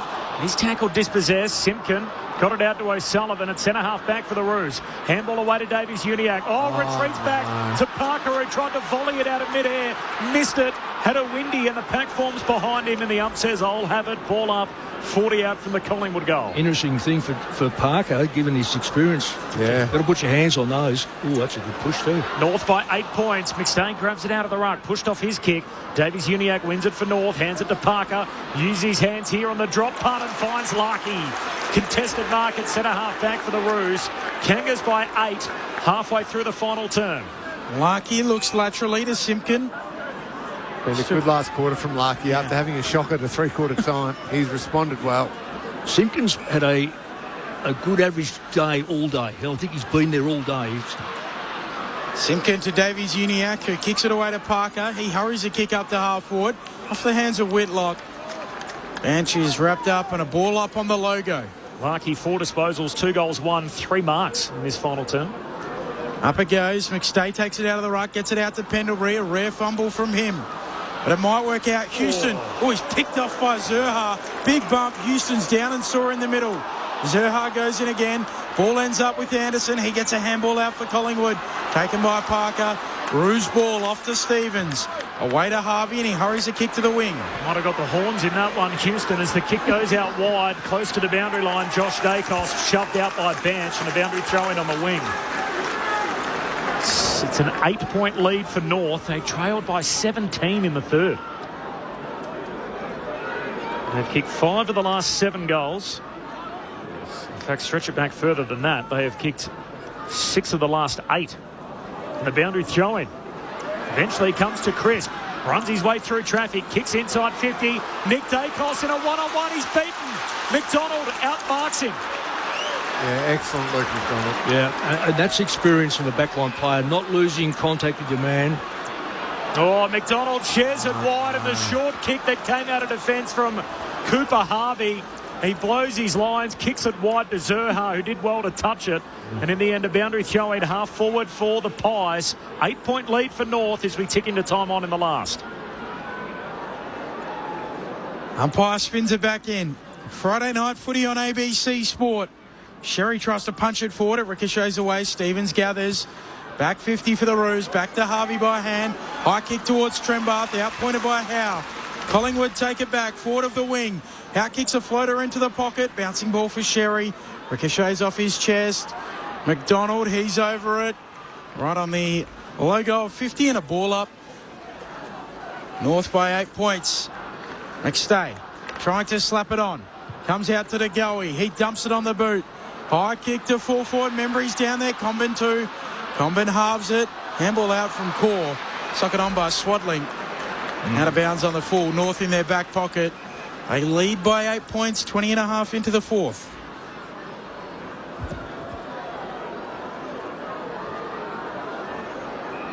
Core goes short to Parker. Everyone needs to take a breath. They haven't had a lot of composure out of their back 50. No, they haven't. I know they're under enormous pressure, but Long down the line, Larkey looking for the juggled mark. Frampton knocks it away from him and Whitlock shoved out. So boundary throw-in between wing and half forward for the Pies. North by 8, 21 gone final term. Collingwood have only got the one extra, which is North now are starting to work it out that anything going forward, they've got to be able to defend the ball in their forward line. Otherwise, it'll just get run straight back. Kangas with 4 of the last 5 goals from the boundary throw-in. Sherry grabs it out of the ruck. Hurried kick forward. Curtis decides to whack it further afield. Frampton does well, intercepts on the half-back line. Hand pass to Puncher. Kicks off the right peg, back inboard. Clever kick to Allen. Links up with Josh Dacos. Collingwood run the corridor. Hand pass away to Pendlebury. Back to Josh. Soccer skills inside 50 to Chris. Steps his way around one. The AFL's Iron Man knocks it through. Collingwood within 2. And Jack Crisp pulls the rope back towards centre for the Pies. 12-10 to 12-12. North by just 2 points. 22 gone in the last. Friday night footy on ABC Sport. Fantastic goal, Jack Crisp. Under a bit of pressure, running hard forward to finish that off. But, Mick, can I take you back to near the middle of the ground? Absolutely. Cam Zerha's decision, he was never going to get there and cut off the ball, to then overcommit, go sliding past the contest, completely opened the door from Collingwood. You've got to know if you're not going to get there. Yeah, and let the opposition make the play as opposed to a free play. A bad mistake, a bad decision. A fantastic finish by Jack Crisp. He took advantage of it. Yeah, well, that was a great finish. Yeah. You have to get past a player for a start off. North by 2 points. The Collingwood chant goes up. Tapping it down, Darcy Cameron ricochets back to him. Gives it to Nick Dacos. Kicks the Pies inside 50. Stevens halves it, then wins it at ground level for North. At centre half back, off to Simpkin, to Cooper Harvey. Pokes a kick out wide for Parker. Plays on quickly to McKercher. Lifts the handball to Darling. Forward of halfway. Back to McKercher. Kicks into the pocket. Sherry's in good position. He marks it. That's good movement by Sherry, because he had... and Cameron did everything right as a ruck when he went down there with him. It's just Jerry played the boundary side, and it was a left footer that kicked it in. So by rights, he shouldn't be actually marking that. But that's a very, very good kick inside the front 50.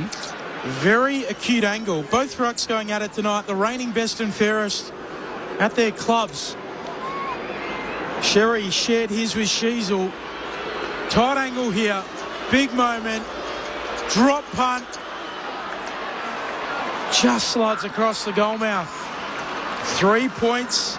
North Melbourne's lead. 23 minutes played final term. Nick Dacos, who's been at full forward in his final terms, now at full back, taking the kick out. Collingwood have scored 2 goals from the kick-ins tonight. 3 points down. Measures his kick, finds long on the 50. Collingwood again go corridor. Straight up the pipe, turnover. Parker takes the intercept mark for the Kangas. Parker goes short with it, finds McKercher. Kangas in 2 one-score games this year, so 2 games decided by 6 points or less. The Kangaroos won them both. Collingwood 2 wins, 3 losses and a draw in their 6 games decided by a goal or less. And the Kangas have worked it all the way out the city wing for Larkey. Tick, tick, tick, tick, tick. Final 5 minutes, North by 3. Larkey with a contest, out to the 50, off the hands of Sherry, slides out the back, half back for Collingwood, and Josh Dacos slides out of bounds with the Sharon. Boundary throw in, 45 out from the Roos goal. So we know the Dacoses and De Goey and Pendlebury will try and influence the game from here. I want to see that from Davies Uniacke. He's only had 20 touches to this point, so he's been okay, but just his evolution as a player, take over this last 5 minutes. Get your team over the line. Forward pocket for North. Tapped down by Sherry. Collingwood steal it though. Crisp releases the run of Nick Dacos. Just lifts the kick beautifully for Long. It was just out of his reach, in fact. Couldn't take the mark. Wrenches it free though, Long, but not before the umpire says, let me ball it up. Well, he was free there. That was a good bit of play by Caleb Daniel too, just to be able to put his body on the ball. North by 3. Ball up on the wing. Tapped down by Cameron. Finn O'Sullivan. Stripped of it. Umpire lets them rumble. Davies Uniacke picks it up. Off to Caleb Daniel. To Stevens. To Colby McKercher. Pokes inside 50. Over clubs. Looking for Larkey. Out the back. Strong tackle Maynard. Broken by Trimbuff. Left foot snap. Floats across the goal mouth. No one can mark it. Josh Dacos roves. Look out. Handball gets it clear to Perryman. 3-point game. Kangas lead it. Pies coming out of defence. Perryman the 1-2 with DeGoey. Hand pass to Nick Dacos. Handball back to DeGoey. Took on Davies Uniac. Great tackle. Ball comes out. Nick Dacos hits it at speed. 2 bounces. Over halfway, Nick. Gives it to Chris.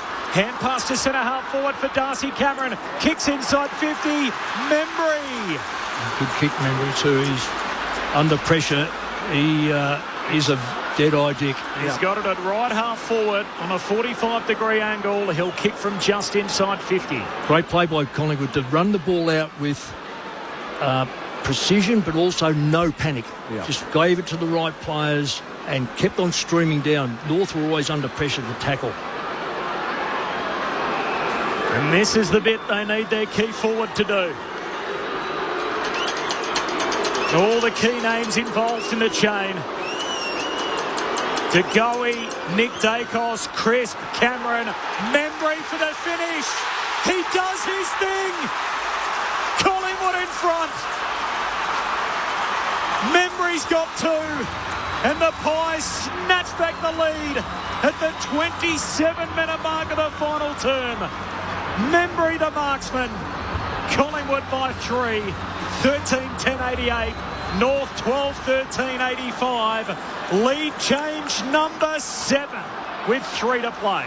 Yeah, interesting enough, I'm thinking that Sheasel's going forward. Curtis has come off. I think he's injured. I can't believe that North, with 3 minutes left, would put Sheasel forward.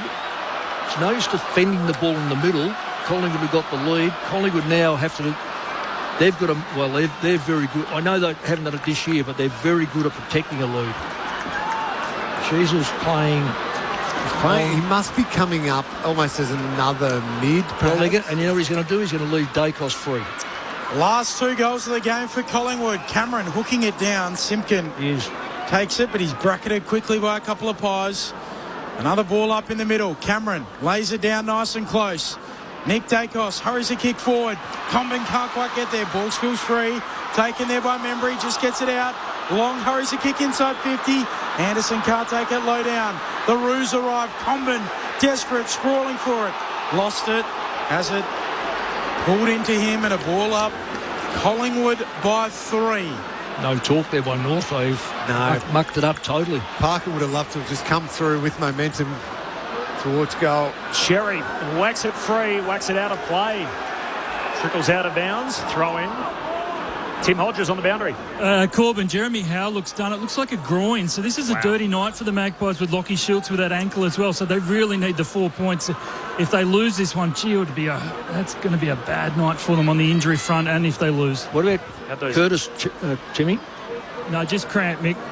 Had those string of groin injuries last year, of course. Jeremy Howe also had a concussion on the run. He's played 14 of the 17 games this year, though. Collingwood lead it by 3. We're now in the half-hour mark of the final term. From the ball up, taken by side bottom on the wing. Hand pass found. Cameron under pressure. Handball further forward. Core attacks it, wins it. Kanga's back with it. Pumps it over halfway. Darling in the tangle. Offhand, spills close to the boundary line. Zerha wanting to keep it alive. It's out now. And the ump says spin it in. 60 metres out from North's goal. Final 2 minutes. Collingwood by 3. They're in good position to attack here, the Kangaroos. It's Finn O'Sullivan probably is the free at this stoppage. Both rucks miss it. They go to ground. Stevens gathers out the back. He's tackled off his kick. Pendlebury there for the Pies. After Perryman, high kick to the wing. Ball brings it down, wins it at ground level. North possession again. The Davies Uniac trying to work through them. Just chips a kick. Simpkin does well, though he loses it. Picked up by side bottom. Collingwood back the other way. Off to McStay. Kicks up to half forward. Mark taken by Membry. Slows it up. Pokes it to the pocket. And Lipinski marks. 40 out. On a tight angle. 5 in from the boundary line. Unfortunately, the difference is Davies Uniac wins that and just does nothing with it. Goes nowhere with it. We've rewind back to what ended up with the Membry goal. Dacos got it and ran and broke the line. Like, we're talking big levels of difference in class between those two. That's what Davies Uniac has got to aspire to be able to influence in those moments. But even Simpkin to control the ball, then miss the ball. Very wide out. Pat Lipinski looking for his third. Postman Pat hits the post. Collingwood by 4 points. And North with a chance in this game. 55 seconds to win it. Parker with the kick out. Straight up the pipe. Turnover.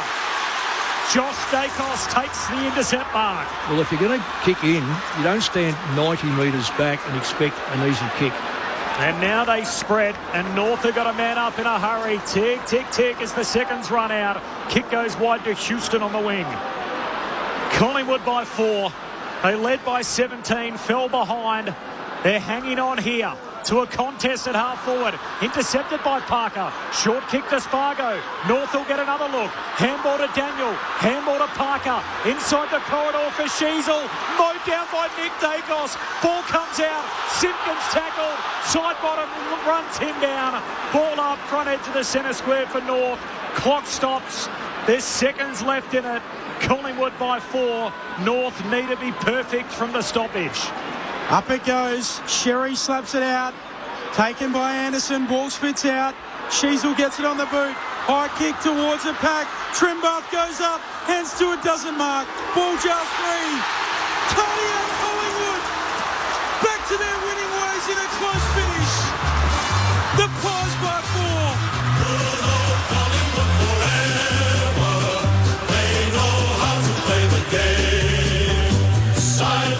Side they stick together to uphold the Magpies' name. See the barricades are shouting as all barricades should. Oh, the premiership's a cakewalk for the good old Collingwood. Oh, the barricades are shouting all right. You can feel the place rocking. Collingwood, they continue their role as the gatekeeper for 10th place. The wildcard places on the AFL ladder, 13-11-89. They defeat North 12-13-85. 6 points they led by a quarter time. 5 at the half. 3 points at the final change. North headed them. They led by 9 points. Collingwood gold. They led by 7 points North. And Collingwood kicked the last 2 to win by 4. They know how to play the game. Side by side they stick together to uphold the Magpies' name. See the barricades are shouting as all barricades should. Oh, the premiership's a cakewalk for the good old Collingwood. The primetime Pies, they defend their place on this stage and in the top 10. They are now 6 points clear of North Melbourne, and for the Kangaroos, it's the same old story. They're not ready yet. Collingwood 13-11-89, North Melbourne 12-13-85 in front of 48,369. The Magpies by 4 points. The goal kickers, McStay with 3, 2 for Lipinski, 2 for Membry, and then singles for Schultz, for Pendlebury, for Cameron, Crisp, Swadleen and Nick Dacos. Meanwhile for North Melbourne, 3 for Larkey, 3 for Curtis, and then 1 each for Spargo, Hardiman, Darling, Sherry, Bench and Trembath. Injuries out of this. For Collingwood, an ankle injury for Schultz and a groin injury for Howe in the waning moments. Tom Blamires was concussed in the first half after a tackle from Jack Crisp, which will be looked at by the MRO, but didn't have any arms pinned in the tackle. So hopefully for the AFL's Iron Man, he'll be right to go. And hopefully for Tom Blamires, there's no serious concern beyond the obvious and the immediate troubles for the young Kangaroo. Collingwood by 4 points. It was close all night. Mick Moldhouse, Cameron Ling, and the experienced, wise old heads of the Magpies get it done in the finish. And just the moments that really mattered at the end, Corbs. Those key Collingwood players did it. And the one passage of play where De Goey was caught cold. He was nailed in the tackle, but his strength through the hips to just get a hand on it. I thought it might have been holding the footy, but he got the handball and they were able to then explode off half-back, and it involved Nick Dacos and it involved the run and creativity that he has. And they got into that forward line and Tim Membry took the mark and kicked the crucial goal that put their noses in front. That was the play, wasn't it? That was the play. To go Nick Dacos, Chris Cameron, Membry, goal. Correct. And then when North tried and maybe had the slightest hint that they could do it, they just weren't able to break open the Davies-Uniacke one down. If he'd been able to run and hit a target across half forward and they wheel and go, it's deep in their forward line. That's right. They maybe kicked the goal, but Sheasel got caught by Nick Dacos trying to charge through. So the star North Melbourne players weren't able to influence the crucial moments at the end. The star Collingwood players did influence it, and that was the difference in a really quite entertaining at times, kind of strange game, Mick, and some tactics that some worked, some were baffling to us. Yeah. It was an intriguing game, and those crucial moments, Collingwood did it better. Yeah, spot on. I was just going through a couple of stats there. Marks inside 50, it's 13 to 16 to North Melbourne. Wow. And really, I can't tell from what I've got on the phone here, just worked it through what was the actual score, but nonetheless, North had only one less inside 50. And if you've marked it 16 times to 13, you generally think, you'd think there's going to be 16 shots. Even if you go 80% of those, you're going to have 12 shots.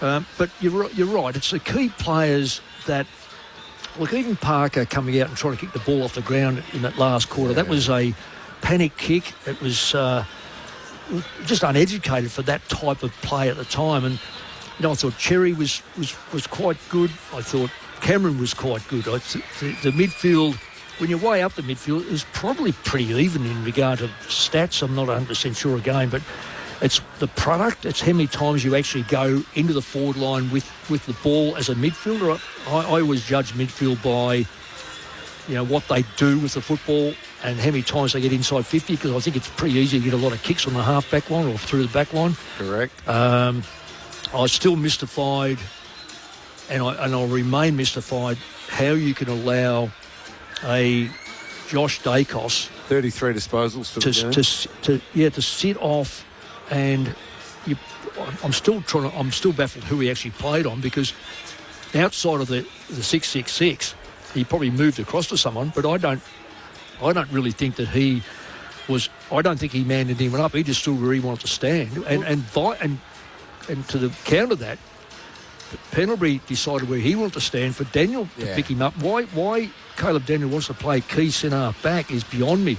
But I know why, because I was going to say beyond me, but I know why, because he wants to be the loose player. Now, if that's a directive, well, he played it perfectly. But if it's being common sense, where you've got to make sure that you're accountable to a player like Pendlebury, who, Scotty Pendlebury, I'm not sure how many he had, but whatever he did with it, he always did it well. So there's a lot of things there. Can I compare those two for you, Mick, and add some stats to what you're saying? So Josh Dacos playing kind of either as a half-back or getting behind the stoppage, like we spoke about. Still half-back. 33 disposals, but 6 inside 50s, which as a midfielder you probably want 6 to 8 inside 50s and pumping the ball in there. He's doing it from half-back. Yeah. Caleb Daniel, who's the one that we would think of for North Melbourne. McKercher does it sometimes, but Caleb Daniel for his ball use, because he's certainly not there to defend. No. Because he can't defend. No, he can't defend. He had 14 disposals and 0 inside 50. So there's the difference. And so there's, you go huge win Collingwood and not so North Melbourne. From kickouts, Luke Parker tried that last one, and they didn't have anything set. They didn't have a plan for it. Josh Dacos takes the mark. And in the centre of the ground. Ends the game. Now we go back to early on in the game. Collingwood clearly had some plans coming out from their kicks. They kicked 2 goals from kick-out. Really, you should concede, on average, maybe half a goal a game over the course of a season from kick-out. Yeah, exactly. And so 2 goals. In a game that's decided by 4 points, there's the game. There it is, yeah. Early on, I think to half-time or three-quarter time, it was 4 goals from centre-bounce clearances from Collingwood's way. To eventually North Melbourne got 1 or 2, but they were on 0 at the time. Again, there's the difference in a game that's decided by 4 points. So we are talking the old Al Pacino speech in Any Given Sunday. We are talking inches to decide a game of football, and Collingwood, they won their inches. Amazing. So 5 goals, 6 each from stoppage tonight, but from the centre bounce, 4-2 to 1-2. And as you said, from kick-ins, 2 goals to zip Collingwood's way. And That's 5-goal split when you compare as you combine the kickouts and the centre bounce and went Collingwood's way, and ultimately they win a game by 4 points. The Magpies home 13-11-89, North Melbourne 12-13-85. So it's now 6 points, the gap between the two teams on the premiership table. By the way, keep this in mind, Nick Dacos had 28 and kicked a goal. It's an equal season low. For most other AFL players, it would be the night of their career at 28 disposals and a goal. And we're in round 18 of the season and an equal season low for Nick Dacos in what is surely going to be a Brownlow medal winning year. Collingwood by 4. Tim Hodges is down there as the Magpies make their way in. Hodgie. Don't jinx it for Nick. Poor Nick. We've got to try and get him one Brownlow. Very happy rooms, as you'd imagine. We won't have Nick afterwards, but we will have his brother. Josh Dacos will join us on ABC Sport. The Magpies, Bo McCreary, the last Magpie in the song. They're a happy bunch. Out of jail, I think, today. For the 9th time this year, they'll belt this one out.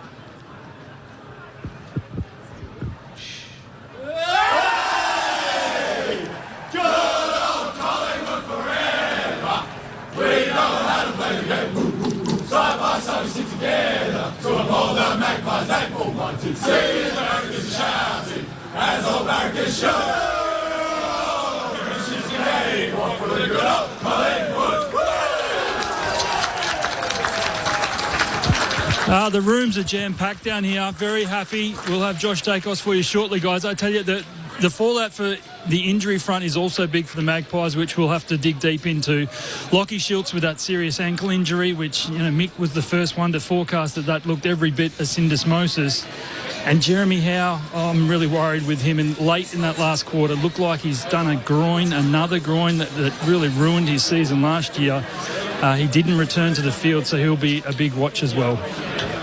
Thanks, Hodgie. And then, of course, there's the Jack Crisp tackle, which left Tom Blamires concussed and will at least be looked at by the MRO. But he's fine. Cool. There you go. Cameron Ling's given him the green light on that. Didn't pin either arm, but an unfortunate outcome, obviously, for the young Roo. 9.5 wins. The Magpies on the live ladder up to 7th. They are in front of Geelong and the Western Bulldogs. Of course, both those two teams to play this weekend, as will Carlton. The Blues won't be able to catch them, though. So the lowest Collingwood could fall if results went against them would be 9th by the end of the weekend. While for North Melbourne, they're on the outside looking in. They remain in 11th spot. They could be a game and percentage outside of the top 10 by the time the weekend comes to a close. The quarter-by-quarter scores really tell the story of the night. Collingwood by 6 at quarter time, by 5 at the half, by 3 at three-quarter time, and by 4 in the finish. It was that kind of night. Collingwood led for more than 70% of it, but it never got too wide either way. Collingwood's biggest lead was 17. The biggest lead for North Melbourne was only 9 points, and the Kangaroos still led at the 27-minute mark of the final term. Over 48,000 in the house. Collingwood by 4, up to 7th on the premiership table. They make it 4 in a row. So that's 4 in a row. Just by looking at the draw, there is a double game, Benny. You're spot on. Oh, an 8-point game. Oh well. You have a think of next week. North play Melbourne. Yep. Collingwood play Carlton, and now you can almost argue Melbourne's form should deliver that, but nonetheless, then Collingwood play Adelaide. North play St Kilda. So we'll just say that could be even as well. Collingwood play Geelong, Hawthorn and North, Western Bulldogs and North, West Coast and Collingwood. Hawthorn and Collingwood, North and Geelong. So it doesn't get easier. Collingwood, Brisbane last game, Sydney, North last game.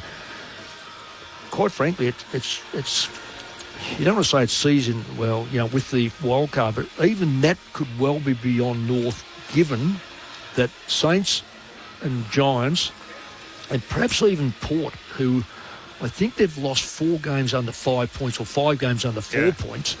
Now, their form's not that bad. So I think North's. This could have been North's season. Yeah, honestly. Where are they going to make up the 6 points? And that's what it is. So it's not. It's not only 6 points. They're going to make it up against the sides that are just below them, who at the end of this weekend will probably be level with them. Yep. So it's a horrible thought to think that.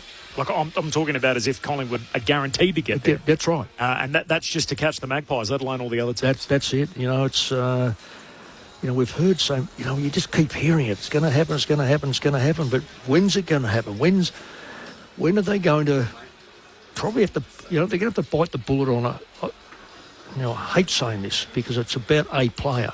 But when Daniels was overlooked by the Dogs, people were asking the question, why? You can always think it's going to happen because of that reason, because he just can't defend the ball. Let's go to the winners' rooms. Collingwood by 4 points to make it 4 in a row. Hodgie. Corbin, Josh Dacos has been good enough to come over and join us on ABC Sport. We really appreciate your time, Josh. Congratulations. A brilliant performance personally. And gee whiz, felt like the team got out of jail tonight. Yeah, it did. Really close game all night, and North kind of jumped us a little bit in the last few calls that didn't go our way, which was disappointing. But, we move on. We continue to fight as a group, and something we've been really good at the last few years. And I think during this patch, we saw it in last week against Gold Coast, just how connected we are when times get tough. And, we got through. Did it feel that you were just making it really difficult for yourselves in that last quarter?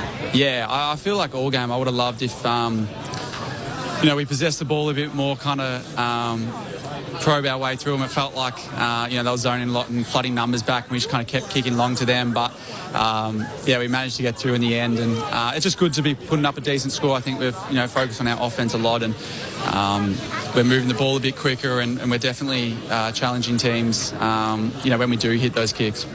Before I send you upstairs to the boys, can I just ask you about your own form? Was that your best game of the year? 33 possessions. It felt like just about your best. Yeah, possibly. I'll reflect upon my game, and as a team, I thought, like I said, we continued to fight, and I thought I had an all-round game, really well-rounded offensively and defensively, and as a group, we'll continue to build. We've got plenty more to give, and we've got a few big games coming up, which we can't wait for. You're right in it. Awesome to have Josh Dacos. He's got the cans on. I'll send you upstairs to Mick Malthouse and Cameron Ling. Josh, congratulations on the game. Fantastic performance. A very entertaining game as well. Just focusing in a bit on your role, and Tim's right in the way that you played tonight was brilliant. You were clearly, we could see early on in the game, you set up behind those stoppages, obviously with vision on the game and being able to attack. No doubt the opposition and North are constantly trying to round you up and not let you be effective there. What are you constantly trying to do to free yourself up so you can influence? Yeah, it's a good question. Really early on, their defence was really good, and they were kind of quite sticky and almost playing man on man. And, sometimes you just got to look a bit disinterested, walk a bit, and somehow the ball sometimes gets to you. But, I got lucky teammates who continue to find me the ball. I get in good position, but, they win it, and from there we go. But, I thought as a team tonight from stoppage, there's still plenty more work to do. I felt like, we can be more damaging and use our numbers that are free behind the stoppage. We look forward to, analysing that during the week. I've got two quick questions about kick-outs. Number one is your kick-outs. Looked like there was some nice little, I dare say, set plays early on from the kick-outs that got an amazing result. 2 goals direct from your kick-ins after a point had been scored. Were they set plays? They looked very good. No, they weren't. It's something we've definitely been working on, though, all round, just our ball movement. And, we've been able to defend reasonably well for the last few years, but I feel like this year in particular, our offence has kind of stagnated in a league that's forever evolving. You've got to adapt, and I feel like that's what we've done in this patch here. We've been able to put a few scores up of 100, and like you said, even from kick-ins, be able to be dangerous and be able to take that risk and live with it and know that, we're going to play the game on our terms. So it gives us a lot of energy, and, I love seeing us go coast to coast. And the other kick-out, the one at the end, right at the end of the game from North Melbourne, Luke Parker, what were you thinking as it was sailing through the air, thinking, I'm going to have to stand under this mark of this footy, and I have no idea what's about to come over the top of me, and no doubt someone's coming, but you just took it beautifully. What was going through the mind? Yeah, once again, we rehearsed it so well as a team. I feel like we're all really calm out there. And, North have got a lot of kickers that they like to take the game on. They might look one way and go the other. And I felt like Luke Parker was doing it in that play, and I just kind of held my ground. Just happened to be in a good spot. He didn't give it too much air, which probably helped me because they got some big boys coming from behind. But, it's a real credit to our, team system. I might be the one marking it, but as a team, we all support each other and make each other better. You get asked about your brother all the time, Josh. You're outstanding yourself tonight, and I don't want to take the gloss off that, but just on Nick, by the way, I don't know what he was doing tonight. Only had 28 disposals and kicked a goal. It was an equal season low. Shit house. 28. Is he aware of some of these gaudy numbers that he's putting up? Yeah, it's incredible. I was actually talking to Dad today. We were in the car driving, and something came up about, our football journeys. And, Nick's in particular, I feel like he was always dominant as a junior, but, we couldn't have seen this coming. I feel like the way he's grown each year with his leadership, and like you said, this year, I think he's hitting the scoreboard and having, 30-odd touches, which is ridiculous. So even on the nights where he might be a little bit quieter statistically, he has some big moments, and we saw that with, that massive play for Tim Membry's goal. And personally, it's awesome, I get to play with my brother. I love playing with him, and, never take it for granted. You haven't actually missed a game that he's played, Josh. Yeah. So we talk a lot about Jack Crisp's streak, but you guys have one of your own going at the moment. Yeah, I keep telling Crispy I'm going to put something in his food one week because I'm close. I think I'm at about 120 maybe. It's remarkable what Jack's doing. He's been an unbelievable player for so long, and to play in the midfield and bash and crash every week and front up's incredible. So, it's a credit to him. Last one, Josh. We talk all the time about, oldest team in the competition, most experienced. What role did experience play tonight, do you think, when the game was on the line? Yeah, it definitely helps. We have experience everywhere, and I think even what I'm loving is some of the younger kids that are coming in, the maturity they're showing and the growth in their game. So it's not only just the older, more mature players, it's actually starting to bleed through to the younger players, which I'm loving. And, as a club, a lot of credit's got to go to the coaches. We're following their instructions, and late in game, for a number of years now, we've been quite good at it. And I know I said last one, but little extra time question. You two banged up teammates, so Lockie Schultz and Jeremy Howe, have you got any updates on how they're going? Yeah, I spoke to him briefly. I think Howie was just had a little bit of tightness, and then for Lockie it's probably a bit more serious. He'll need to get a scan, and we're hoping it's on the lower end. Josh, well done tonight. It was a joy to watch you play again, and good luck with the Pies the rest of the way. Thanks, boys. Josh Dacos down there in the winners' rooms. Collingwood by 4 points in a hell of a game of footy. It was great for the neutral. It wasn't always the highest quality, perhaps, of what we saw from Fremantle, particularly in the second half on Thursday night, but kept us interested the whole way through. Never drifted beyond 3 goals either way. Collingwood win by 4 points a match with 7 lead changes, and that stunning last chain which led to the Membry goal. So tackle bust from Jordan De Goa, a dashing run from Nick Dacos, and in the end Membry puts through the set shot from 50 out at right half forward. The Magpies make it 4 in a row. The experience question that I just asked Josh at the end. That's a good one. And he answered in a way because he wants to share all the accolades and the win tonight. But it certainly had an impact. It did. And those players that you talked about in that last passage of play, there was a reason why it was those experienced players that got the job done. It was De Goey's strength and composure to not panic and rush the handball despite having been caught cold, to still get a fist on the footy and make sure it's alive.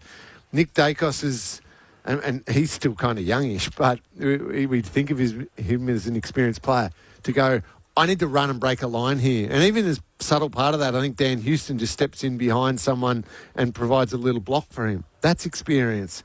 And then it was Crisp, Darcy Cameron, who was unbelievable tonight, to then have the composure to hit Membry. And then it's Membry's experience to not get caught up in the moment. And a huge set shot at goal. He went back through his routine. Mick called it. He's always been a sensational set shot goal kicker, and he nailed it. So that is what games played and pre-seasons done and moments lived. That's what it's all for in those tight games where, on the opposition's hand, they had players who just panicked in a little moment or just missed a kick. And not to, I feel awful pointing out individuals, but, a Riley Hardiman who's quite good. That really obvious kick inside forward 50 earlier on in the quarter where he just completely missed a guy, and they could have had another goal there. Those little misses. Riley Hardiman, when he's played 225 games of AFL footy, he hits that and his team goes back and wins the game. So, yes, experience counts. So that is an interesting question. And I'm sure North Melbourne fans will be listening to us driving home thinking, when? Yeah. When yeah, is it going to happen? This is a team that you would think they're dovetailing. Collingwood's on the way down as North are on the way up. And we thought, is that intersection tonight? And at the 27-minute mark of the last quarter, there were North fans probably thinking yes.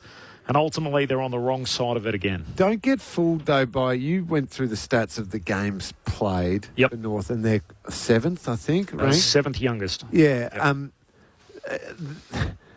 Parker and Darling boost that up massively. Caleb Daniel kind of gives it a fair boost as well. Sorry, you're right. 7th oldest. Sorry. Yep. 7th youngest, but 7th most games. You're right. Sorry. So let's remove those three, because I know Benny said earlier Jack Darling is contracted for next year, and maybe he still has a role to play in that forward line. I still thought he attacked the ball well, had some... Tonight he did, yeah. Yeah. He probably can't play a full season next year, but that's okay. You want somebody to grab his spot and take it, and maybe it's Trembath. But Luke Parker probably showed he still has moments. He can still contribute. He can still... He's a strong, smart player, but he's on his last legs. Yep. And Caleb Daniel Mix was right all night about him, analysed it perfectly. He's on the way. So remove those numbers from the equation, and they are still very, very young. That drops their games played down long, long way down the list. So I know North fans are screaming, going, yeah, but we've heard this for so long. It's not yet, but you are taking some steps forward. It's also, I don't think, going to be next year. They should play finals next year, especially with the top 10. Yep. But they're not winning the premiership next year. They're in a really... The year is the following year onwards. And Sonia Hood, the president's been very consistent on this, that she's basically said, we're going to judge it at season's end. Obviously, the fascination from us in the media is Alistair Clarkson, so he's on contract until the end of 2027. The reports are Clarkson's looking for an extension. North have said we're not even going to address it until the end of the year. And it feels like if what North are playing for now more than anything else is Alistair Clarkson going to have to coach the last year of his deal off contract, or are North going to commit to him over the summer and extend him out? And it sort of feels like they've got 6 or 7 weeks to decide whether they will recommit to him for a longer term or whether they'll keep him in the hot seat going into next year. I just think you've got to be really careful. In the coaching field like that, and it is media pressure, make no mistake about it, because I think, okay, if Ellis is after more time, that means he believes he's still fresh enough and got enough to add to them North going forward. The other thing is you've got to say, well, Jack Darling, Luke Parker, and Luke McDonald too, is like they're not. They're going to move into the next phase. What are they? I'm just trying to look at the seconds where they are, because, again, that is, and even that's dangerous, because a lot of it is top-up players. And when you've got top-up players, they're more experienced, because the VFL level now is quite poor as far as, we don't want to rubbish it, but it will produce a couple of players, but a lot of players. So they're 11th mix, 6 and a draw. Yeah. Exactly even. So you'll be pleased to know it's a top 10 league with 22 teams. Yeah, well, that's probably a bit closer to it. But it's how many players they've got out at the moment who could come into that side and improve the side, because the draft is going to run out soon. And let me just say, free agency is Jack Darling, Luke Parker, not Jeremy Cameron when he was fresh and ready to go, or other players like Oscar Allen and these sort of players. They go to the top sides. They don't go to the bottom sides. They don't help you out. We talk about Collingwood's depth. They lost to them in the curtain raiser by 43. Yeah. Right. Wardlaw comes into this team. Yes, he does. But he's got a question mark over him, Lingy, with his injuries and also the concussions he's had. Yep. So we'll call it an injury, but he's also had soft tissue injuries, knee injuries. So again, you've got to go on what they've produced so far. He is not a consistent player out there. He's a good player out there, but he's not a consistent player out there. But I don't think, we love, you're with me on this one, I think, Finn O'Sullivan. Oh, they're not yet consistent, those types of players, because they've played 30, 40, 50 games. I reckon another season. Yeah, I agree. But Larky's got to have some company down there. Pies by 4 points, a game with 7 lead changes. Friday night footy on ABC Sport into the Kangaroos rooms, and Tim Hodges. Hodgie. Corbyn just had the message from North Melbourne that they're not keen to give us anyone. So I think they're taking it pretty hard down here, as you would imagine. They built this as their grand final, and to fall so agonisingly short, and with their brutal run home, you just feel that they were up for this one to get over the line with what's to come. It's going to make it a very difficult run to September, which they probably can't get over. Just an update on the injuries down here in the North Melbourne rooms. Tom Blamires was really the only casualty, and that was the concussion late in that first term. He went down to the rooms in the quarter time for a HIA, which he failed and was out of the match. That was the Jack Crisp tackle that we'll hear a bit more about, I would think, in the next 24 to 48 hours. And then Josh Dacos, how honest was he with basically giving us the medical report that they're really worried about Lachie Schultz with that ankle that unfortunately looks like a syndesmosis, which, that could almost wipe out the rest of this season for a team that's already missing their other small forward in Jamie Elliott, and obviously Bobby Hill remains out of that team. And then the late emerging one is Jeremy Howe. I've had a bit to do with Jeremy Howe on AFL 360 on Fox where I work, and I just did ask him on the way out, is he okay? And he said, I'm sore. And then, as Josh told us, that he had tightness in that groin. So that was a groin that he ripped off the bone last year. So that's going to be a real watch as well. With Darcy Moore out for the season, if he's out for an extended period, that's just going to make things very, very, very difficult for Craig McRae and the Magpies over the final 6 weeks leading up to wildcard round. Hodgie, it's a great effort from you down there. Appreciate the latest and the update from Tim Hodges in the North Rooms. It's a great call out what Hodgie said there about the small forward. So if Schultz is hurt, they're already without Elliott and Hill. The other one who's right off, by the way, is Bo McCreary. So McCreary ended the game on the bench. He had 9 disposals tonight. He laid 3 tackles, which was a positive. Didn't hit the scoreboard. He now has 1 goal in his last 9 games. He's gone 5 games without a goal. He's a bloke that's been worried by speculation. I was about to say, yeah. That's one, but also, I know this might be a big call, I think he's overrated. I don't think he's a naturally good forward. I think he's got great power and great speed. There's 2 components that are handy. He's not a $7 million player over 7 years? Well, I tell you what. Who's offering that? Tassie. Well, you take it. Yep. That's what's on his mind. Make no mistake about it. Forget the speed and forget but he hasn't got the guile of a half forward. He hasn't got that. He hasn't got the Jamie Elliott. He hasn't got the Bobby Hill who's missing. He hasn't even got the Schultz. And I think Schultz is a defensive type player at best. But McCready, I just think he's an overrated player in a side that is dominated by 2 or 3 players in the middle of the ground that can get the ball in there. He's not. If you park that, I didn't know that offer. Yeah. That's wow. If you park that offer, though, I think he is what he was in their premiership year, which is just a nice piece in that forward line who puts heaps of pressure on. Falls out as 6th player though. Yeah, and 5th or 6th. Yeah, might create a goal a game for himself. Set up another one a game, and is just a really hard-working a teammate you like playing with.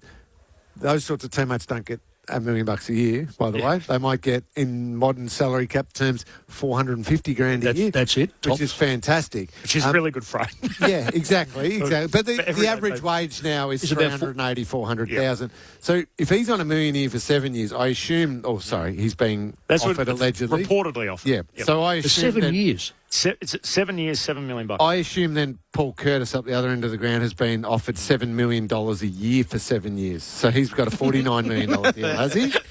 That's how it's got to work. That is the difference, Lee. That's where I'm coming from. Yeah. So, to me, if he's not playing, you don't go, well, we're missing that sort of player. Curtis, you go, wow, can't wait to get him back in the side. He is I think the blue sky thing with McCreary was hopefully that he would play like midfield minutes and he would attempt centre bounces and go smart enough. He's not smart enough to do that, and he's also there's a few components that you've got to look at, and it doesn't matter how good or how bad what people think about you. One is fundamentally in the middle. You have got to be a one-touch player. They're the fundamentals. The second one is you've got to be and he does this. He puts his head over the football. 2 is when you get it, you either give it or you explode with it, and he can explode with it if he's got it, but only if he's got it. And he goes in the middle. We see him do little cameos in the middle. He can go in there 5 times and make no impression except for once. And that doesn't give me the safety of saying it's $1 million player. I tell you what, you can spend your money better than going there. Put you in an awkward spot. So say all of a sudden North Melbourne's season ends today. Yes. And what we've got is what we've got, a sample size of 8 wins, 9 losses. And they've got to make a decision on what they're doing with Clarko for next year. What are they doing? Are they extending him out? Or are they saying, you know what, you can coach 2027, we'll see how it goes in the first 8 weeks? I think that's okay to do that. Yeah, not a problem at all. Because there's been the time to build what he's trying to put in, the foundation. What year is this, by the way? Yeah, so this will be... This is year 4. So Sonia Hood did the media rounds pre-game today. First, remembering the first one had the big asterisk because of the off-field stuff, and he had leave from the club. So he's 3 and I get that. Yep. Sonia Hood did the media rounds pre-game today and was basically at pains to say he's got 18 months to go on a 5-year contract. Yep. He's got 18 months to go.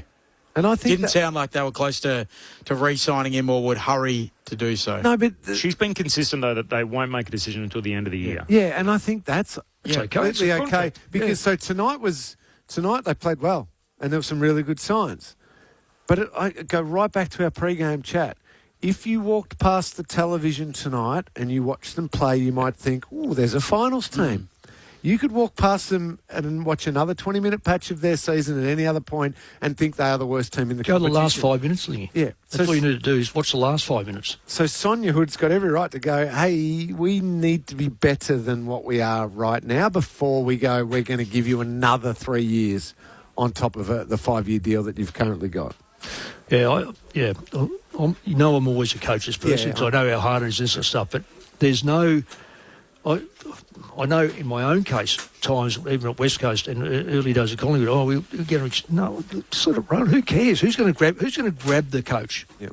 It's only him, and you're only one cog in a part of it. Yes, you are the head cog of the football. Well, thereabouts, but you're not the CEO. You're not the finance person. You're not the membership person. You've got one job to do is to make sure that playing group are playing as well as they possibly can to make finals and then do well in finals. At the moment, we're not seeing them in finals. Collingwood have now played in 7 one-score games this season. So 3 wins, 3 losses and a draw, which is how it should average out. And for North Melbourne, they're 2 wins and 1 loss in games decided by 6 points or less. And that's probably a good indication of where Collingwood's at. They are a pretty good team, a good team. Yep. But they don't quite have that firepower in the forward line to just completely put a game to bed. So they often play in one-score or close games because they don't consistently score 120 points and go, this game's just over, we're done with. So they're 9-7 on the year with 1 draw. I suspect Collingwood in a 23-game season, they're like an 11-11-1 team. They're exactly... Well, they'll finish 10th. Win as many as they lose and they'll I just look at that draw. It's almost impossible to see North Melbourne make it from here, with all due respect. And I'm looking at the Pies, and I've got them winning 2 of the next 6 games. Wow, only. Well, which will get them to 11. That's right. So next week they play Adelaide in Adelaide. Mm-hmm. Tough gig. Yes, very, very tough. The following week they play Geelong. Sorry, Carlton next week, then Adelaide. Oh, sorry. So it's Carlton, Adelaide, Geelong. So Carlton's a 50-50, Adelaide's a no in Adelaide. Geelong's probably a no. And West Coast they'll win, even though it's over there. So now they're 1 and a 50-50. Hawthorn is probably a no. And Brisbane is probably a no. So that's what I say. They might win 2 if they beat the Blues. Yeah, well, and they may drag one of these other ones out, but there's 2, which gives them, as you say, it's... gets them to 11. Yep. 11 and a half games. If just on your Collingwood point of that, 11-11-1, that seems like where they're at. If you were someone who subscribed to perhaps the Egyptian coach in the World Cup way of thinking, you might think that the AFL just put in a top 10 for the first time this year to make sure that Collingwood would definitely be included in the final series and to maximise revenue. We know they have a special effort in them. They're the kind of team you probably wouldn't want to play in a wildcard game week 1. Like if you're the Bulldogs or you're someone like that, I'm not sure you think, I want to... Do I have to cop them? Because they're generally hard. Yeah. You know, and I like good Maynard. I know a lot of people love to hate him, this sort of stuff. I look at him, he dislocated his shoulder 2 weeks ago. Yeah. He went about his job there as if a bit of tape on the shoulder and nothing else. And there's a couple of big tackles there he made. And I know when you've got a dislocated shoulder and you put your arm out, you are totally exposed. He had no fear of doing it. Kangas fall to 8 and 9. It's going to be tough for them on the run home, given they've played a lot of the teams down the bottom, some of them twice in West Coast, Richmond, Essendon. So they got a lot of tough teams on the run home from here. Collingwood by 4 points, a game with 7 lead changes, and in the end the Magpies kicked the winner through Tim Membry at the 27-minute mark of the final term. Cameron Ling has the votes in the ABC Footballer of the Year. 1 vote, Corbs, is going to the man we just spoke to, Josh Dacos. 33 disposals. He had the 6 tackles as well, does some hard work. The 6 inside 50s, I love that from a half-back. Fantastic. Creative, uses the ball really well. The 3 votes and the 2 votes was, it's funny because they're direct opponents and you'd think if one's been really good, that means the other one can't be as good. But I thought it was a genuine heavyweight clash for influence in the middle of the ground. 2 votes, Tristan Cherry. 22 disposals, kicked a goal, 32 hit-outs, 7 score involvements, 5 clearances. Thought he was massive for the Kangaroos. But he was slightly shaded by his opponent in Darcy Cameron, who had 25 disposals, had 27 hit-outs himself, kicked a goal himself, had 8 score involvements and 10 clearances as the ruckman. I thought Darcy Cameron was the best man on the field. Yeah, I like it. By a long way. 3 for Darcy Cameron, 2 for Sherry, 1 for Josh Dacos. The votes in the ABC Footballer of the Year. We are on air from 12 noon Eastern tomorrow. Josh Carr is going to be our feature guest. So we're up to coach 14, I think, in the competition. So looking forward to chatting to Port Adelaide's new senior coach. So he'll join us as part of AFL Saturday tomorrow. Mick Moldhouse and Luke Ball along for the ride. Lingy, you'll be along from 12 noon on Sunday with Matt Clinch. Yes. So you can find that Eastern time, make your adjustments across the country. Thank you to you both. Lovely to share the evening with you and a bit of fun. If not always the highest quality, we got the close game. That was entertaining. I enjoyed it. Really and tactical. I like the few of the little tactics that we got to discuss. Yep. Yeah, Love nice. that. Love that. Always good fun with 2 of the best analysts in the game, Mick Moldhouse and Cameron Ling, every Friday night. Thank you, Ben. Thanks for having me, Corb. Thanks to Tim Hodges downstairs. Nice to have Ben back with us on a Friday night. Yeah. He's left us a lot this season. To Stuart Hollywood-Baker for all his work as our audio taker, and to Lauren Borden back at base. We are done from Docklands. We are into round 18, 2 games down, Freo winners on a Thursday night, and tonight it's Collingwood in a thriller. After 7 lead changes, the Magpies by 4. They sit 7th on the premiership table tonight.